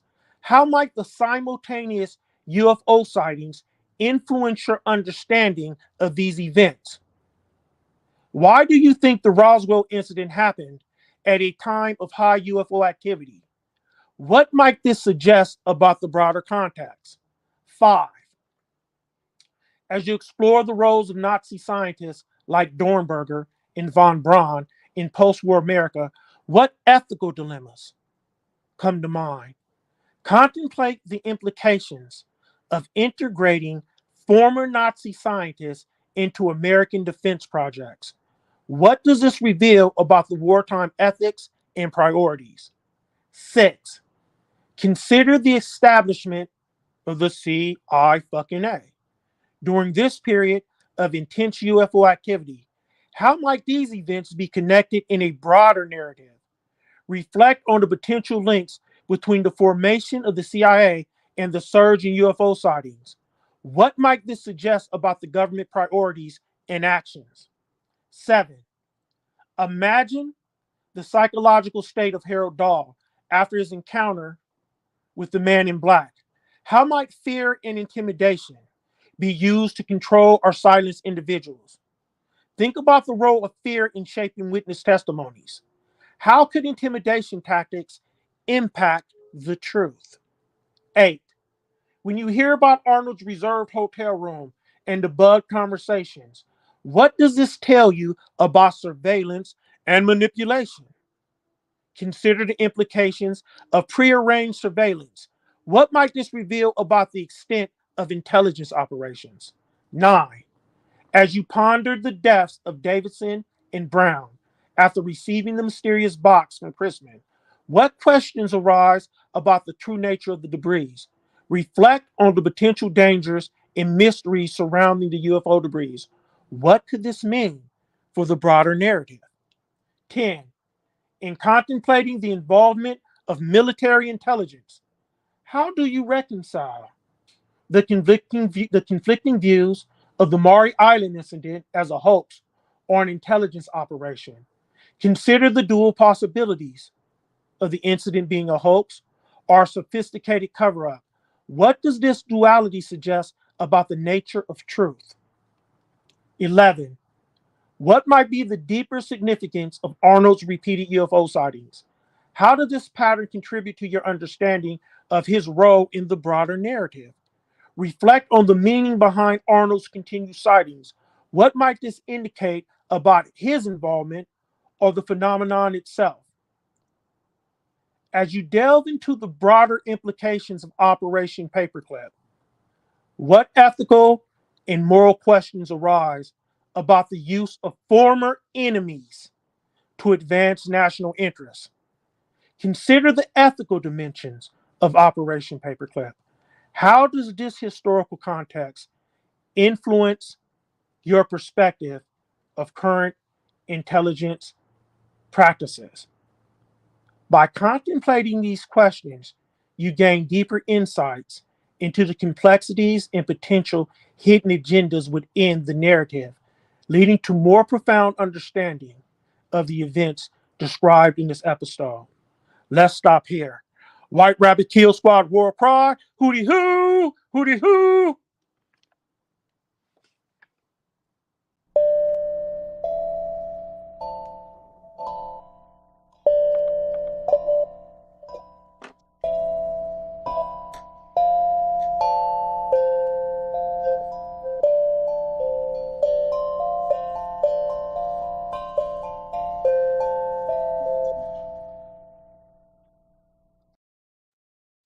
Welcome back to the show.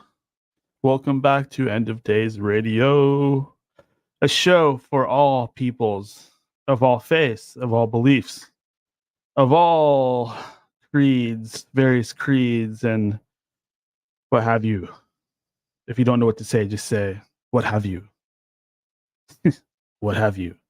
All right, guys, it's time for part 2 of One Fantastic Show. I wanted to kind of get into some new stuff. I got a list of questions I'd like to ask the guys. I think I'm gonna kind of start on this one because I like it. I think it's a very relevant question given the guest we just had on. And my question to you, Todd the Bod, is let's say that me and you were smoking crack in the park, and we're passing the back and forth and taking some deep hits. Seattle Park up in Washington. It's kind of like a misty day. Yeah, we're under the trees over by bunch of hobos. Go on. Perfect. We're down by the McDonald's.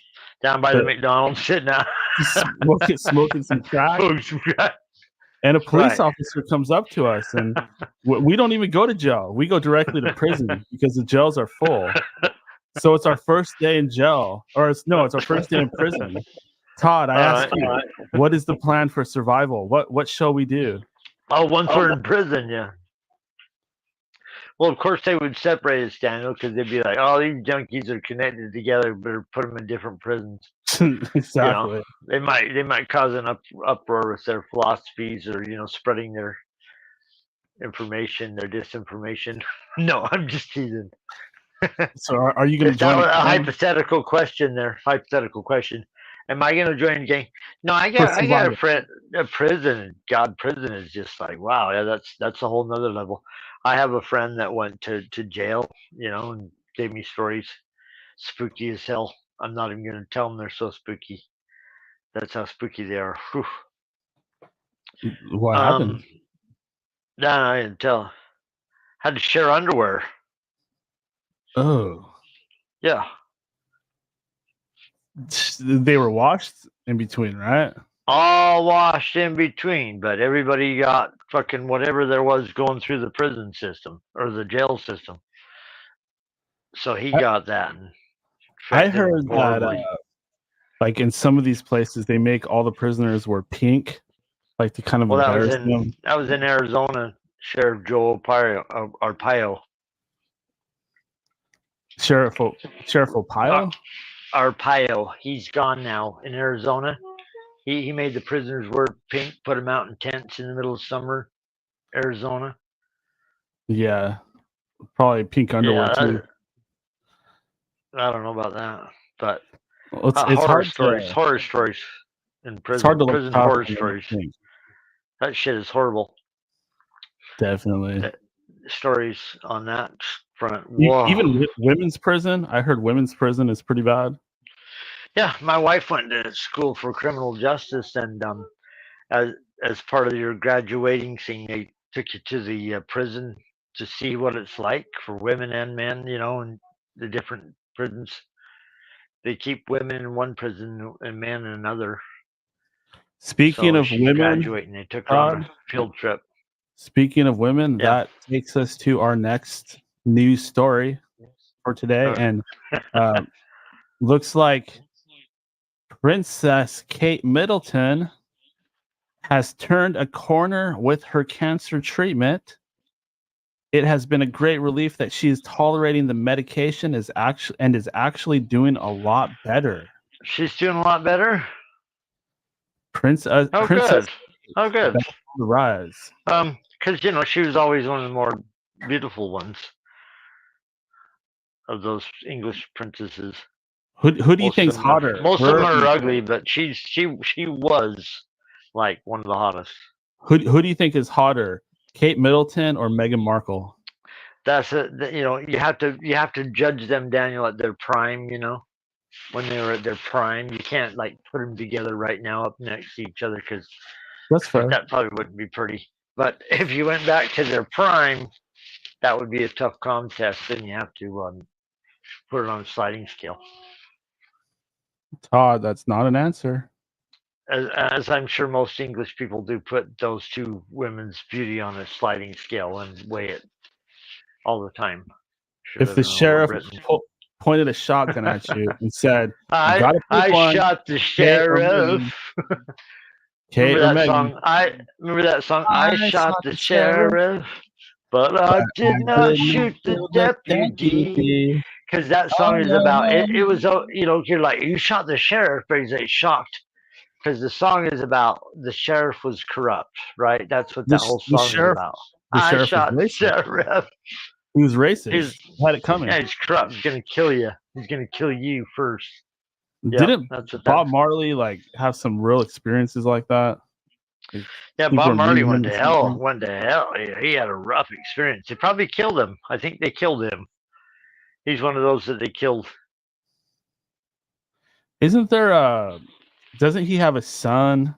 And he sings that song, I think goes like, we call it murder. Yeah, I love some reggae music. There's such fantastic reggae music.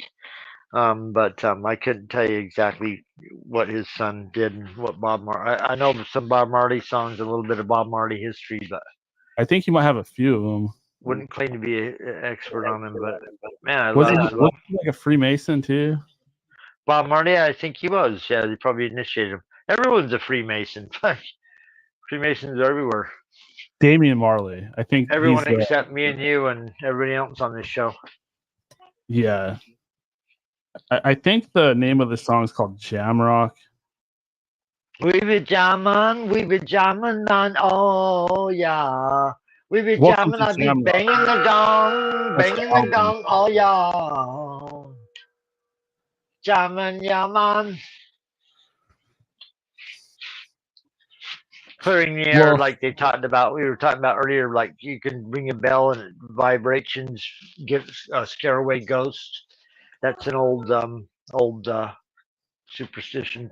I actually just burnt a stick of sage and sage flavored incense, kind of getting rid of them bad spirits. Opened a window. Hopefully they all go out the window and drive them out.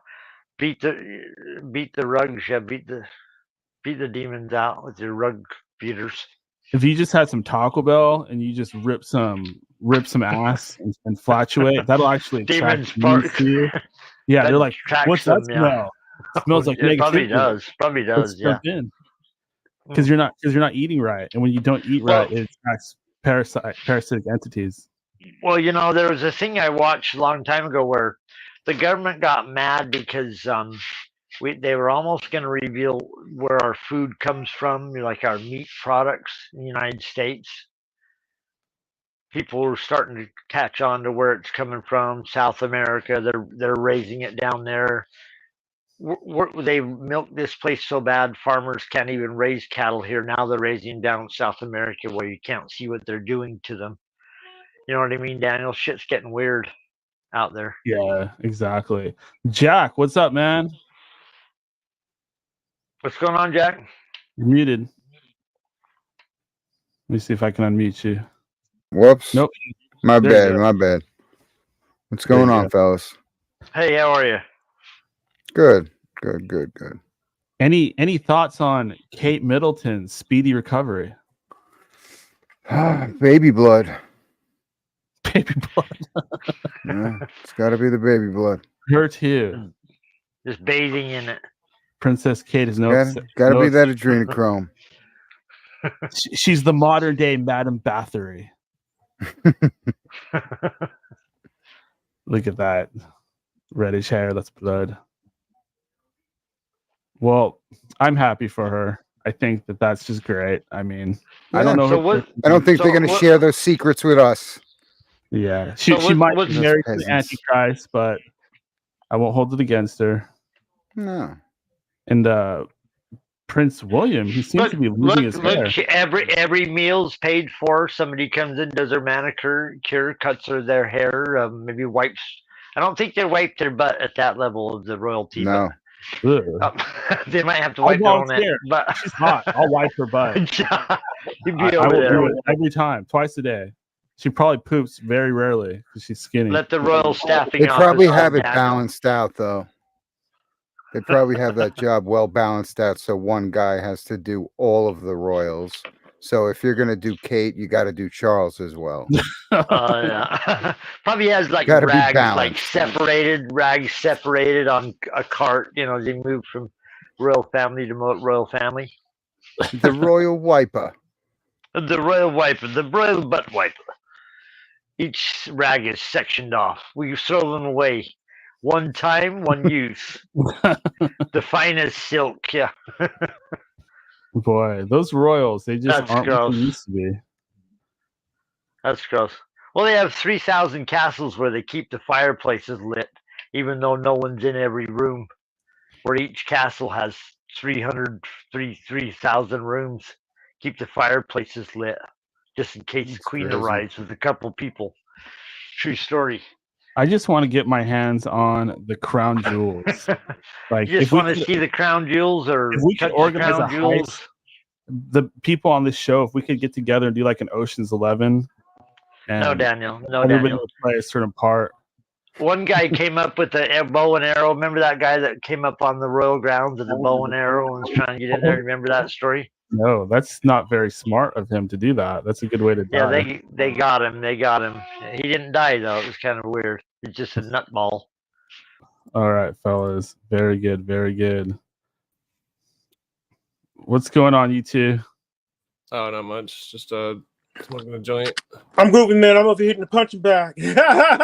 Good. Are you guys cool? Like, I mean, what's going on here? Let's get to the bottom of this. I mean, what are you guys? Did you guys work this whole thing out? This little. I never had an issue. I never had an issue. I just didn't I think if we do talk about it, it should be in private. If there is something wrong, it should be in private. In private or on End of Days Radio. Nah, you know the well, I have an issue. I was about to tell an entertaining story about the hood on my podcast, and then you told me the whole world's a hood, boy. and then but then hold on, and then today you said your mom lived in the hood. Yeah. My mom lives in the hood. I mean, it's gentrifying now, but I mean, you told me the whole world was a hood, and you said it like 10 times. Oh yeah, definitely. Yeah, I get where you're coming from. Yeah. It's a hood. Yeah, the world is a hood. Well, we're everywhere. All good, but I'm just saying, in Battle Creek, there's the hood, and there's not the hood. In fucking. Oh, I see what you're saying. That's true too. But the story that I was gonna tell that you missed was in the hood. This girl she used to carry a gun in her bag. She had one of those like $1,000 Pelly Pell jackets, and this crackhead ran up and fucking grabbed it, and then she fucking like threw down and ran him down and beat his ass, and it was crazy. It was the only white chick, the only other white person in the hood where I was at, and it was like, wow, she was hardcore. that gotta be, man. You can't let nobody take shit from you, man. You can't let people take your shit. Period. Unless they have a gun on you, but you got to go back and get it back. Like, just catch you off guard, and there's really nothing you can do, and the odds are against you. Just burn that motherfucker's face in your memory real good and make sure you get it back. That's my advice. Yeah, just we're all good. Yeah. But back to the conspiracy, though. I mean, what I was trying to say earlier, I was just trying to make that point about how the Illuminists, who go by all political parties and religions, they deified the founding fathers, which the founding fathers were against, and they exploited their youth Masonic membership when they weren't actually members as adults. And like even John Adams wrote a book about being against the blood oath of Masonry, and the it's definitely a really huge subject. I mean, it's just it's scary because it's basically, to me, on paper there is no America, and like it's like I was trying to tell this dude in the comments about this Dexter Taylor guy. It's like this Dexter Taylor guy got in trouble in New York, and I was like, well, didn't he not register his weapons? And they were like, oh, how's that boot taste? Some dude telling me that, and it's like, what? I'm like, dude, we're talking about the guys. I tried to reach out to the Dexter Taylor guy, who's, you know, the judge in national news says there's no constitution in my court. I reached out to him and I'm like, what's your case? You know, do you got a good argument? Because they're gonna lock your ass up for a long time.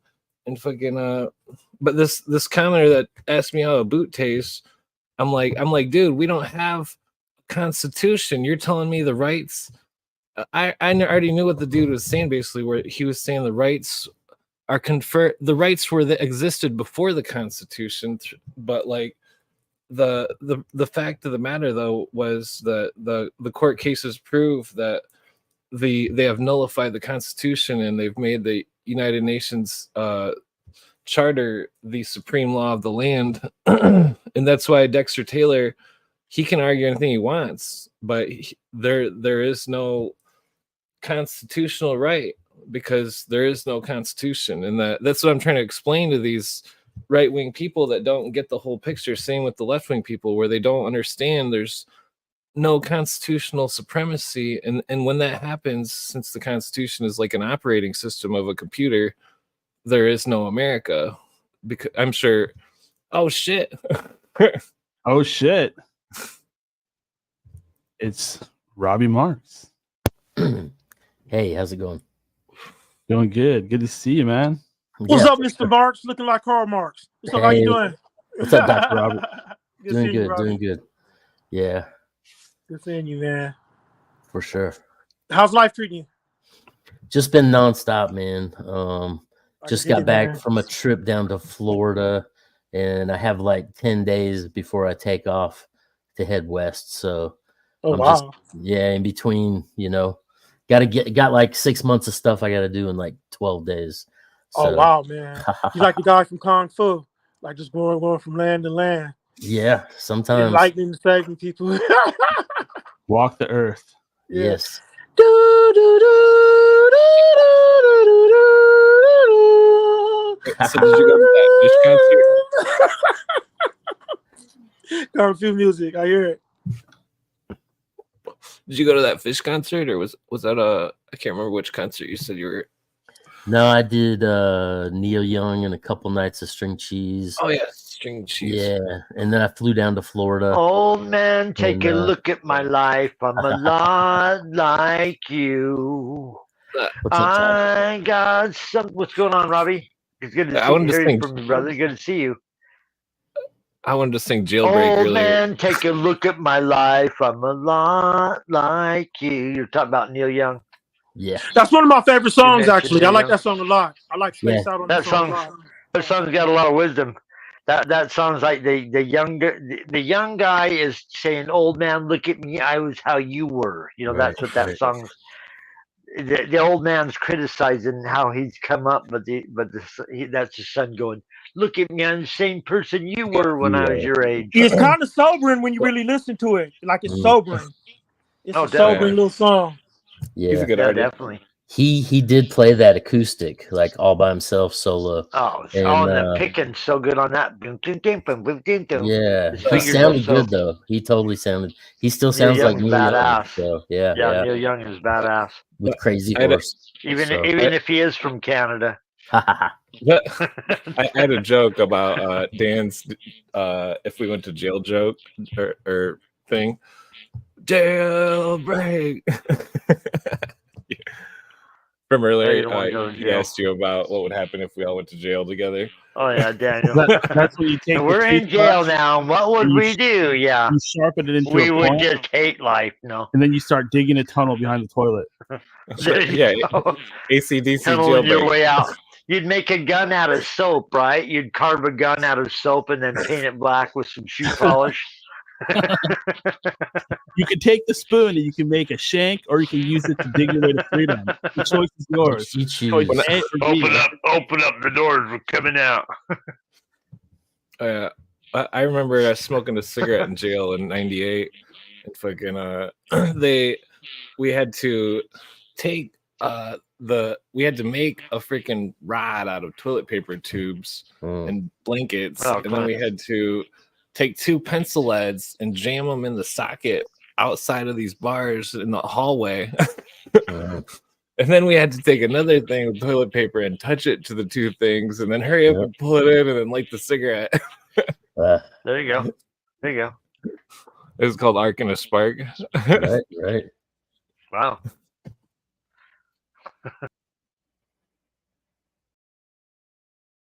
I'm gonna bring you guys back in a second. So I was just kind of looking for this article.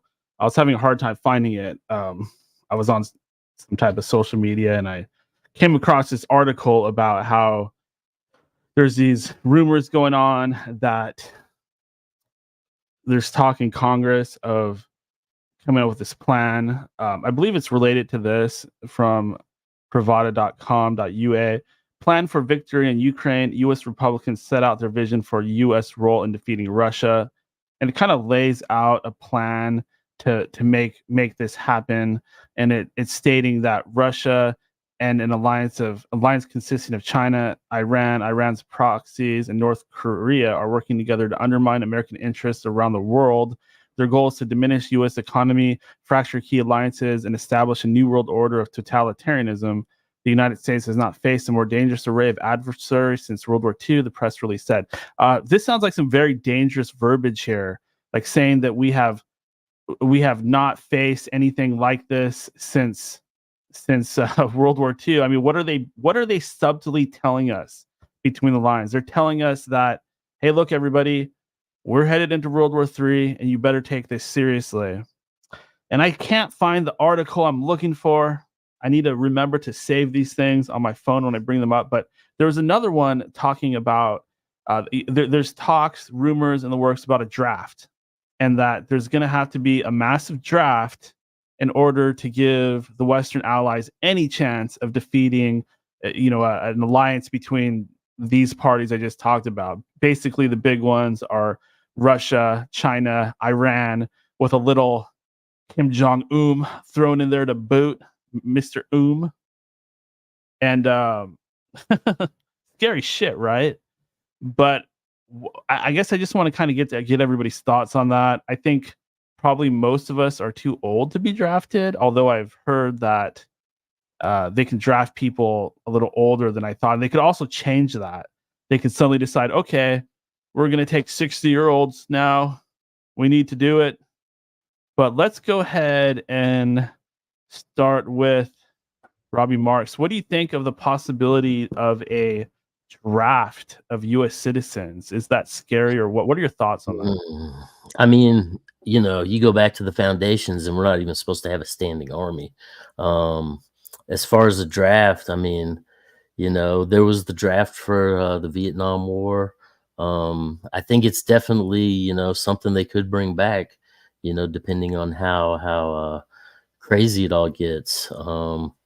Yeah, and as far as changing the laws, that's, you look back in history, and as need be, they do take older and younger into the whole.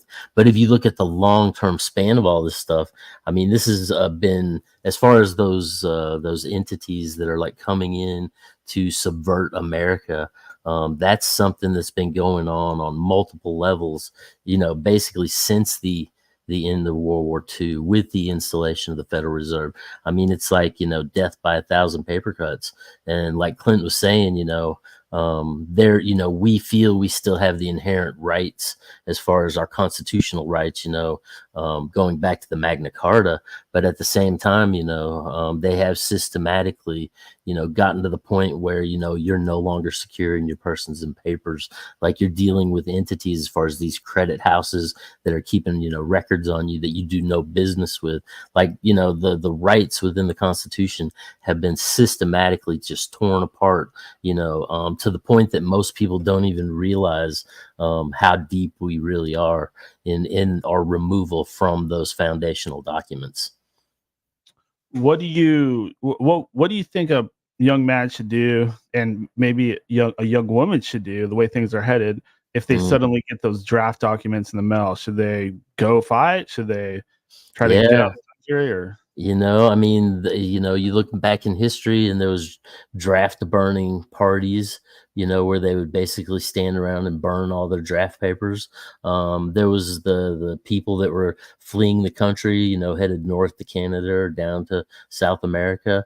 When you get into the idea of what the state is in regard to the long-term, turning of these machinations of empire, they need the fodder. It's just part of the natural mechanism of the war machine. What's up, Todd? Boy, Robbie, you gave a fantastic explanation right there. You know what is not emphasized now? The counterculture movement that countered the military-industrial complex long ago. Yeah. The counterculture movement that was the educated people, that had all the artists, that were the smartest ones. That is being kind of sidetracked. Oh, yeah. Not utilized now. And now you have no one. There is no counterculture. We are the counterculture on this show right here. I'll tell you right now. A conglomeration of people believe in every side, or bringing all their sides, bring them to the table. Let's wrestle your ideas for real, not the fake news. So Right. I love what Daniel's putting on here. Robbie, I'm a big fan of yours, buddy. Thanks, man. Sounds like this show might be going on with General Lee and me and you next week or so. Okay. Might do an interview. Yeah, something to look forward to. Yeah. But yeah, it's just and then the fact that from the Magna Carta to this point, in regard to holding individuals higher than kings, which kind of brought about this whole idea of the rebellion against crown and altar, bringing forth this state of liberty, and that the founding fathers basically brought forth, to separate from crown and altar. One of the things I love about Clint's shows, he argues hard for the Constitution. And that's the reason we're sitting here enjoying this conversation this evening, is because our founding fathers put that out there. Right. So as they strip those rights away, we may not be here. I mean, if they keep whittling these down, they might just say, you can't even sit here and talk, the four of us.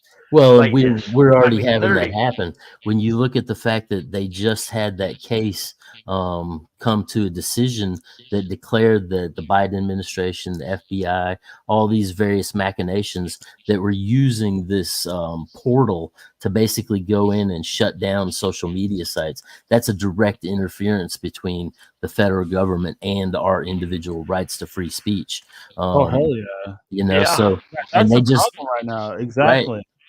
And they just ruled against the administration, say they essentially did commit treason, so but nothing will happen. You see this constantly happen where they're accused of, they're found guilty, and it just the whole system continues to roll along, so you go back to the Kaiser's army, in World War I, and when he would tell his army to stop marching, right, it would take over 2 weeks for all of his mechanism to I've heard stop. that. right? The guns, the tanks, everything, the wagons. It was would just take so 2 weeks for large, them to stop. They would just keep going. I'm That's how I'm long related. it took to send a message. Right. Now they And- just send a drone. Now they just send a drone with a bomb attached Well, to it. but now what you have is this giant mechanism that's been put in place through the laws of the system and codified, and it's all just this big machination of this machine that is continually turning. So getting people in there that can work outside of this subversion. Back in the '60s, Robbie, they had you remember Bob Dylan. No. How does it feel to be a Rolling Stone? To be on your own, right? So you got this movement that's pushing Bob Dylan's one of the figureheads, faces, song voices. Hey, people gaze, say you're gonna go. You're gonna get used to it, right, Bob? I do a Bob Dylan impression. And I was just talking to my brother. Hey, I was just talking to my brother about Bob Dylan, and I think he is 100% knowledgeable of this stuff that's going on. With the slow Bob train Dylan did an coming interview where he said how the devil, the devil gave him his power. Yeah, I don't think it was the devil. I think he essentially, when they assassinated John Lennon, it really scared him, and I think Bob Dylan did an interview where he said he talked to I know. I've seen it. With the dark. He didn't say the devil. With he the said devil. The big guy. No, he didn't say the devil. He said the big guy. The big guy, right? And big I guy think honestly, that was about the time that he also became Christian, and basically from Judaism. Bobby, they all become Christian. Well, yeah, Ozzy Osbourne and Black Sabbath became Christian after they were doing all those devil songs. And he hid himself away, and I think he more or less made a deal with the military-industrial complex, more so than the devil. After you've done shitloads of cocaine, you become a Christian. Yeah. Once you spend all this money and for the question you were cocaine. saying, it all boils down to, this is all proof there's no constitution, where you can type in when was the last time Congress waged war, and then you'll see that it was 1945 or whatever. And then you can also type in the War Powers Clause of the Constitution. It'll say in the Constitution, Congress has the power to wage war. Right. And that's a limiting statement, meaning only Congress can wage war.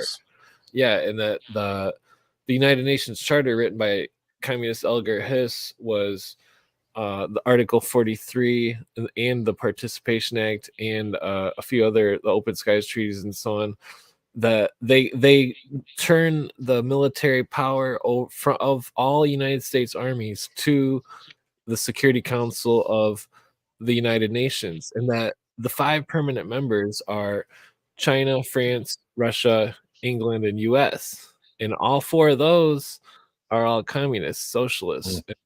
Even if US votes no for war, China, France, Russia, and England will say yes. And so that's democracy, and that they're running a scam that's the biggest scam in the history of mankind. Yep. and it's totally unconstitutional. Yeah, Yes, it is. It's horrible. It's horrible. We were spending trillions of dollars fighting over in the Middle East, in Iraq, and Afghanistan. Nothing ever came of it.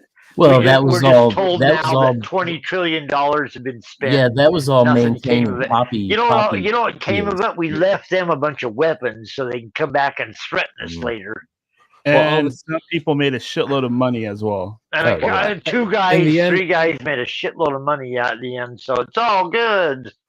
Well, in the reality of the hardcore truth of it is that the Supremacy Clause forbids infringement upon the War Powers Clause, and that they're committing treason flat out. That's what it is. I mean, it's treason against the Constitution. They should be held 10 years in prison at minimum. Yes, they should. It's treason. It's treason. If the president says drop the nuclear bomb on Japan, he makes that decision. That's a president. Should we drop the bombs? Should we nuke 3 cities?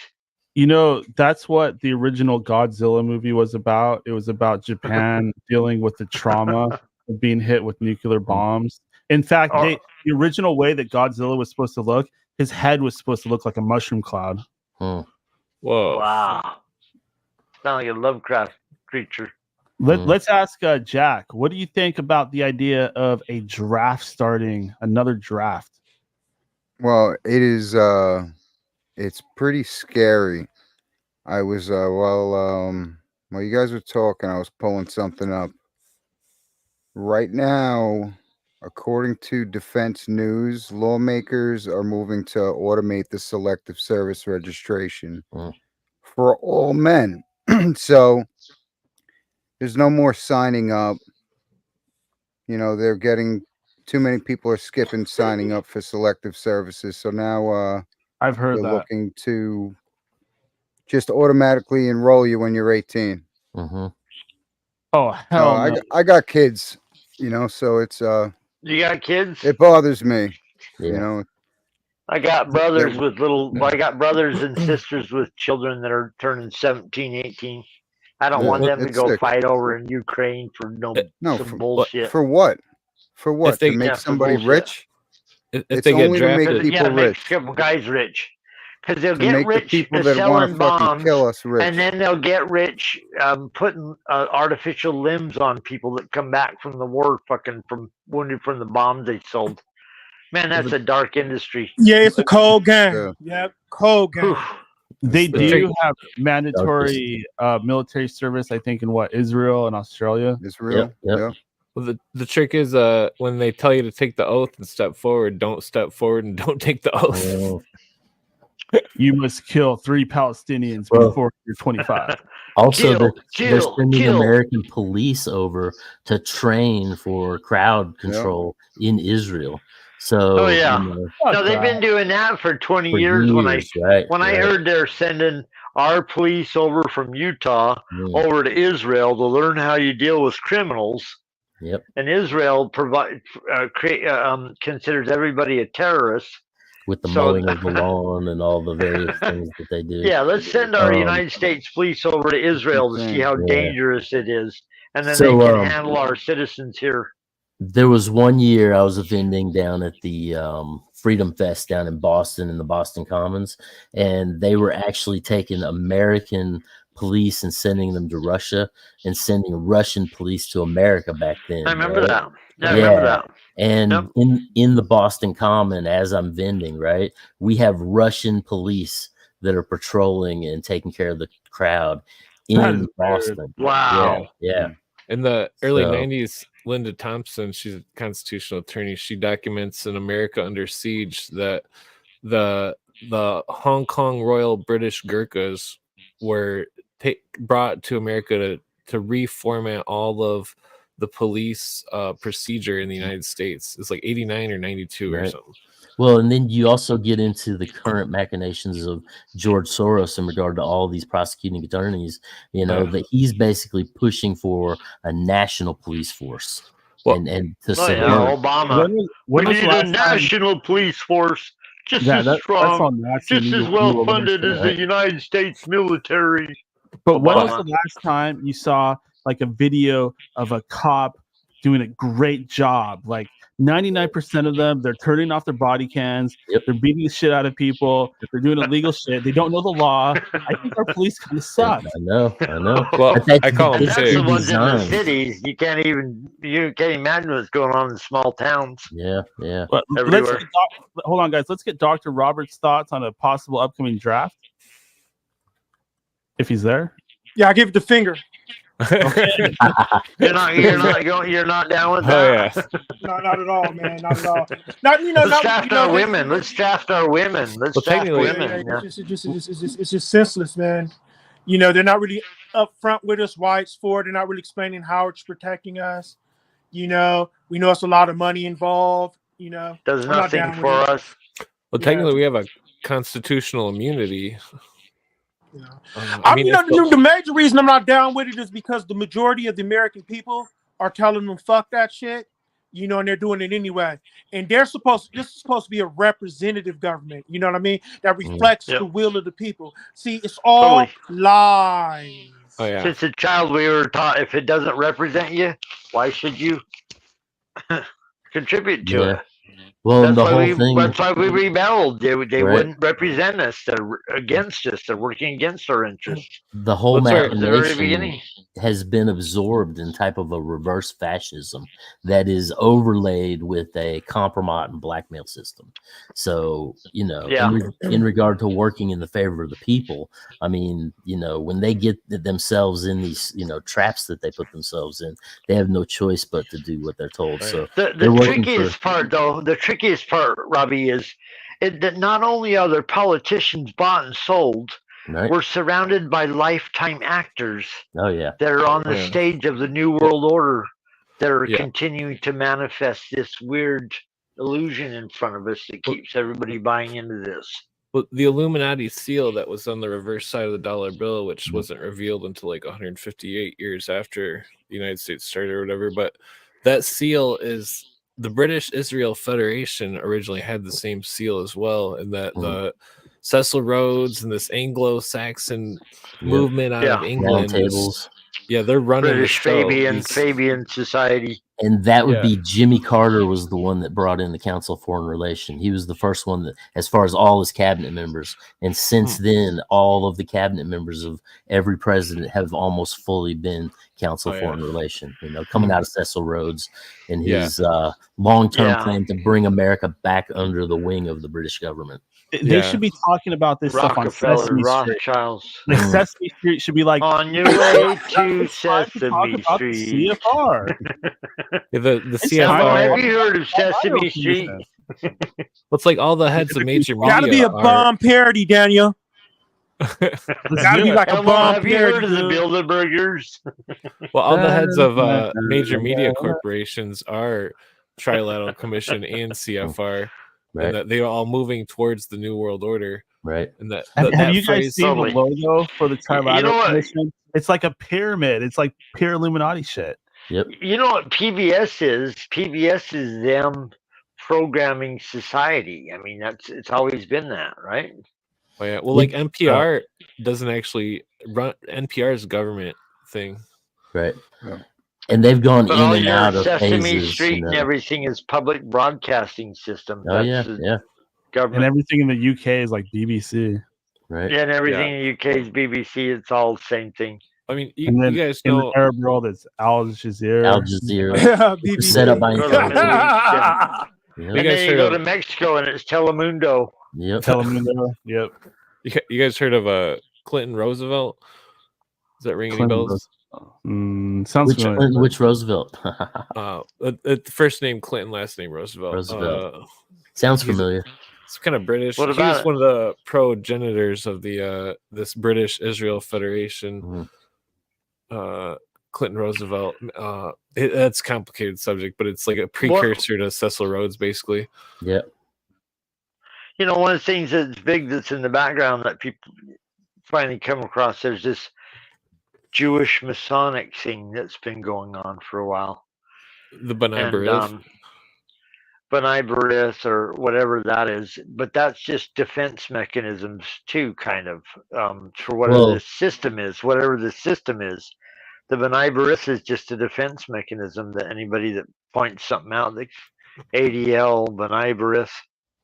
B'nai B'rith is the Jewish Masonic branch. We should make magnets so we can put on our refrigerator that have all the different secret society names so we can remember them.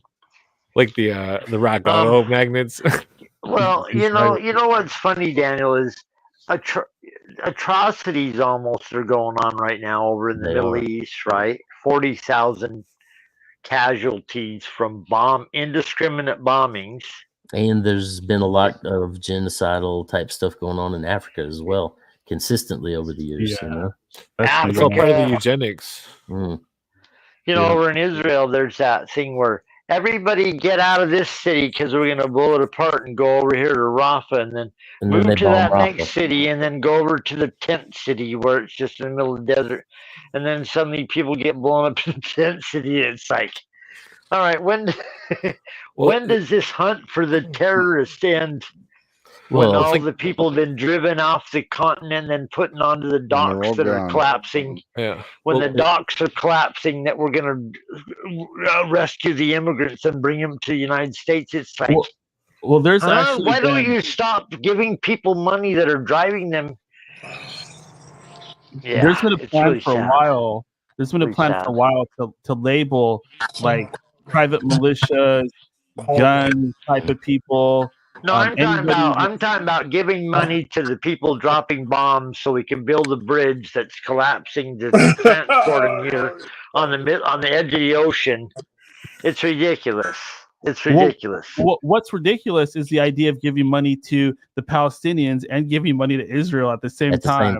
Yeah, that's what I'm saying. We're giving money to build a thing to help them, to give them the aid, so we can get the aid in there, and they're going to blow them up, drive them towards us, bring them over here. Get the fuck out of here. How about work towards peace? How about work towards peace right where they are and just keep them where they are and work towards peace? The Soviets give more and the money British, to blow them up so they can come over here. The Soviets and the British made no secret of the UN and how the International Monetary Fund was the treasury of America, and that the goal of the movement was the goal of the socialist communist movement orchestrated by Illuminists was to redistribute the wealth, quote unquote. So that's what that is. They're redistributing the wealth to those countries. I would say there's probably I know. Nazis I know what they're doing. Yeah. But backtracking what I was saying about militias and stuff, like this was stuff they were talking about back in the day, right? Back in like the 90s and maybe the late 80s. And now you're seeing it with like these patriot people and the way the media is going after them and labeling them as terrorists. That's what January 6th was. They created those. Everybody on January 6th is creation. Proud Boys. I mean, I'm not saying the Proud Boys aren't real people. I'm saying they create. Oh yeah. No one goes down like these protests, this Summer of Love 2020. No one went there. I mean, unless they hadn't heard about it. But the movement itself was organized. That wasn't like a spontaneous protest. Well, they fabricated the idea of what it was and turned it into something. They created a straw man, basically. Straw man. Put it on the news every night. Keep proving it. You should be out there protesting, and then they pay people to be there. The original people name are being paid to be there and do these things. But the original name of the community that they set up was the Taz. And the Taz comes from an actual book called The Temporary Autonomous Zone. And in that book, the author promotes, it kind of like pseudo promotes pedophilia. Yes. Yeah, it's fucked up. Yeah, I was doing research on Crowley last night, and it was saying some sick ass quotes about him being some kind of sex maniac, and but like I was researching his wives. Crowley released, revealed a lot of the magic was about sex. Yeah. So But that one was of his wives, kind of one of his many. His Scarlet Ladies. Yeah, one of his wives had this weird picture for her funeral, and it was a picture of a person holding a black egg with black eyes, and then a black egg. There was this weird occult thing with that Black Swan movie where it's hard to explain, but the whole movement was like the Black Swan with that one actress, Keira Knightley. It's the one with Mila Kunis and what's her face? The other Keira Knightley. No. She. Oh man, it's. Somebody help me out here. Natalie Portman. Natalie Portman. Yeah. Natalie Portman. Oh yeah. Natalie Portman. Yeah, I confused those two. Hot girls. Natalie Portman, of course. Leafy, ruining their hotness for me. Yeah, right. Hate that. The black egg thing was really weird because we were linking it to this movie. Damn it. The movie Escape from LA or some shit. We're at the end talking about if it could be symbolized. Yeah, where if it could be some kind of symbology and this, because there was a red egg in that, and that we were talking about egg symbology of stuff, and it was going to weird places on the podcast. I think it was last night or the night before. Egg is Easter, kind of. Oh, but Crowley's wife though predicted that Mexico would take over America. There were some heavy influences down in South America with the Golden Dawn OTO. There were some. Crowley went down to Mexico a number of times. Most of the businesses are in Spanish now, so successful. Well, the Rosicrucians in the 68th Convocation of the Rose Cross wrote that to make the new race, they would merge America and Mexico, and that the some of the other occultists, like that lady, the Crowley's wife, she was like, I'm gonna make a moon child, and she started having all races mixed to make the new man, quote unquote, and she claimed all this crazy shit. Like, not that I'm against people mixing or anything, but like she was part of the who is this that claimed this? Todd, haven't you seen that book that Crowley wrote? I think it's called like Moonchild or something. Yeah, I'm familiar with that. Yeah, that's what he's talking about. I'm familiar with that book. Right. Crowley's wife was talking about it. She went all wacko and started spilling the beans in the 50s, and she made this weird movie about like this really creepy movie about what was it called? I can't think of what it was. It was really fucked up though. It was just I'm really familiar bizarre. with the Moonchild. Yeah, I know what you're talking about. There's also another one called Lucifer Rising that was like a big occult movie back in the day. Kenneth Anger. Yeah. Yeah. There's other ones too, like Kenneth Anger got Anton LaVey gave him the one that helped the guide Scarlet Woman was in. Something Dome, like Technodrome or Pleasure Dome or something like that. Thunderdome? Are you talking about Road Warrior? No, like Marjorie Cameron. She was in like some crazy movie like that. I'm tripping, man. My mind was somewhere else, man. I thought you said Thunderdome. I was like, I just heard that. Anyways, man, we got how many super brains on here? 6 super brains right now. What were we talking about? I am the subgenius. The subgenius. I'm almost a genius. All worship Bob. Here's that crazy movie in the comments. What were we talking about? What's everybody talking about again? What was the main topic? It was called Inauguration of the Pleasure Dome. Yeah. Too many words. Too many words. That's just creepy as hell. Sounds like a Barbarella movie or something. There you go. I love that movie, Barbarella. Weird guy. You remember that movie, Running with Scissors? Jane Fonda was so beautiful in that movie. Oh my God, supermodel. You remember that movie, Running with Scissors? You don't think the military-industrial? You don't think the military-industrial establishment used Jane Fonda? Oh yeah, she was definitely. They used her to send information across borders.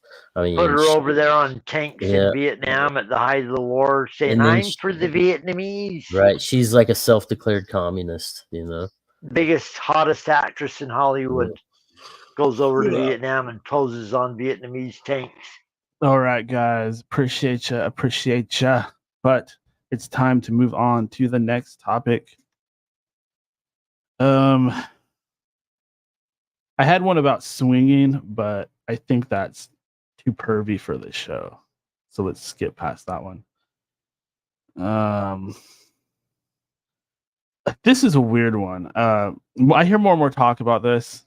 The idea that everybody should be paid an allowance. And this was brought to my mind. I was watching one of these Star Wars shows, and on one of these planets, the droids were just doing everything for everybody. And then all the people were just kind of living this life of leisure. Because the droids could do everything. As long as they got power, they'll cook the food, they'll clean up the messes, they'll do all the construction, all the transportation. Once you got robots in the picture, there's not a whole lot of need for work, right? I mean, maybe they could make robots now, but they're not doing it because they want to keep people working, keep them busy, keep the economy going. But I guess my question would be, what do you think of just everybody getting an allowance, right? Like we all just get, what would be fair? Like $4,000 a month, depending on the cost of living wherever you live. We just get money and we can do whatever we want. We can watch TV all day. We can get baked all day long. We can wake and bake and sleep and bake. We can just, lay on the couch, just naked as hell and just do nothing and then do more nothing.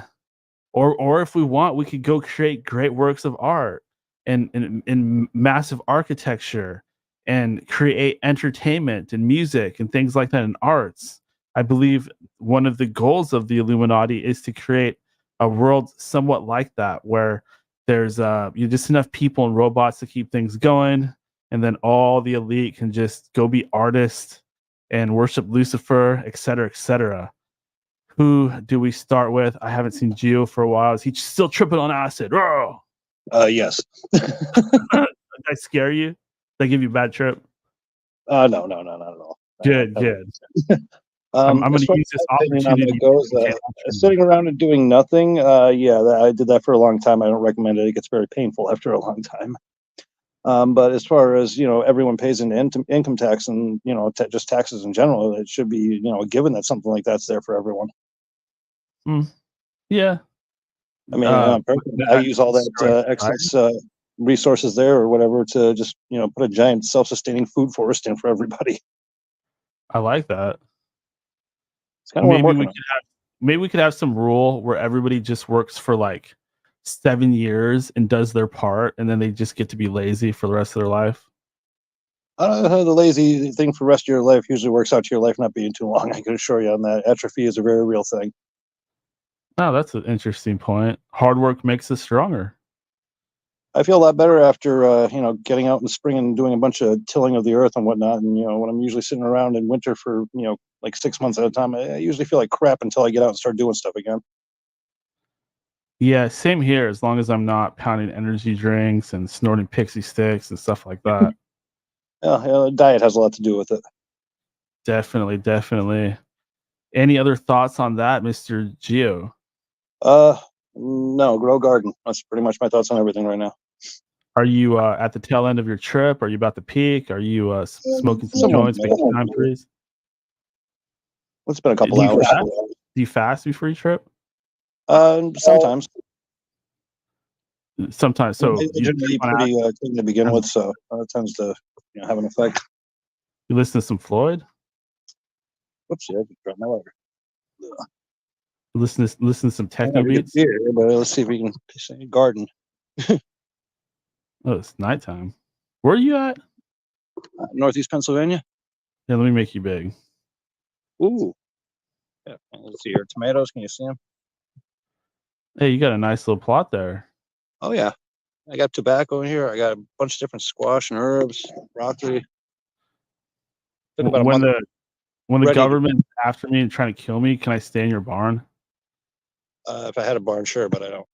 I got a pile of wood over there that you can probably find a spot in. Though. Okay, it was over there. I'll build a lean-to over there.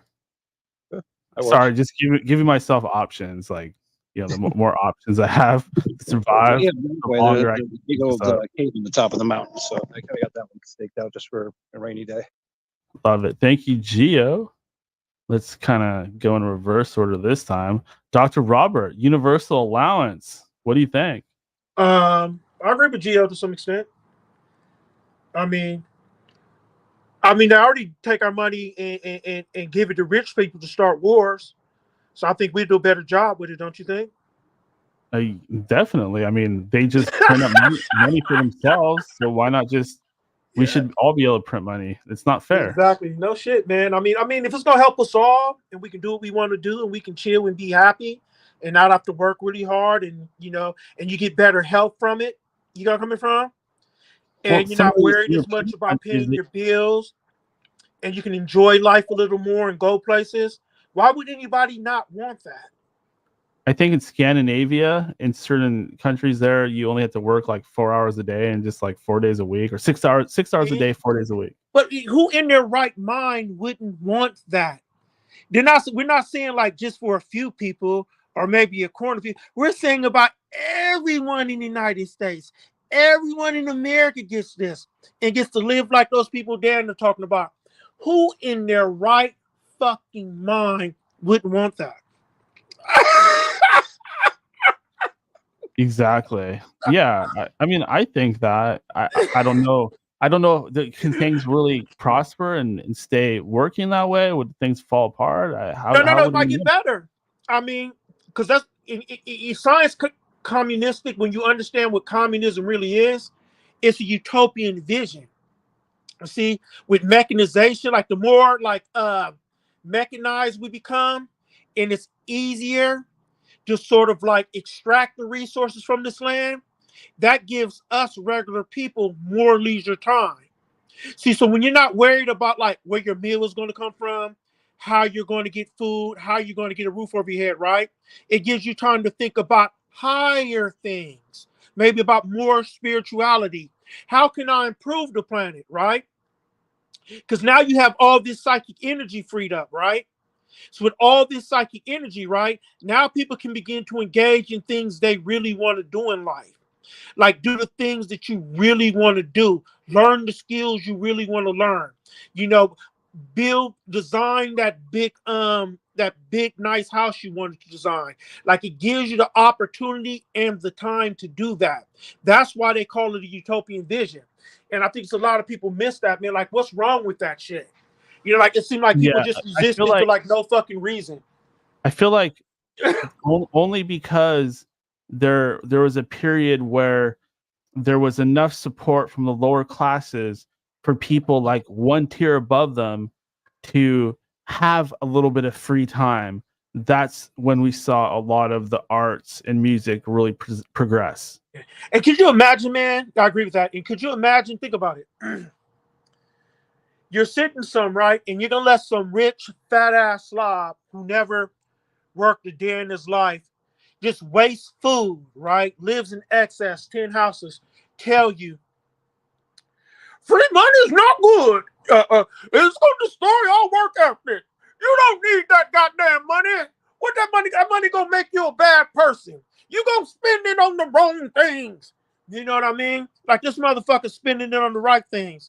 Like, you know how that type of money, like with the right direction from society and sort of coming together as a community and deciding how we want to pool this money and improve our community and work together, man, we could build fantastic lives for ourselves, man. But people just lack vision. Have you heard of this one that some politicians, they want to make it so that poor people that receive government subsidies, they cannot buy junk food or sugar. They can only buy healthy food. Oh man, do you know what to say to them? Okay, if that's the way you feel, then rich people, right, who get subsidies from the government, right, can't spend it on weapons and send them to fucking Israel or to Afghanistan. If we can't have candy, you can't have guns. If we can't have candy, you can't kill people. Yeah. see, we got to make it clear to them, like, our desires are rational. We just want to raise our children, have our own little nest, not work ourselves to the bone, meaning we can spend some, because everybody has to work. It's good for you to some extent. You know what I mean? It gives you dignity and it gives you purpose. But aside from that, but not working like all the time just to survive and then coming home dog tired, can't spend time with your children when you're supposed to nourish your children and things like that. So it's just crazy to me, man, how people just don't want that, man. That is crazy to me, man. I agree. Thank you, Dr. Robert. Sorry to cut you off. We're just getting low on time. Let's get to Jack. Jack, government allowance. Should we get it? No way. No, it would never work. Nah, that would never work. Some people are they're all for it. You had all those people that jumped at the unemployment bonuses during COVID and all that. So people taking double. Yeah, I mean, I knew guys at work that were getting themselves fired so they can collect and make more money than I was working 60 hours a week, and they were sitting home. It was like an extra $600 check or something like that. Jack, would you agree with me that like nobody should be working 60 hours a week? No, I think that if you think about it, picture what you're making now and just double it, or take the boot off of our neck, and then they don't get to take half of our money. That's printed money right there. Yeah. If everybody had that type of money, we would either have to work half the time or find some sort of balance, and then we would have time for more productive things. The arts, researching stuff, spirituality, but they don't want any of that stuff. You got to stay suffocated enough, just drowning enough so you can't figure anything out. can't get above.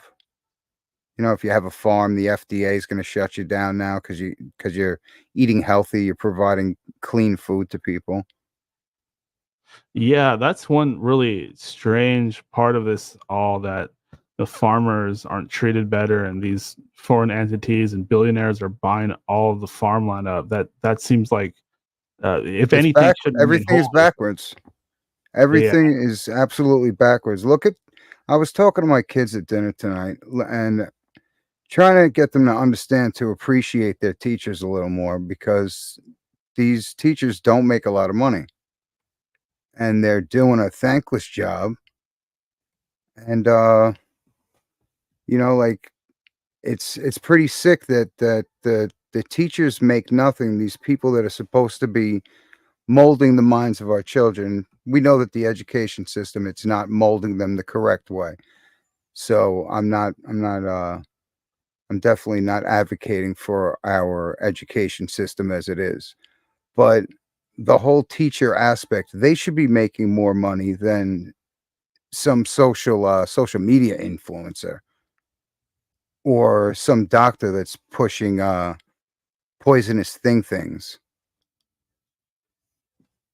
That's just that's my take on it. I don't know how I got there from a government allowance.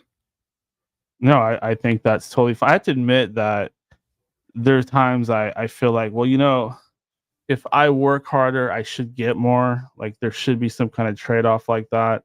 I should get back in proportion to the energy I'm outputting. But then I see people that aren't putting out that much energy, like these elite people, and they just seem to have it all. Like that seems like it should be illegal as well. Like, what do you think about a cap on how much money an individual can have?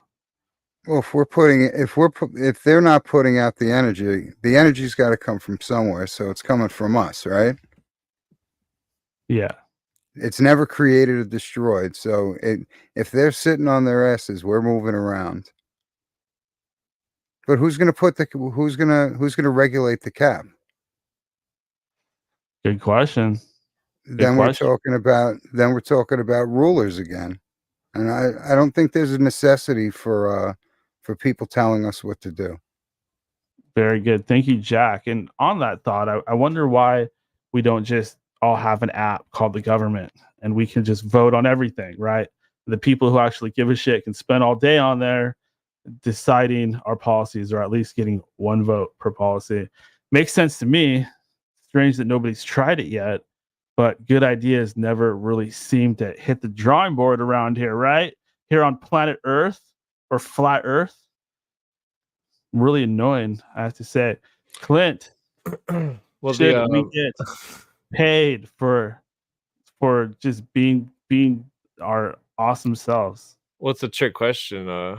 Money is, well, first let me say that the International Monetary Fund of the UN owes America, if you were to divide it up between each citizen, about probably like $500,000 a piece. And that because that's how much money they've taken from America through the unconstitutional taxes, that because the IRS is an arm of the United Nations International Monetary Fund under the 62nd Trust of Puerto Rico, and that fucking the you know, so say they did pay us back, then America would, to have money, we would have to have gold or silver coin reestablished as currency. We'd all be so rich, this whole, the question wouldn't even be in existence, because if the world government paid all the Americans back for the, you know, all the families, imagine all the people that died since like 1945 that paid in, because Social Security, at first it started off as a private corporation, and then it became it eventually became part of the International Monetary Fund, and so all the money that goes into there's no Social Security fund. Like William Cooper goes over the laws that state that there's no fund. It goes to the governor of the International Monetary Fund, and that the International Monetary Fund is the UN, and it takes that money and then pays for all these wars that don't, have anything to do with our You're country. saying the money comes off our checks and goes to the IMF? Yeah, directly. It's called a direct excise tax, which is forbidden by the Constitution. What they've done is that through the 14th Amendment, they've extended jurisdiction and violated the 10 square mile clause, and that each state is now federal jurisdiction. And you can look in Erie versus Tompkins Supreme Court case that shows the duality of the citizenship, and that so we are franchisee corporations working for the federal government. And the 1040 and the 1099, William Cooper goes over those with the tax codes and stuff in the fine print, where it states that if you file a 1099 or 1040, you're filing through the 62nd Trust of Puerto Rico doing international commerce.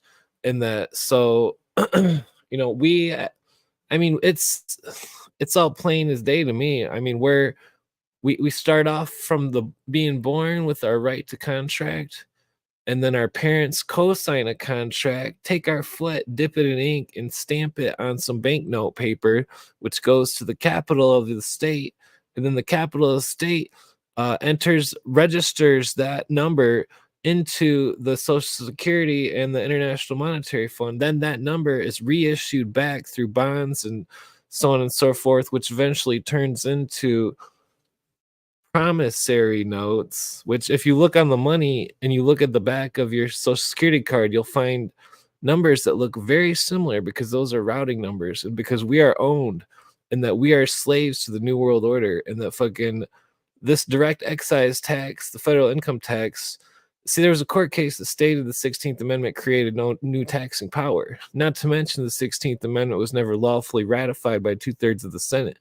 Not to mention that fucking the 16th Amendment would violate the 10th Amendment and the 10 square mile clause and the enumerations clause and a number of other, which I won't go over. But see, right now they're taxing money, quote unquote, but it's not money. It's obligations of the United States pursuant to Chapter 12, United States Code, Section 411. And that this thing that we call money, this obligation to the United States, in that code says it's redeemable for lawful money in any Federal Reserve Bank, but they won't redeem it. And that Chapter 31, Section 742 and Chapter 31, Section 3124 specifically state that, quote, obligations of the United States are exempt from taxation. And that, so they're taxing something that cannot in the statute law be taxed. In the U.S.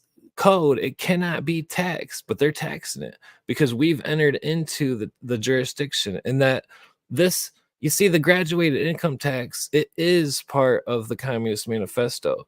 And that in a communist society, we would own no land, and that there would be no private business. And that right now we're in socialism, where socialism is the stepping stone to communism, and that the government gives grants and all these big bailouts and all this shit, and fucking doesn't notice how you look up at any company, any big corporation, see if they're paying international import and export tax. And if they aren't, I guarantee they are the government, like Amazon and like Tesla, and fucking Tesla doing business through China. China's communist.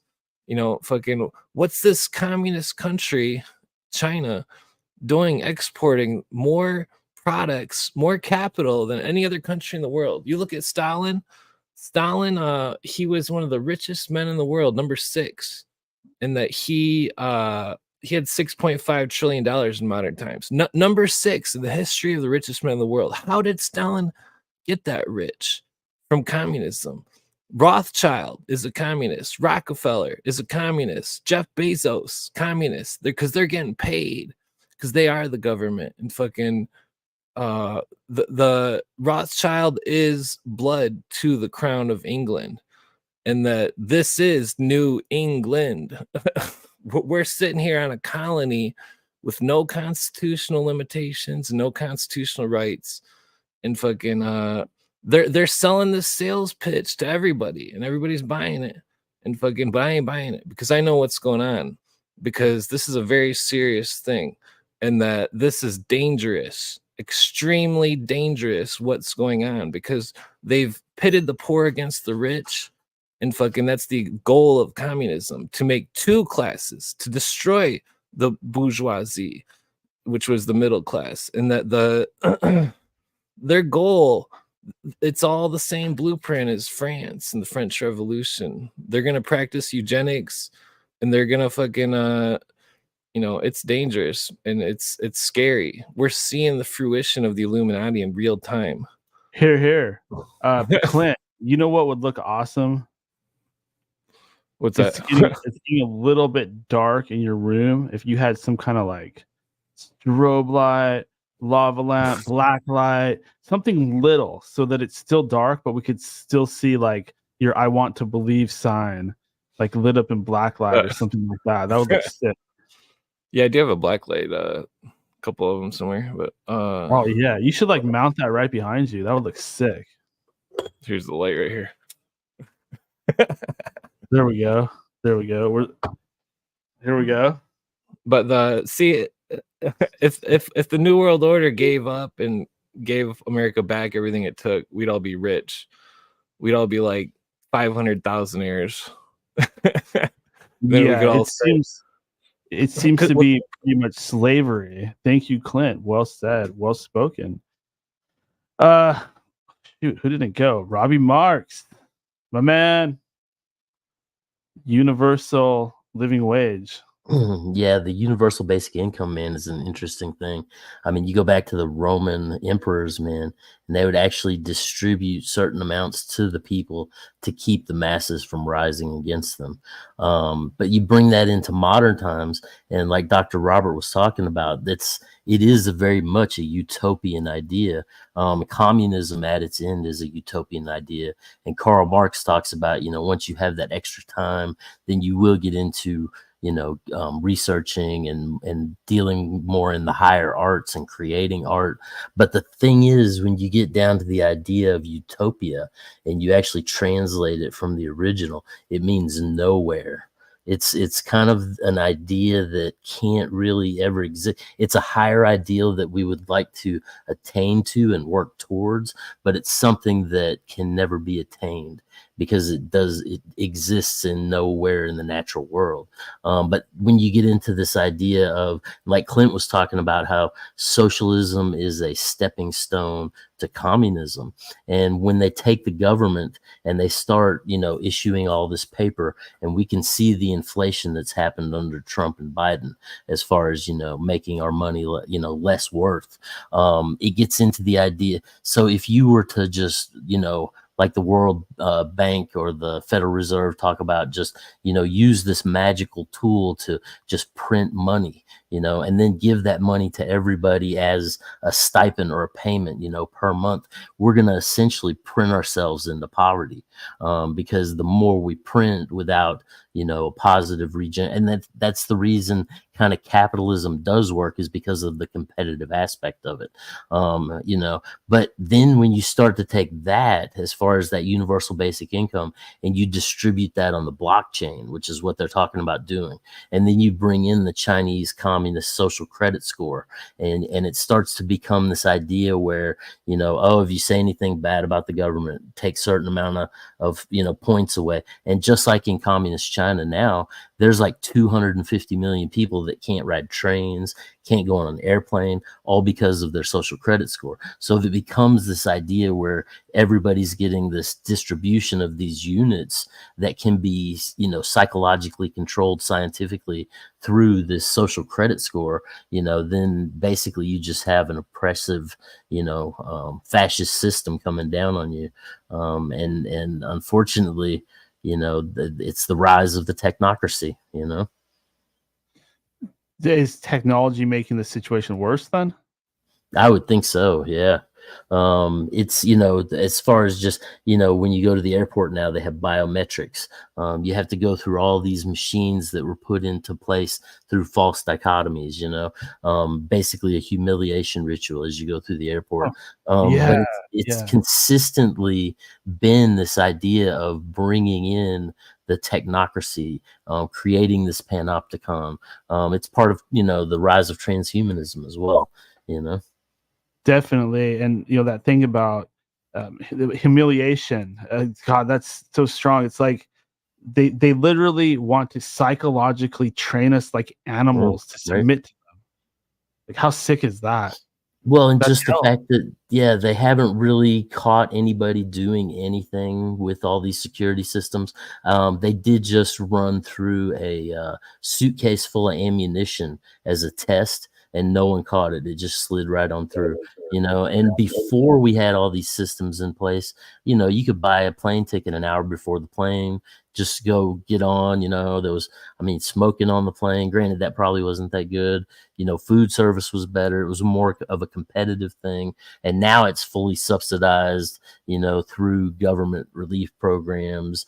And then you look at what Air America, as far as the CIA, giving their planes to American Airlines and kind of, and it's just interesting the machinations of all the different security measures that there's, this totalitarian tiptoe where we have the TSA, then we have the computer as far as the monitoring, and the government going through this portal to shut down certain individual accounts. Facial recognition Coming into play, even to the point that they can tell who you are by your gait and how you walk. Yeah. So it's duplicate everything you do using AI and set you up with whatever kind of false case against you. They can just completely fabricate. It is worrisome, just the state of the world. Absolutely. Sorry to cut you off, Robbie, but very well said. Love listening to him talk. Very good points about the submission of society, and like I was saying, that is basically hell, where all these demons have people in this like bondage gear and shit, and they're whipping them and lighting them on fire and flaying their skin off and stuff like that. It's hell. And these elite people are demon possessed. No wonder they're making it suck so much here. Did we talk to Todd about this yet? Am I just too stoned? Bad short-term memory? I'm always good on that subject of talking about hell, yeah, because this is almost hell here, right? We're reaching hellraiser levels. Robbie Marx is kind of softened around the edges, talking about how bad it's getting. They're going to use this shit that they can do anything. If there's no oversight on how they're using the technology, they can use this stuff to make you see ghosts or feel ghosts or torture the fuck out of you if they want. Pretty much it's on. Whoever gets control of that handle of power, Daniel, that's who's going to get some punishment coming in on this technology that they got control of right now. And what about the idea of chemtrails dropping chemicals into your skin? They're not just dropping chemicals into the skin. They're dropping nanotechnology, nanobots. Yep, nanobots. Do the wine test. Julian Assange is still in prison 10 years later because he said that. Have you ever thought about evil smart dust? And the next thing you know, he gets raided and thrown into prison for 10 years. Yeah. Has anyone ever thought about evil smart dust? What's evil smart dust? It's shit that they put together. We were one of the goes into your bloodstream. We've been talking about this shit. Yeah, the smart dust. The gray goo. Yeah, in case anybody didn't know, Daniel's show's been talking about all this shit for years now. So we're glad everyone here is on the same page finally, right? That's why we were all killed and we were replaced by AI. Yeah, so this show is now being rebroadcast with doubles. Exactly. I'm a body doing double. The interviews. I'm a body double. I sound like Todd. He sounds like Daniel. He looks like Bo Jiden. But love the show, Daniel. We got some great fucking guests coming on here. Thank you, Michael. Was that Michael earlier, your guest? Yeah. Wow. That guy's cool. Thank you, Michael. He seems like a good guy. Please come back to End of Days Radio. You fit right in here. Yeah, well, we all believe the world is coming to an end. And he's a guitarist? Yeah. Plays a Fender, like another person. I play a maraca.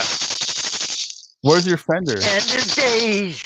My friend is in the background, getting worked on now. Oh, end of days, a radio. It's the end of the world. End of days. Come on, Daniel. End of days. Oh, We're all dying. it's the end of We're the all world. dying All because dying we're now. assholes and we It's deserve the end it. of days. We're a bunch of assholes dying as Assholes, the world comes to an end. It's the end of days. It's the End end of of assholes. days. It's the End of end. End of days. So anybody that wants to sing end of days songs, please join us on our program. Fridays around 4 p.m. Pacific Standard Time, 7 p.m. Eastern Time. It's the end of days. Oh yeah, Subscribe no. on all platforms. Everything's going down. Subscribe to Daniel now. Oh. Donate some cash to Daniel. Donate some cash to Daniel. It's the end of days. You can extend his show now. Give him some money as he talks about the end of days. You End of like it, days. he likes it too. Please donate. I need some coffee. Sorry, we get goofy on that. He needs a cup of coffee now. So, Todd, did we ever answer the original question? Should we be getting a universal income? As much money as these guys spend, they could give all of us houses. They could give us all a palace. Literally. Every United States citizen could own a palace for what they're giving around the world, our politicians, to other countries, to fight wars that do nothing for our country except schmooze over a little tiny elite clique that gets all the benefits from lending out the money, Daniel. It's sick and twisted. Off with their heads. So, off with their heads. If we can only get a hold of them. We're just kidding, elite. We're just kidding. Don't kill us. We're not the French terror yet. Oh, who's this? We have an Who do we have interloper. here? Martian medicine man? I got a new phone, man. It can. You got a new phone. Have you been listening to our conversation? No, I've been having to deal with this crap. Oh, great. So you can't even comment on what we were just talking about. What are you talking about? Maybe I can. I was talking about the Red Terror, the French Revolution now. People are upset about what's going on. Talking about the one that's going to happen now or the one that happened before? The old one and the one that's going to happen now, both of them. Well, I'm happy that Trump got convicted of 34 counts of whatever. You love that. Yeah, because that set a precedent. Before that, you could not charge any kind of criminal act towards a former president. It wasn't allowed by law, and they set the precedent that allows him to go after Obama, Bush, frickin' Biden, and Clinton. There's a word for that. I think it's called that sounds like fantasy. immunity. Something immunity. No, he set a precedent.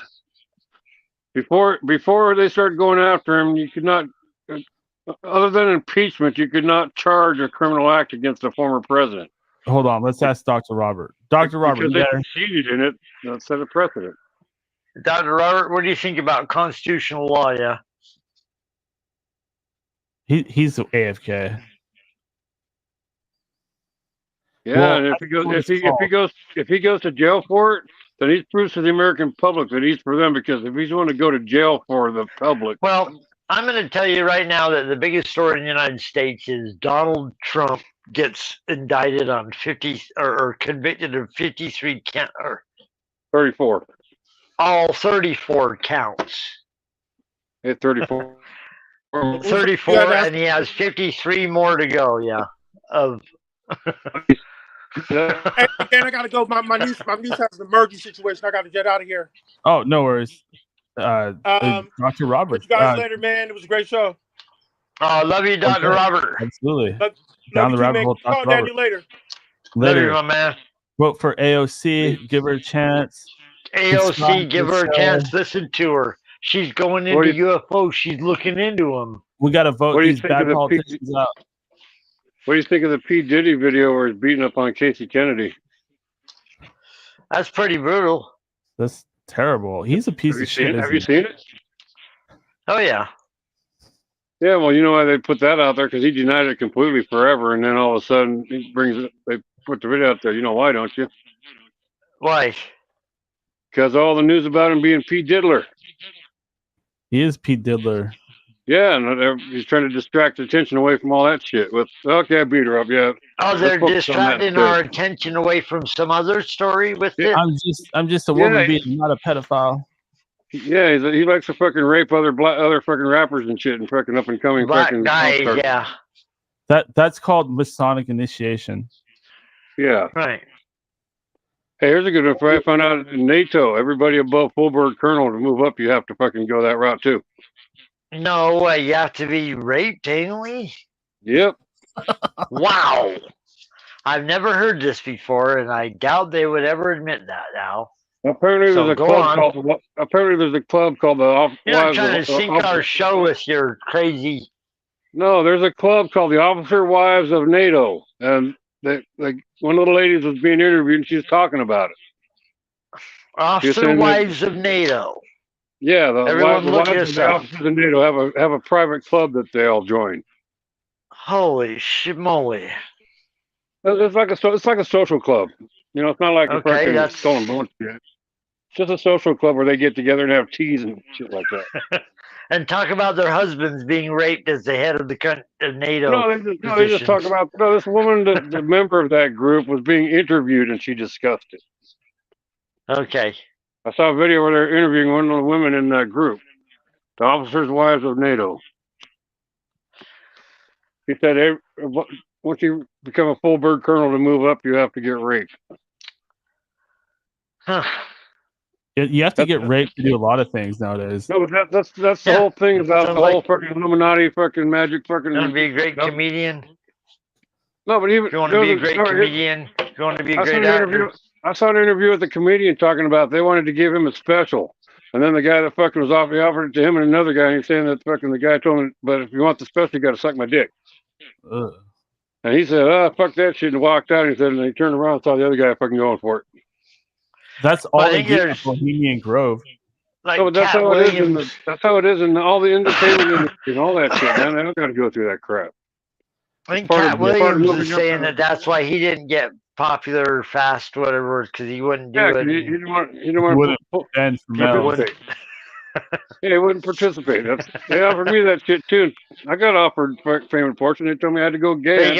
They said bend over and you'll be famous. Mm-hmm. No, they just told me I had to go gay. They told me I had to go gay. Just go gay. You don't even got to go. You don't even got to bend over. Just pretend you're gay. And that's a sacrifice because you're sacrificing your sexuality. You're sacrificing your sexuality to the devil. Hey, I'd rather die of prostate cancer than let them fucking give me a prostate exam. You'd rather die of prostate cancer than be raped anally. I'm keeping my fucking butthole virginity for life, man. Good for you. The perpetual butthole virgin. That's right. He maintains his holiness. Yeah, your asshole's an exit only. Yep, pretty much. I got underwear that said, do not back up to rear tire damage. I had to, a band did that. Said that. I did. That lyric. Or you did. I did. That's one of my songs. Gotcha. I got underwear that says do not back up severe tire damage, exit only. Well, you guys ready for this? You guys ready for the dumpster fire this summer is going to be? Why? What do you mean? Fucking, we're getting attacked. All them fucking China, Mexico, who? Oh, a bunch of the people that came across our border, they're just hanging out waiting to get their orders on their cell phone to start knocking mayhem and shit. Oh, they're going to do whatever they can to cancel the elections. They're going to do whatever they can do to make sure we can't vote this year. Al, are you smoking cigarettes? Yes. You're still smoking? Yep. 35 a day. Oh, 35 Roughly. cigarettes a day? Roughly. God, that's almost 2 packs. Yeah, and they cost me fucking over $12 now. Damn, Each. dude, are you rich? No, but I'm comfortable. 2 packs a day at $7 a pack. That's a lot of lung Oh. tar. No, they're fucking $12.39 at Walgreens. $25 a day to smoke cigarettes? Well, the guy at the cigarette store, he only charges me $10 a pack, so it's basically 20 a day. 20 a day? Dude, you're out of control, man. You're You don't working need hours. to breathe that smoke into your lungs. The government's putting out chemtrails. You need to buy your own smoke. Let them put the chemtrails into your lungs. Yeah, the nicotine counteracts the effects of their snake poison. No, it doesn't. No, It is snake poison. nicotine counteracts the effects of their snake poison. Well, they say It beat COVID. Yeah, they said smoking beat COVID. They say that like pure tobacco is actually safe because it doesn't have fertilizers and shit in it. Did you know all their Like jabs organic. are actually snake poison, snake venom? We don't talk all about their that. all their new chemicals, all their new chemicals they want to put in us are derived from snake venom. All those jabs they want to give us. Hey, now, Mr. Simple Farmer, you know that's a no-no. We don't talk What was about that? Oh, it's another classic episode of End of Days Radio. I love how you have all these new faces coming on, Daniel. Great old faces, new faces. Who's on here now? Al's back on. Martian Medicine He Man dipped out. I brought him back. He dipped out. comes on, Is he dips out. mad? We can't talk about that. I'm sorry. We'll lose the channel. No, it's all good. Yeah, he knows better. Todd, I think it's time to say our goodbyes for the night. Is it time to say mind-blowing moment of the day, Daniel? Oh, blowing my mind. You're blowing it away. Oh, wait, hold on. Mind-blowing moment of the day. You're blowing my mind. Blowing it away. Oh, mind-blowing moment of the day. Blowing my mind. Blowing it away. Hey, Blowing Daniel. it away.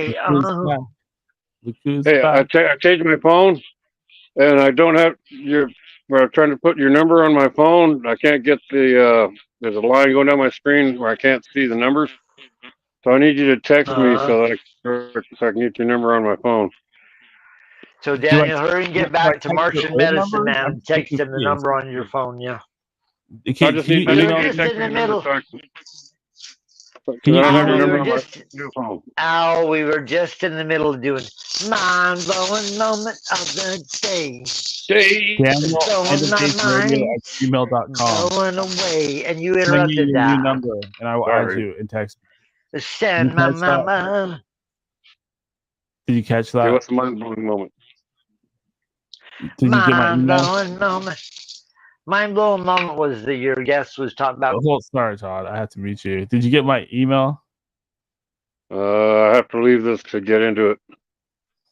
No, not right now. But you know, you heard it, right? Oh, you yeah, I got your email. Yeah, yeah, you've had my email. What am I saying? Email me your new number, and I will text you. I got the same number. I just got a new phone. Oh, okay, that's easy then. Never mind. This conversation we just wasted. So I can program it into my phone because I can't read the area code. Okay, gotcha. So what's the mind-blowing moment of the day? The mind-blowing moment of the day is Trump got convicted on 34 counts or some bullshit. That was yesterday's no, news. that's not the mind-blowing. That's not the mind-blowing moment. That's the biggest story of the day, not the mind-blowing moment. Was there a mind-blowing moment? What's the mind-blowing moment? Your guest talking about the prison gangs, talking about the control of our society. It's like an alternative society existing alongside us. The government's locking up people, using them, controlling them, punishing them. It's sick. Some well, people there's need to be 300 locked up, but what our government's doing is an atrocity. Yeah, In well, we my got opinion. 350 million guns in the hands of the citizens. I'm saying the prison industrial system is an atrocity, in my opinion. It's We about to should be get torn ashamed apart. of it. Ashamed of it. The people Some that of us run the got- world have used it to manipulate their own interests, to facilitate their own interests, not serve justice, but control a prison industrial system of criminals that shoot. Yeah, well, Sick it's time for what us to these pick people up are our doing. weapons and take our government back from them, isn't it? Yeah, we're on to them. We're on to them. We're slowly starting to raise a little resistance. So, what's I'm everybody just else interested think? to see what I want to see what the dumpster fire this summer is going to be. What's I everybody have a else feeling think? there's going to be a very, very strong decrease in population, and eventually we're going to go back to the garden, and all of these politics that everyone's discussing are going to be a long forgotten idea that was just left in the dust. Pretty much. Yeah, well, I'll just not. It'll be. Yep. There you go. There I was a like chicken. There's a chicken factory burned down today. Right. Yeah. There's one every other month now. Largest provider of free range chickens. Man, What state was that in? chickens. Because that Back happened a east, few down weeks. south. That happened a There few was weeks a- ago too, somewhere. A certain illness associated with those, sort of creatures that apparently made its third presence within humans yesterday or It something. sure too. seems they're messing with food production facilities and deliveries of goods and areas where food is imported and we all get our stuff. Seems like somebody's messing with the overall, operation of our society. I'm seeing that food's been changing over the last 5 years. Oh, I'm tasting food changing. I'm tasting chicken. Yeah, it tasting don't more taste. It don't rubbery. taste the same. None of it tastes the same anymore. Well, yeah, Yeah, multiple I'm tasting generations stuff of don't foods now taste for the good. last 30, 40 years that have just been pumping out stress hormones nonstop, generation after generation. What do you expect is going to happen? Yeah, totally. But it's getting worse. Industrialization of food was really a bad thing in the long run. It was very Oh, short-sighted. You didn't really take Yeah, any bad consideration karma, of yeah. the species it would have as a whole. Bad karma. Most of the foods that's allowed here is banned over in Europe and Asia. Yeah. But then over in Asia, they're all making that fake food out of plastic and shit, pouring some liquid on some water and making a lettuce leaf and folding it up to look like a head of lettuce. Every my God, the person other they day- tested every person they tested recently, they're full of plastic particles. Their testicles Yeah, I are watched a filled video with the other plastic day. This guy particles. made an entire freaking meal out of plastic. I watched the guy make his own seaweed and shit, make some sort of They're kitchen messing seaweed with dish. good. Farmer, do yourself a favor and switch over to cigars from cigarettes, because cigarettes are filled with fire retardant. You are what you consume, and why would you want to retard your fire? Yeah, I know. You got the lines going. The I go FSC Cody's, cigarettes. you They know, all Good natural, point, just good rolled up, point. there's nothing added to them, and they don't cause any problems in that regard for me. Good point. Yeah, I haven't Cigars are been the way to having go. any problems. All natural. So we got Nicotine the is whole milk. cast on here. We got the whole cast on here. Yeah. Robbie, we got Mad Martian, we got Bill, we got everyone. I'm like the weird root of this tree on What's the screen. everybody think about this shit? What, fake food? I got Well, my I've food. noticed- I got my real food stocked up. Food shortages. They've been planning this for a long time. I've been telling people on Twitter/X endlessly, food shortages, because that's everything that's coming down the info pipelines. Not just food shortages, they're putting shit in the food. Yeah. They're making food out of shit that isn't even food, Well, and they're cheapening after it. all and the they're- years of fighting against genetically modified organisms, it seems like after COVID now, everything you look at in the grocery store has bioengineered food ingredients in it now. Exactly. Hey, there's a couple of scientists in Japan that fucking they're making meat out of poop. Yes. Yeah. They're literally making meat from poop. We can poop and we can eat. Gross. And I I honestly think think They've that been when they working take on it, this for a while. yeah, when they What take they it to want those to do is they extremes, want to take away your normal source of food that you associate, chicken, meat, and pork, chicken, pork, beef, and change it over and just fuck with you. They want to introduce impossible burgers made out of vegetables that aren't even healthy for you. They've already yeah, there's shown that more the chemicals in impossible them than there burgers is They're food. pushing are Impossible more Burger hard right dangerous now than on just TV too. eating meat. All the seed Yeah, oils and such. they're pushing It's Oh, sick. Impossible Burger hard on TV right now. Thank you, everybody. Thank you, everybody. Unfortunately, we have long since run out of time. We need to do our goodbyes. And please, everybody, we have a lot of people on today. We got, let's see, 1, 2, 3, 4, 5, 6. So please keep your goodbyes under 2 minutes. But go ahead and say what you'd like to say and give your plugs. Jack, how's it going, buddy? Go ahead. What's up? Say what you I want to just want to say thank you for having me. Really appreciate you having me on. My show is Network Failure Podcast. It's on Spotify, Apple Podcasts. Same thing on Instagram and Twitter. So come over, check it out. You might like it. It's just a news rundown, crack a couple jokes, just having a good time. That's all, man. Thanks for having me on. Absolutely. It was a great show. I really loved it, man. And thanks for coming on. If you forward me your Twitter or X name or send me your email or something, I'll be sure to keep sending you invites. Definitely. Awesome. Thank you, Jack Mehoff. Next, let's go to Robbie Marx.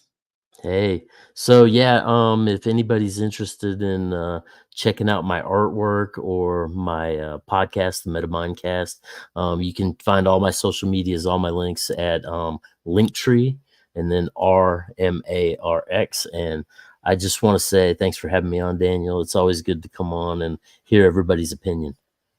Absolutely. And thank you for coming on, Robbie. You definitely added a lot to the mix. Definitely freshening things up around here. Love your style, presentation, voice, and knowledge base. Absolutely. Let's talk to Geo. What's going on, Dan? Thanks for having me on. It's always a wonderful pleasure, and I'll keep it short and sweet. You are what you consume, and the body is a temple, so treat such accordingly. I literally read everything I buy before I buy it at the supermarket these days and make sure I don't get anything that has any crap in it. If you don't want to be a resonator for toxicity in your life, stop eating toxic stuff. Plain and simple. Thank you very much, Geo. Are you on X or Twitter? I'm on Facebook, but that's about it. I mean, I'm on X too, but I rarely ever use it. I mean, Clint kind of knows me over there, but that's about it. Gotcha. I don't do much on social media these days. Well, if you happen to get on there, forward me your name on there. All right. Sounds good. Okay, thank you, Geo. And who's next? Let's talk to the Simple Farmer. Thanks for having me on tonight. Maybe people want to go see or listen to my music on Martian Medicine Man on YouTube. Be excellent to each other. About all I got. Be excellent to each other. Thank you, Al. Always good to hear from you, especially when he is being as entertaining as he was earlier. Sorry, I need some water. I know that's gross. I shouldn't do that. Todd. Oh, thank you for putting this show on, Daniel. I don't think people realize that you come on, you do this for free. You ask nothing. If you'd only donated Daniel $5, $10, $20, $100, you can only imagine what he could do. Please, if you like non-interrupted commercial radio programs with a bunch of nuts like you're hearing on here tonight, donate something to Daniel. Just give him some fucking money. And then we can all get on here Because if he's getting on you and going crazy, and you're donating some money, we get we're getting crazier, and we can all dive deeper into research. Because he'll have time, and we'll all be excited because you'll donate more time to the show, right, Daniel? Yes, absolutely. And And Todd, and then I just want to just say, man, everybody on this show tonight, I call you super brains. I love you. I love this show. I want you to keep this going, Daniel. Every weekend that your show comes on, I know the world is still here. You know what I mean? Your show's a barometer as we slide into the end of days. We know if the world's going to come to an end, because if you don't put on a show, then the world come to an end. Right, Daniel? Kind of like an that's a lot of end of days time responsibility. clock. But no, your show is an end of days time clock. If it doesn't come on, then the world's probably coming to an end. I think that's probably true. I mean, if I'm not here, then nothing exists, because Right. how would I know? Right. Well, if you're not here, then everybody's it's over. It's over. It's over. Oh, by the way, It's Todd, over. Don't. Todd, I got some great news. Yeah. Our buddy Logan, he Our has buddy found Logan. a new home. He's out of the shelter. He's out of the shelter. Where's he living? Shelter. Apparently, he found a place with some out other of people. the shelter. I bought this book Oh, because of energy Logan. vampirism. That looks interesting. What's that say, Daniel? Energy Vampires: A Practical Guide for Psychic Self-Protection by Dorothy Harbour. That made me think of Logan. Like, yeah, I need that book. And we Logan's do out there. have to make sure that when we're looking at books, we got to say the book and the author's name, because this is a radio show. Right. So, no, I hope Logan gets up on his feet and gets out of that slump. It will all end. Everything ends. Life's a cycle, right, Daniel? Life is a cycle. Up, down, all around. Up, down, all around. Ups and downs, certainly. Yes, that seems to be the case. Man, best show going right now is yours, Daniel, as we've always known. Thank you. I agree. I think that Alex Jones is selling boner pills and predicting the end of the world, and the end of the world never comes. See, our show never says the word. His show says the world's coming to an end every episode. That's how he sells boner pills. Our show, the world never comes to an end, but it's called the end of days, right? yes, See how smart we are? we're doing the opposite of anything that We're Alex doing the opposite of these goofballs. I mean, that guy. I'm telling you, they're dropping drums next week. Buy my boner pills. Gay frogs. Gay frogs. Gay frogs. The answer to 1984 is 1776. 1776, which, kind of is our salvation. Only reason you and I are able to say this, Dan, is because 1776. Remember the ghost of our founding fathers. I am a fan of the original 1996 Alex Jones before he was replaced by Bill Hicks. By Bill Hicks. I'm not buying it. I am. Man, they got rid of Bill Cooper. And they replaced him with Alex Jones. Mm-hmm. Yeah, there you go. Now I'm figuring things out. We know what happened. We know what happened. I know what happened. Alex Jones is going to come kill me now. No. Because see, Bill Cooper, he was recognizing the plot. That's why he hated Alex Jones. He knew they were going to use him to replace him. He could smell a rat, yeah. Like, because Bill Cooper was kind of like the right-wing sort of freedom guy, and they replaced him with that shill. Bill Cooper saw that something weird was happening, and he kept driving at what the weird part was. So he went into that mystery Babylon thing, Daniel.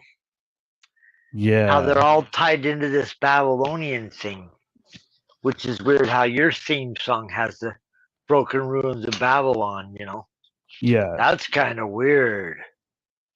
The Babylonian thing. The Babylonian Definitely. thing has that MiKkee, that MiKkee element, the Anunnaki.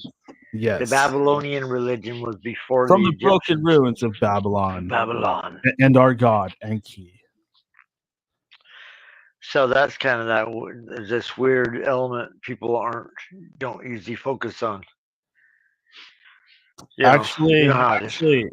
the ruler of Babylon was not Enki. It was his son, Marduk. Yeah. Also known as Bel. Well, Babylon went on for thousands of years, but Yes. It was a great civilization under the sun. Guess who lived there? Babylonians. Daniel lived there. Sumerians? Daniel lived there? Daniel lived in Babylon. I don't know. There's parts of it I know, parts of it I don't. But anyway, such a great show, Daniel. I love this. Keep this going, everybody. Send Daniel a donation. If you love this show, Daniel don't make no money. Don't have a goddamn commercial in the whole show. Send him some fucking money. Thank you, Todd. We went too long with you, but thank you. We love you, Pod. The Todd. Let's talk to Clint Aestwood. Yo, I am known on the microphone. It's like a throne. Come through like I'm grown. Be up in that shit like I'm shown the way. Like I need to smoke some weed and roll a J. Like these motherfuckers getting thrown away. I'll be up on that shit like I'm known today. Oh, damn. It's going. I was just making that up. As I'm known today, we just lost OJ. He didn't know how to play nice. He took out the knife and he slashed. And then I passed gas. And I'm going to be the final boss of this organized fucking... Damn, I lost it. Yo, I'm organized. I'm stinking more than flies coming through. My hand comes out toward the sky. Be up in this shit like I was warned to die. Coming... I got nothing. He's coming down from the Great Lakes where there's a lot of big snakes, where people like to get baked, where every lawn is raked because we're losing the middle class, because we're losing our very own ass, because we cannot pass through those borders. They're all turning us into a bunch of mental disorders. We can't grasp the full plot. Our heads are just full of snot, and all that we got is a bunch of rage. So let me out of this cage. I'm not a pedo like Jimmy Page. Oh, that's all I got. Yeah, it's Page Jimmy. Because he's, I got no. Page Jimmy, because he's a Slimmy. Yeah, I lost it. It's Slim Jim driving in a GMC Jimmy. Roll through with the motherfucking going to the gym. Like, yeah, I got it. Good try. Yeah, but Third World Assassin, Clint Eastwood with the EA. That's the YouTube. If you can't find it, type in William Cooper Hour of the Time. I'm sure you'll find it. Let's listen to William Cooper. Are you coming on the show in like 10 minutes? If I do, it'd be like hours from now. I got a bunch of stuff to do. Oh, yeah. Todd's coming on. I asked Robbie if you want to come on. A couple other people. I found a new beat producer in Chicago. He's gonna come on. Let's see. I'm trying to think of who else might come on. Geo will probably come on. Oh, Lee will come on too as well. But yeah, listen to William Cooper, and me and my girlfriend bought some. She bought from Robbie Marx, his Etsy. He's got like a pretty good art selection. I definitely would vouch and co-sign on his Etsy as to people should buy his stickers and shirts. And we bought like a painting or something. I think she got this one that looks like Grateful Dead or something. But it's pretty good. I like the art, and it's all original art. But yeah, and somebody out there needs to buy Daniel a fucking katana because I don't have enough money to do it. Donate to End of Days Radio. I need that katana. It's what I really wanna. With the marijuana in Tijuana. Send me the marijuana. I mean, no, don't do that. Never mind. The elite are green like iguanas. Because they're reptilians. They're hurting our filians. Really though, smoke weed. I'm like a million. I got nothing. I'm all out of words. I stomp through like a wombat. coming through Wu-Tang like it's combat. Motherfuckers know that I've gone rap. Be about that shit like I'm from Rats and cities. We're better than Alex Jones. We ain't tripping with that skull and bones. We utilize our mobile phones to work back against the system because we got a lot of people listening and people out there are getting pissing in and they're about to revolt. I'm going to grab my Colt 45 because it's what keeps me alive. I'm a fighter. I would never take a dive. I don't care if they threaten me to take away my jive. And I feel so alive in Hell's Kitchen. People are constantly bitching in my ear. They're telling me that I'm from Michigan. I don't have enough cheer, wisdom. I'm from Michigan. Yeah. Hopefully, if my plan works out, I'm gonna get Young Z and Bizarre on the track, and freaking Sun Doobie from Funkadubious. It's like Cypress Hills side click or whatever. They talk to me on Instagram, but that's the only reason why I go on Instagram, basically. But like, yeah, definitely. Come on later for sure. Todd's gonna be there. There's gonna be other people there, I'm sure. All right, get the beats ready. Peace. Oh wait, boom, boom, boom. Yeah, I got a drum machine. I can bust it out. You go right, to peace. Clint Aestwood, A before the E, YouTube channel. No. All right. Thank you, everybody. It's been a great show. Quickly, I'm going to run through the last of what I got. My mind-blowing moment of the day, I really liked when our guest was on earlier. He was talking about making his divination circle using the dogs. I got a kick out of that. I mean, what better magic have you heard of than dogmatic magic? Dogtown magic. He could write a whole book about that. That's badass.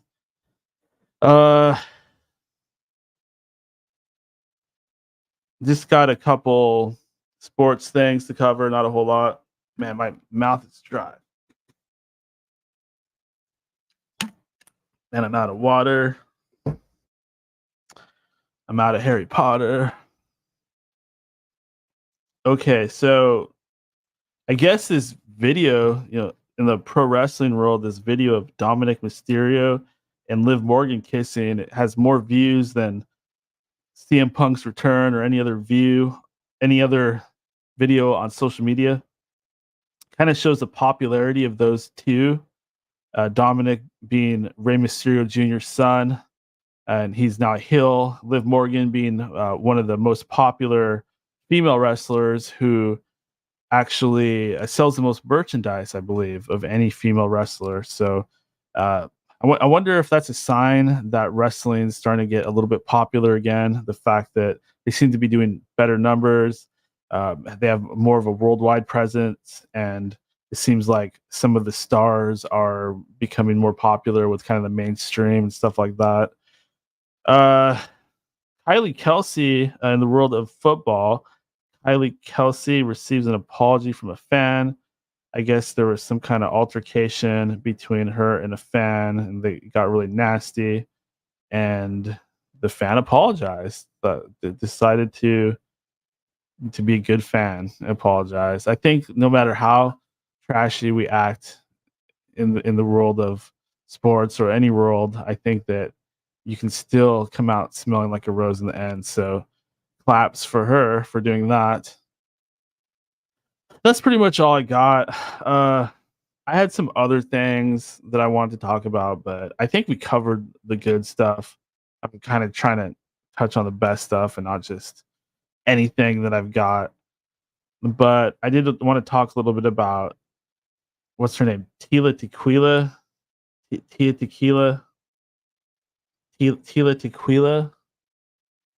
Let me look her up real quick, make sure I'm saying this right. But she's like this Asian girl, Tila Tequila. That's right. And she just talks crazy. Like, I've heard her say things like the Illuminati did this or that to her, and that she's actually from Earth 2. And then there was a period where she wasn't wearing any makeup for some kind of reason. just weird random stuff coming from her. And but like listening to her crazy rants, like every so often she would say something that's really going on. I mean, there is an Illuminati out there, and she's probably enough tied to this world of celebrities, at least the very bottom tier of it, where she's probably come across some of this stuff, or she's one of them, one of their puppets, one of their shills, just like one of these crazy people that's probably cousins to the Rothschilds or something like that, and is just going out there spreading crazy disinfo, something like that, right? But I haven't seen her for a while, and I tuned into one of her videos. She's talking a lot of the same stuff. I've invited her on this program before, but she didn't come on, and it's probably a good thing because she's kind of weird, and she probably makes a lot of stuff up. I don't know, but very strange. Another strange celebrity sort of thing. That's pretty much all I got. I'm getting kind of tired. I'm sure you hear it in my voice. I had a great time tonight. What a great guest. What a fantastic show. I think that we hit some new heights tonight. What can I say? I think that all of us should take a moment and just be a little bit thankful for everything that we have been given in this life, whether that's, you know, good things about us or bad things about us that have just made us stronger and more understanding. I think that we should all just be very thankful. And I also hope you keep listening. This show is free for me and you. It is a gathering of intellectual giants. It is not a show for everybody. Some people won't grasp what we're talking about. Some people don't want to sit there and be a part of an intellectual conversation, and that's fine. That's why we have things like midget wrestling and the Barbie movie and the Brady Bunch. I like the Brady Bunch. I shouldn't say that. But you know what I'm talking about.